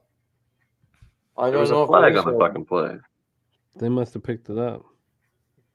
Yeah, he's out before it crosses the line. official review. Oh, flag on the defense. Thank you, the juice. Sorry, we no audio here. So Flag on the defense. Fuck off. hey, BJ, you know There was definitely a hold on fucking. something very He's out of interesting. bounds. It's not in.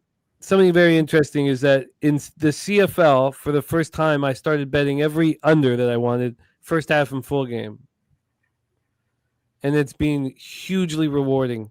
And even here, I cashed, the first half under, and now I'm going to lose the full game. And last year, I would have just lost the full game.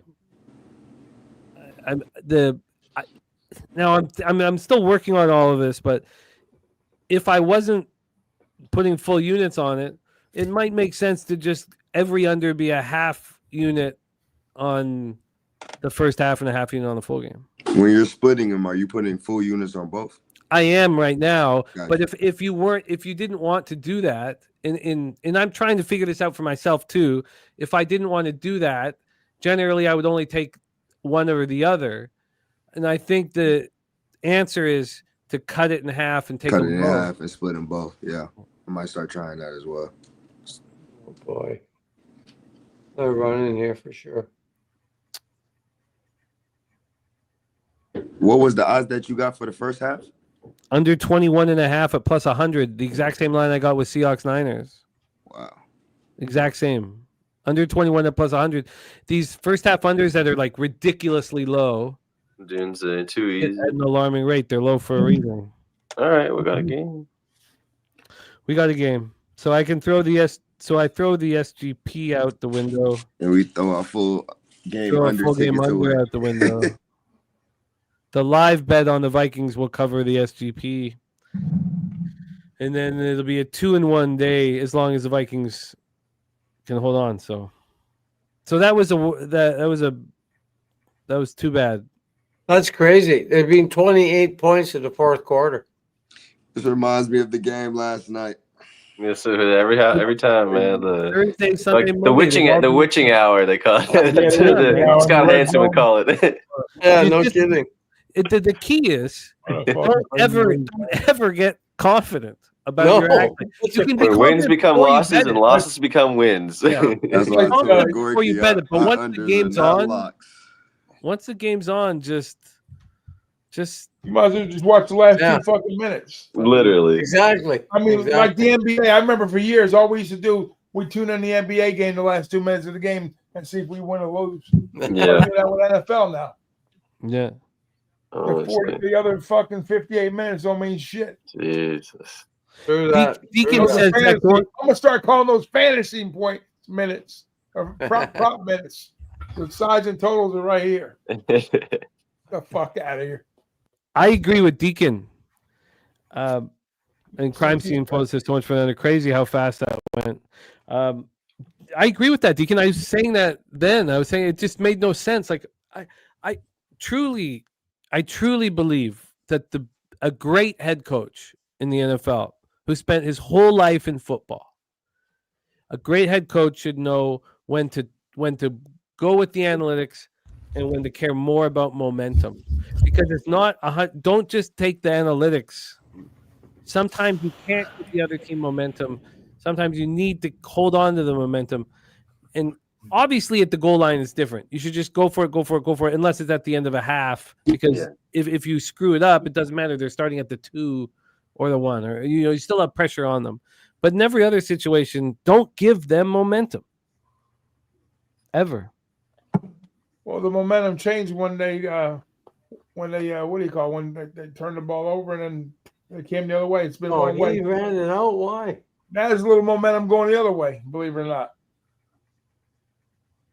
He ran it out so they could take it under. He still got to about the 25. No, I know why he ran it out, but at least he made it to 25, which is where they would have gave it to him anyway. No, you get it at the 30 now. Well, whatever. I mean, yeah, I get you. The two things that are really helping me in CFL, and I'm very interested to see if I can transfer it over to the NFL. BC killed my ass. But for me, it's what I talked with BJ about, that instead of the full game under or the first half under, to have them both. But I've been betting full units on both of them. But as I move forward, the second thing is the double results. And the double results are only for favorites to me. I had the opportunity with Winnipeg, Saskatchewan on Sunday, where I was thinking about Winnipeg full game and the double result. And it was like a pick 'em, basically. It was like a -1 situation. And the double result was plus 187. I was thinking about the big score. But it doesn't make sense if you can get a -110 on the first half to not just have two individual bets. And in that Winnipeg Saskatchewan game, the quarterback got hurt in the third quarter, and they didn't put up a point in the second half, and they lost the game. And I would have lost both bets had I done the double result. Double results should be for favorites of. It has to be over a field goal. That's very true. And then you get the double result on top of your full game spread. So, but I'm still working all this shit out. But so those double results, is that just a side without the number, or is that just that's a side without the number, but they have to be ahead. If they're tied at halftime, you lose. The double results, the double result. They changed everything for me in CFL.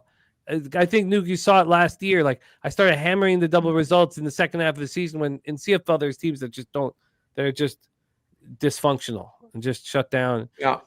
And you probably get this in college football, but Canada in Canadian football, it's low budget football, and when teams are falling apart, there's not much money, players may not have jobs the next year. What are they going to do? The teams fall apart, and we used to do full trips, like full entire trips, 3 or 4 times, full trips to Vegas based on fading one CFL team in week 18 or 19 or 20 that have just given up, and they lose by 40. And again, back then they don't. If we're betting $2,000, $3,000 on a CFL game, they don't limit you. They'll take your $3,000 bet. They don't care. They're not. And maybe if we were going down with 20,000 or 25,000, you might need to bet it a few different books, possibly. Who knows? But I'm sure the number's going to move too. There's Troy Torrance says O'Connell putting on a clinic. KOC, man. It's funny you talk about that double result there. That was the only loss I had in the weekend. That was that Ottawa or BC Ottawa game where I lost it in the last 18 seconds of the game. Or else I was going 4-0. I was right there with you, Doc. Yeah. That was the game where I all I had was the first half under and the full game under, because I thought I was really going against this idea that there's going to be crazy points scored. First half under cashes so easily. The full game under gets destroyed. Yeah. BC dominated the whole game. I'm going to go over it really with a fine tooth comb pretty soon, but the double bets on the unders in the CFL, I've not lost both. I'd like to see where I've lost both. I'm going to look into it, but I've not almost ever. It's crazy. It's but I don't know if it transfers over to NFL yet. We'll find out. Chicago's out of timeouts. 123. Minnesota's going to run the clock down, way down. Yeah, but they need the first down here. It's 3rd and 7. But who cares about the first down? Just run the ball. Run the clock out. If they can run the clock out. Well, if you can get a first down, that'd be great. But I don't think that you play action and throw the I don't. No. You have to run the ball, and if you get a first down from running the ball, game over. God bless. They can't stop the clock. Yeah, why would you not? Yeah, run the ball. Yeah, man. exactly. Nice. The fix is in. Cash in the second half over. Yeah. My 2 prop bets, interception. They're gonna run it down, take a timeout. There you go. Okay. Aaron Jones. I got Vikings plus 6.5, and I got Vikings money line. So, that's beautiful. That'll cover the 2 stupid props I made. I hate props first week, but what are you gonna do, right? You fight the good fight. Hey, I'm break even tonight. I'm happy. I go to bed losing no money. Come on, man. I'm going to be in the black tonight, but it was close to being heavily in the black. Well, I didn't bet that. You talking just football? Yeah. Yeah, okay. Sorry. Yeah, I didn't bet any baseball today or yesterday. Yeah, take a day off. Yeah, well, my Cheerio stick's only so big, right? You put a Cheerio on this end, it comes out that end. And I can only handle so much information in here. Jesus, that's a term I've never heard of before, but I love it. Oh, yeah. No, that's a good one. Your Cheerio stick's only from here to there. So if you put a Cheerio in here, the Cheerio's coming out there. We can't stop. You can only handle so much when you get to my age. They're gonna get what, fucking 30 seconds with the ball, maybe, if that. No, less. Less. 20, like 15. 15, yeah, like 15. Perfect. That means Caleb's gonna have to huck one up.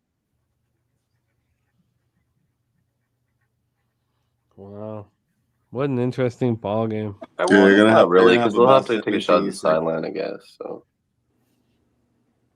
Yeah, all the TJ and Chris Warren talking about how important it was to run it out. No, they'll get like 12 seconds because it'll be like it's the best 4 seconds. No timeouts is the only. 4 seconds in the air, right? The ball travels on the punt. The clock runs, right?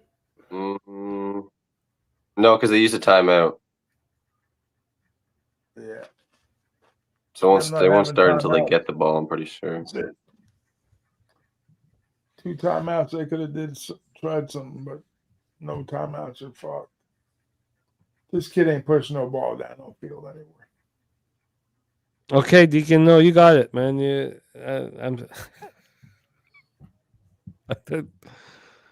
That's it. Never on my table again, my man. 9 seconds.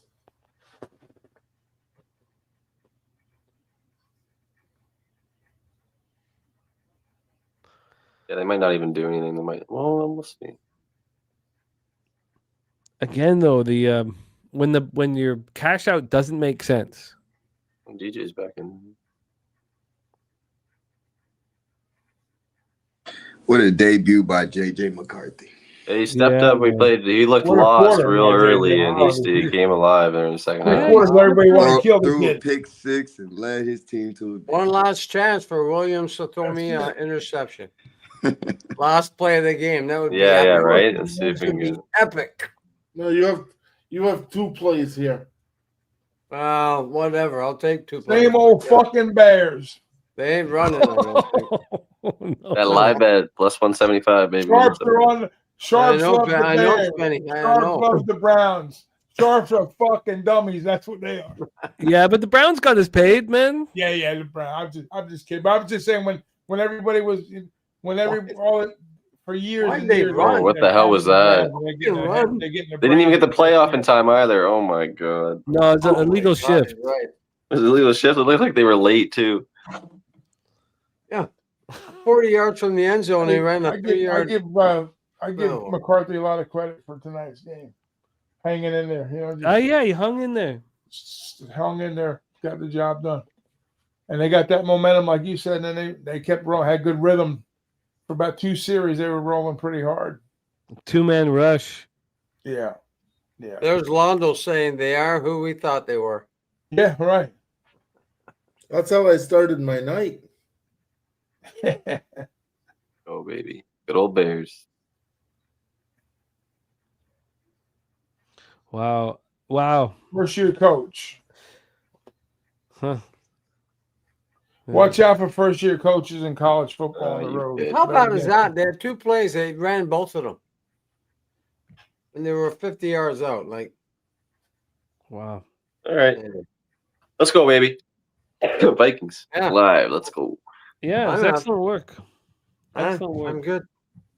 Yeah, DJ Moore. We had a couple touchdowns late in the second half. 12 penalties for 127 Vikings. So, yeah, profitable night. I had no business cashing that, but I did. Yeah, there's a lot of cashers. I'd like to go over some of them, and then we'll put a That's bow all that on matters, Gorky. That's all that matters, man. We had MMA locker room cashing with Caleb Williams anytime touchdown. Swiggy cashing. Oh, did Aaron Jones went over 40 rushing yards? Did he? No, but I cashed the receiving yards live and the touchdown. Oh no, I was sorry. I was going over Swiggy's. Because that was Swiggy's parlay. Sorry, let me get the numbers. No, I don't think he got 40 rush yards. Jones only got 23 He got yards. 20. Mason took all the rushes late. Game. Okay, sorry, Swiggy. Okay. And then God no, I guess that didn't. Interesting. Not as many. Here we go. Quentin Jennings, Justin Jefferson anytime touchdown. Vikings money line. There you go. Plus 243. Plus 243. Stimmy OG came in and said he's big on the Vikings tonight. Getting his cash. Quentin Jennings also had a Justin Jefferson anytime touchdown. Then we have I don't know, did Nutflush Allen made that wild bet, Caleb Williams 5 rush yards each quarter. I'd have to look into that because that was 11-1. Yeah, I don't know actually. Yeah, I'd have to study that. The Skunt Blaster came in, gave a $5 dono, and was on Vikings money line and the Athletics money line. The Skunt Blaster came in and blessed our action, and the Athletics are down 5-0 in the bottom of the 6th. But still, this was good. Then we had Paco Healy cashing with the Vikings -1.5. Not enough of us. TJ cashing with the Vikings money line. And JJ, anytime TD. Did Jefferson catch for over 16.5 receiving yards? That was the 10. Anybody? Jefferson? Yeah. Yeah. He cashed over 16.5? Oh, 60? I don't know. Hold on, I'll check. I think he had like 50. Oh, no, he didn't. TJ said he would have paid 10-1. Good God. That's all he needed. He had JJ anytime touchdown. He had Vikings money line and Jefferson over 16.5. Oh, God, that was close, TJ. That was fucking close. Matthew Green keeping it simple. Vikings -1, 2 units plus 103. Cashes it. Good job. Excellent work. My dudes play of the day. Vikings money line. Cashing it. And the Bears to score a TD on the first drive. That cashed. Oh, nice. Wow. That was great work. Great work. I'd love to see it. And Jefferson did get a touchdown, though, right? Yeah. He did, yeah, because Donut Silks cashing the Jefferson anytime touchdown. TJ Parks cashing on the Vikings. And then at least the underbettors that doubled up got them both. TDs here, JJ McCarthy at plus 450 for Spenny Penny Bombs, and then Jones at plus 160. That's beautiful. Bobano cashes the over 43.5. That was against, everybody was on the under, and you didn't hear a lot of overbettors. He also cashed. He cashed them all. Bobano swept the board here. Over 43.5, Swift over 14.5 receiving, and Mason over 39.5 rush yards. Nice. Good job. Nice. Good job, Ian. Yeah. Nuke cashes with the Vikings. We have. I had Vikings money line and I had Vikings plus 6.5. Yeah, we did that live. Beautiful work. Beautiful work. Oh, wonderful. Wow. Thank you guys so much for rocking with us. A successful day. Not with my heavy boozing and lack of sleep, but everything else. Very successful. Thank you guys so much for joining us here. Deacon, I know you're angry. I know you're angry, Deacon. But let me just tell Deacon, you. me and you are angry, Deacon. I'm with you, buddy. I'm with you. Deacon, I love you unconditionally. There's nothing you could do or say that would make me stop loving you, Deacon. Let's go around the horn and say our what ups. First off, here we had the Big Ragu back in business. We had him back for NFL Pub Hub, our inaugural champion. Such a big part of our community. Jumping on the second half with us, it was, and then getting to pepper him with college football questions that really made the show. Doc, thank you for joining us, my man. My pleasure, brother. You have some exciting times coming up, man. Atlantic City with Hoobang and Sports Talk. Yeah. You're breaking down college football with the great DJ Big Boss over on Hoobang and Sports Talk and Wine Time. And we love you dearly here. I'm going to pop your X handle in the chat. Is there anything you want the chat to know about, my friend? But South Carolina this weekend in college football. I agree. Wow. Hammer it. Me too. That was the fourth game that we didn't get to. Was Vanderbilt, South Carolina. Yeah. Bet the Cox. Wow. Don't play with them. Bet them. All the way. Wow. Okay. I'm gonna pop Doc's handle in the chat, and so you're what? You're 2 weeks away from AC. Yes, sir. We're 18th, Thursday, the 18th to the 22nd, Monday.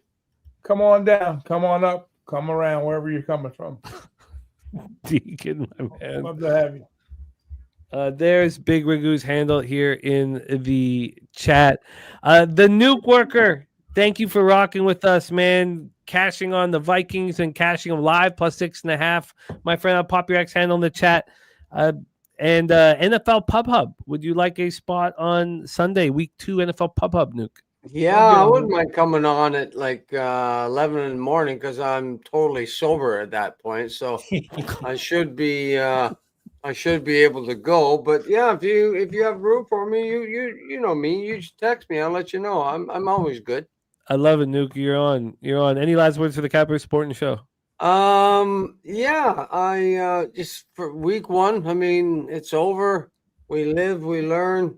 And all we can do is move on to next week and get that fucking cash. Fuck yeah, man. Fuck yeah. Mr. Penny Bombs back in business. It's football season. A great job. You crushed it last night. And as always, your player props are very hot on our live streams. Thank you for sharing your angles with us and hanging out with us. I'm going to pop Spenny's X handle here in the chat. Spenny, any last words for the Capper Sporting Show? Yeah, no, just love being out here. Tried to pop on, whenever I can there. Had to work a little bit there till 9, so it came on after. But hopefully be back again for next weekend or even Thursday if we got a game coming up there on Thursday. Should be a pretty good one there. So yeah, it's definitely get this NFL season rolling and then catch some more bombs. Mr. Bombs himself. Doing a good job of it already, bud. BJ, your thought process within handicapping is next level. I'm very excited and thankful to work with you, my friend. And it's been great having you on screen, letting the cappers in the chat get to know the person that we're working with every day. That's what's so important about coming on live, and also coming down to Pubapalooza and those things is we love getting a sense of who this person is that we are working with so closely, because we're working together every single day, and it's crucial to succeed. And so the friendships that we're building are very important to our happiness in life. It's cyclical. BJ, thank you for rocking with us. Are you going to start putting your action out fully on X? Is that something? Yeah, I was gonna say I'll text you or DM you on X, and then we'll get into all that. But definitely, I'll start putting stuff out in the mornings and stuff like that. It's up to you. Like but we want you on screen. We want you rock with us and capping with us. So there's no pressure in doing that. I'm just more out of curiosity. It just depends on my work schedule, but I try to pop on as much as I can. But like I said, I appreciate you guys having me. Love you guys. Week 1 has been a roller coaster. We've learned a lot. Shout out to the chat. It's always been love since I first started capping with you guys. And like I said, I hope to continue to, come on screen and do this with you guys in the future. And get this money. Continue to stay sharp and, like you said, get this money. Appreciate man. You guys. Oh, you've done a great job, man. We're very fortunate and thankful to rock with you. My man, the Gorkle, is going to put a bow on the show. I'll have my hands on the 1s and 2. He'll shut us down and say goodnight to all. But thank you to everybody in the chat. The Wager Detective, Londo, Deacon, Mike, Susie Easton, 4-1 to start the NFL Cappers contest. Go get that money, Susie. Be our first female champion. Thank you, guys. Paco, Healy, OG, Lowbagger, Nasty Nate. Speaking of the OG Lowbaggers, We Want Justice TV, Irish King, Rich H, WT, my guy WT in Costa Rica. Man, God, love cap with you. And thank you. Please tell the Terramina girls that I guess I'm just dusty. I'm fucking dusty, man. A lot has changed, man. I'm just 45 and fucking dusty, WT. But if I got back down there, the shine would come back. Louis Pepe, Flea Mathis, thank you guys. Chris Warren, TJ Parks, Aditya Day, TJ, thank you guys. So many of you supporting the channel. Kevin Foster, Andrew Collier, the Skunt Blaster. All of you guys. Gorky, my man, spectacular work. Thank you. And congratulations on cashing your team total over 23.5 at plus money that you gave out. I'm going to have my fingers on the 1s and 2s to set us out. So put a bow on this for us, Gorky. My man, I'm going to give you full screen. And thank you guys for rocking with us. Good night, guys. Guys, just follow all these guys on screen, and you guys make the show what it is. Without watchers, we wouldn't exist, and there wouldn't be a point for us to be here. So you guys make us want to be better every day, and that's what it's all about. Perfect. 1, 2, 3, team. All right, let's go, boys. Let's keep casting. I love it. Respect. Respect. From down south, where we ride on flair. From down south, where we ride on flair. From down south, where we ride on flair. From down south, where we ride on flair. Club Sports Radio's the crew, that's a fact. We all about bread, making bank accounts fat. Who the hell is that? LJ from the H. I stack green like Boston, shout out to Nasty Nate. From down south, where we ride on slab. 420 highway smoking with that boy Gabby Cap. Fly out to Denver for the Nugget fans so we can smoke out J Money, cause you know that's our mans. Us against the bookies, put money in our pockets. Fly out to Vegas, meet up with Ski Profit. Hit the sports books, we got money to stack. Can't forget them college picks with that boy Connor Mack. Call up Dutch boy, cause you know we stay fresh. What's the strain of the day, homie? Watch the daily sesh. Roll up a paper plane, light up a sparkly. If I need a strikeout prop, we gon' holler at Sharpie. Cross over to the West Coast and holler at Fam. If we talking NBA, I got to hit Trot Wham.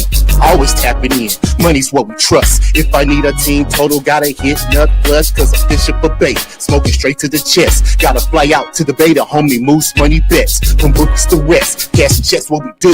Cause I'm who banging with Boss and the OG Ragu. If we need it under, I gotta hit Noli Knowles. If I land on my prop, I gotta holler Big Show. Now we back to the East Coast for Nicky Fish tanks. We watching UFC, keeping money in the bank. Die Hard and Danny Betts and the whole damn crew. Nick's the only guy I know can drink a brew or buy his shoe, but hey, that's what he do. It is what it is. I can't forget that Jersey boy, that homie Billy Briz. If I need an ice pick, I go to Ontario, holler my ice guy, Ian Bobino. And if I need some advice in trying to cash, tune into Peter Loshak and Jimmy the Bag. And hit that like button, make sure that you smash it. The famous words of Razor Sharp picks, cash it. I'm on my poker shit, stacking my chips. If we ever lose a bet, man, we never gon' trip. Cause I'm Mike Knight M, pimp slap player of the day. Ron Crawford spreadsheet, what more can you say? It's how we stay paid each and every day. Can't forget about the producer, say hey Jose. Tell your mother, your father, your son, and your daughter, cause nothing's going down without the Don Jeff Slaughter. All you low baggers, hold it down in the chat. If you missed all that, the remix will be back. Yeah.